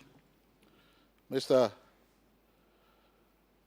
Deputy Speaker, we'd like to big thank you, our leaders for Bougainville. Yes, on PNG side, we acknowledge him all soldiers will put down in the call of duty or lose him life. Mr. Speaker, I stand here. You know, we all got to get one line. On March 1991, Mipla Tari, Mipla no got plenty of policeman or army or public servant. Mipla last kanaka. Mipla last pla. Papua New Guinea lo come in contact with them, school savannah or walk. And at 1991, we had only few policemen. One of my tribesmen, late Joseph Tangaria, was the first policeman to go down on the Buka Passage. So I stand here with my heart divided on what sort of decision I must make as member for Tari. First policeman lose his life, late Joseph Tangaria. Never retrieved his bones. His bones is in the Buka Passage. But that is a call of duty. Policemen die, army die, but more Bougainville die. Plenty of blockades, plenty of gun blong resistance, plenty of gun blong BRA, plenty of gun blong PNC soldiers. That's all past and past. How do we reflect on the past and shape a future that is not offensive to Bougainville's aspiration for self-determination, whilst at the same time we all of us are struggling to grapple with, holding all of us together. And I believe the answer could be found as we progress. Mr. Deputy Speaker, Section 342, subsection 1. More leaders long, you mean long 2001 I'll sign me, I'll put him answer stuff inside. Me like you may all got a leaders long Bougainville, now Papua New Guinea side, go back now read him. Section 342, subsection 1, I'll give him sunset, long time block consultation. Before referendum, after Parliament he decide, one condition you make him, Constitution believe me, talk, you must talk on both sides and find him solution. As 2001 agreement he come up through peaceful means, and no got gun if I had come in up tete. This generation of leaders, we must settle all Papa and Mama living style of Bougainville and rest of the country, and we must give hope to the children in Bougainville and rest of the country. To the Bougainvilleans, when I pick up the result on 7th of December 2019, I made a statement. You want to talk Bougainville, and I stand here as a person today. If it weren't for a Bougainvillean missionary in my father's village, my father, who was an orphan, would not have been adopted by that missionary family. Would not have, my father would not have been taken back to the place he was in my mother's village, and possibly would not have found my mother, and I would not be here today. So I say thank you to the Bougainville missionary, the Sakias family. They're still my family to this day. I go in Bougainville, I'm with them in Bougainville. So I speak to my Bougainvillean people. You're Honorable Ismail Toroma's people as much as you're my people. If your guns go off in Bougainville today, I have no ability to defend you. The Honorable Belanama maybe is correct, maybe it's wrong. You assess yourself. Mekamu 1, assess yourself. Mekamu 2, assess yourself. Mekamu 3, possibly 4. The Musungu Kingdom. All this.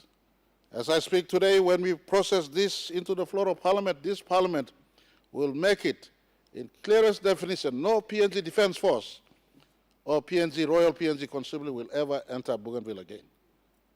Whilst it's within the sovereign, as we work through the sovereignty conversations, we will not send police in again, because we sent police in 1988, and the turnaround on the police was more serious than a basic law and order issue. It means we are cutting off one part of our sovereignty that was designed when the Constitution was birthed on 15th August 1975. So no police will come from Port Moresby or Waigani or Rabaul into Bougainville. No PNG Defence Force will come again. What guarantee will you give me that every people in Bougainville will be protected by Bougainville police? Because they are my responsibility, or whoever comes as Prime Minister in 2027, that's that person's responsibility as much as President, your responsibility. The serious consideration on law and order on Bougainville is something I grapple with all the time. If I let go, what is the assurance? BRA descendants will not turn against resistant descendants, etc., etc.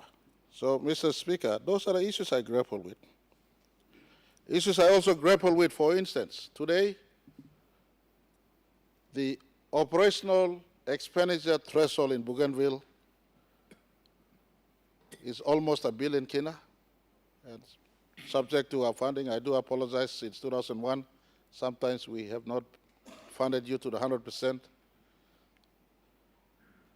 But the fact remains that almost the collection on the island, you collect less than 5% of your total expenditure cap.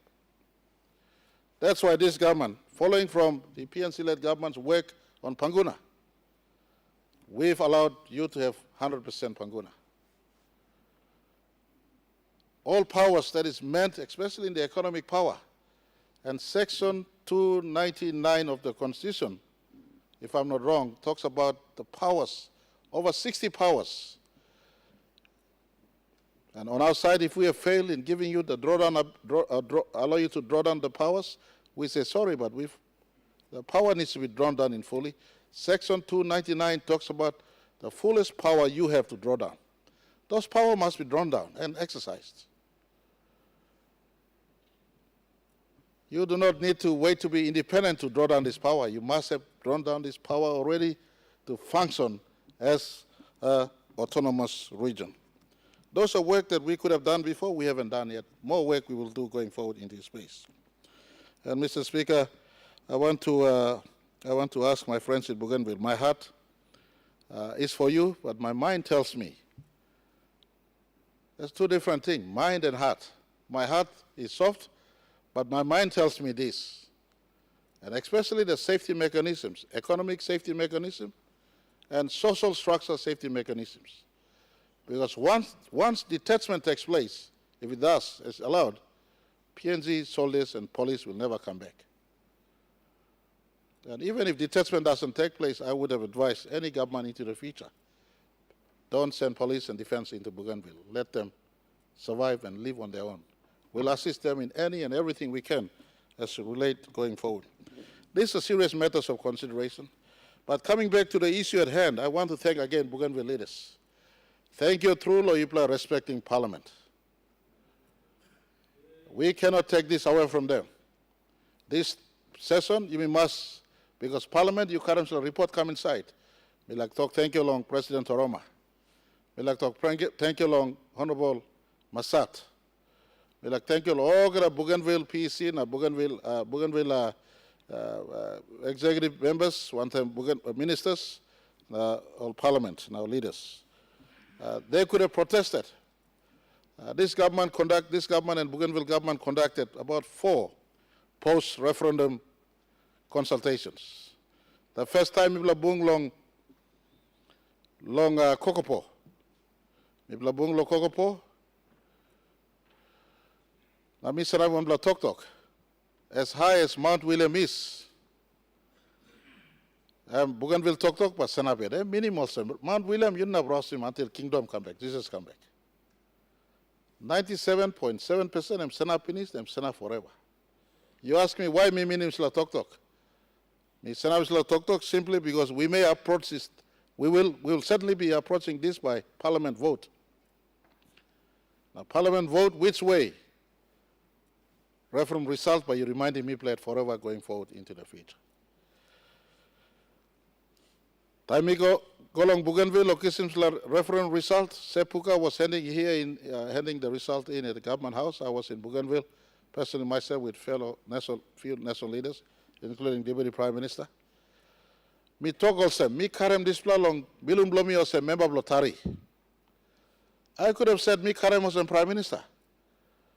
But Mr. Speaker, me talk me karem lo Bilum Blomi was a member of Lotari, knowing that one person called James Marabe, today a member of Lotari, and to hold him office lo Prime Minister, am no got unilateral right to broke him country. Vote Logan and one pla, as member of Lotari and Basana.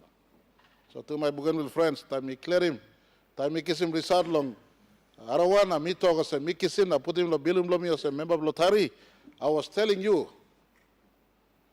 that when Section 342, subsection 2 prevails, and that's members of Parliament will collectively make a collective decision. And rightfully so. This Parliament or this country, Blo James Marabeta so. And Blolgada. Talk less lo West Sipik, talk less lo Western Province, all talk less lo Manus, all talk less lo New Island. Today, all one talk lo New Island too, we got Lear Gold, and all talk lo more autonomy stuff. So as Prime Minister Tete, me must look. Today, tomorrow, na backside. What happened backside? Look at him. Me cause him fracture. That's why your brothers Lumi Masat na President Tami Plastalo Wabek, the second post-referendum consultation of Wabek. Me ask him, Yupla. You think from my perspective, and I will think from your perspective. And my perspective is this. This country is a diverse country. One trigger, and we could disenfranchise this country. How do we find a solution that does not disintegrate the country, but hold our country while giving Bougainville still your special place. In reflection, the 97.7% result that will forever stand into the future. So I want to thank you. After WABEC meeting, Papua New Guinea Masawe, Bougainville all in a fight, all in a protest, all in a cross. All talk, Prime Minister, Miplaharem talk, that Parliament must make him decent yet. So I want to place on record here in this day, 2nd of June, 2026, 3:05. So thank you, along all Bougainville leaders. You cry one time, I water one time, pain one time, I could understand your pain. But I want to salute you for giving respect that PNG Constitution, Supreme, decent PNG National Parliament by take place, and one of decent come up by you accept it. And as me talk all Islam, me like talk. Not all hope is lost, me like Sanabim talk. And to all members of this side, two sides of the House, let's not be ignorant of the 97.7%. If there is a no, it must be a no with a yes. If there is a yes, it must be a yes with a no. What do I mean by this? It means we must find solution. You mean Melanie say, white man come not talk, you Bougainville, na, New Island, na, me Papua, na, me Tari, na, can put him namelo, one line namelo, you mean upside, na. Me blalo here. We have to construct something. My brothers and sisters in Bougainville, I've come to you more than any other prime ministers in as far as post-conflict or post-peace agreement time. More than 8 times we come sleep sinan kake rananta. Parliament, you respect him, but take him decision close to. Possibly on 30th of August, coincide one time peace agreement decision date long 2001. When we take the decision, if majority is in the side of no, it doesn't mean we don't love you. But we'll find a solution that is higher than just a no and Lusim Gorana, you stop, also now you stop. If majority talk yes, well, I will ask you too. And I need the spirit of section 342, subsection 1. They all talk yes, finish, but are you ready now or not? How about you look at him all? Line long buino, Siriwayo, backside lo Konagolo, line stops, backside lo Noa Musugu line na. Suppose heavy come up, how about you look at him all? You make a relation yet until certain time you send up strong, you can go. Me big brother play you, me mama play you. But you may relate yet some time go into the pit. Suppose majority here talk no. Yes. Suppose majority talk no to me talk me giving belly see on our side. This Pangu administration. We will not pick you up and drop you down. It's a no, and we relate like this. We respect that you voted, 97.7 voted for high autonomy. Me talk long Bougainville Peace Park or Loarawa, timing up the result, me talk.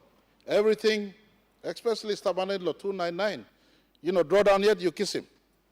And more to me can give him except foreign relation matters, defense matters, currency matters, especially these three. So triplet assault me hold him. Over something, you kiss him. Me like Toggle say, me got models tabaran, Mr. Deputy Speaker. One of the place along Spain, I'll call him Catalia. Over 100 years ago, like I'm independent from Spain, make him come 2017. They had referendum. But today they're not yet independent. But Catalia, if Catalia was a country, Catalia would be in the top 50 economies in the world today. So did they wait to be independent to be economic powerhouse? No. Whilst they pursue independence, there's still a robust economy functioning under the Federation of Spain, but totally functioning. 2001, Mr. Deputy Speaker, Section 299 powers were inside. How much have we drawn down and what is being utilized? Section 338 aside, I'm just asking on the powers already we have. I want to conclude by saying, Mr. Deputy Speaker, our brothers of Bougainville, the rest of the country, let's not fear about this one. We will find a solution. We must find a solution. Yes, in the midst of deciding, there'll be people who will be feeling offended. But offended as it may be, whatever it is, we must find solutions. Together we walk through. Some other model we've been looking, this government has been looking. If it is a no, how do we relate going forward? If it is a yes, How do we relate going forward? In transition. In transition to whatever it is the future may decide for all of us. You look at UK today. There was a reference made on UK earlier, Mr. Speaker. United Kingdom has 4 nations, 1 country. 4 nations, 1 country. Nation of Wales, nation of Scotland, nation of Northern Ireland, or Ireland, whichever it is, and England. 4 nations, 1 country. Or you look at models closer to home. Cook Island-New Zealand relationship. Cook Island is not in United Nations, but Cook Island sits in PIF. Cook Island sits and makes their own call as a sovereign territory, yet with an umbilical cord attachment to New Zealand. There are models around for us, especially with the notion, and I want to leave with this. My brothers and sisters in Bougainville, my brother President Toroma, all guns have come out. I talk about nothing else. I don't want to talk about good governance, but I just talk about guns, because I am Prime Minister of your people as much as you are President of your people. I am fearful because I will not send police more into Bougainville. I will not send defense into Bougainville ever. The treaty we signed with Australia is not to target Bougainville. It's just a sovereign protection in the midst of many contests happening elsewhere. Bougainville, you blow me. Nogan Porada Disla, there was I want to rephrase one author of America in the early 1900s, let me talk. The name of the author, Lovegrave or something, I forgot the name.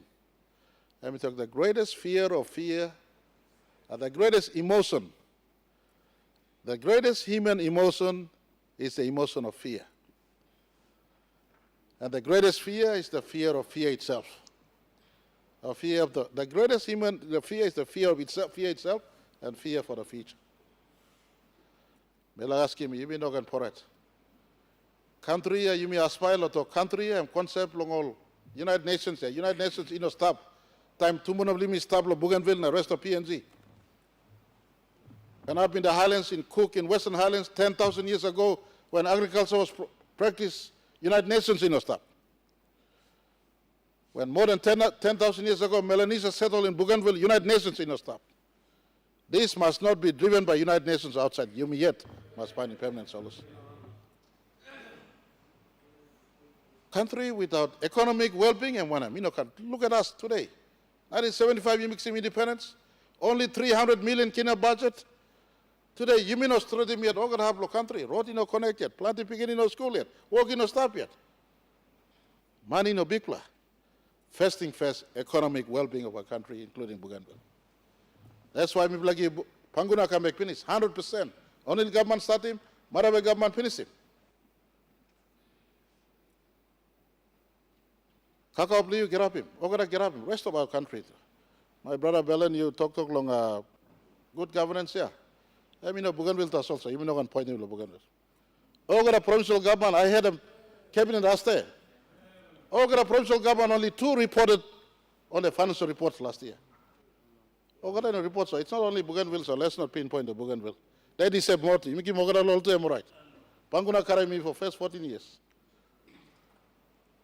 Money must not be a conversation.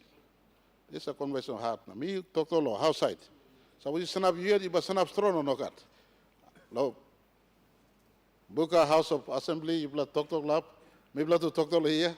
Email brother, I don't have suddenly $1 night, but Bougainville go upside, now me go upside, now by me stop yet.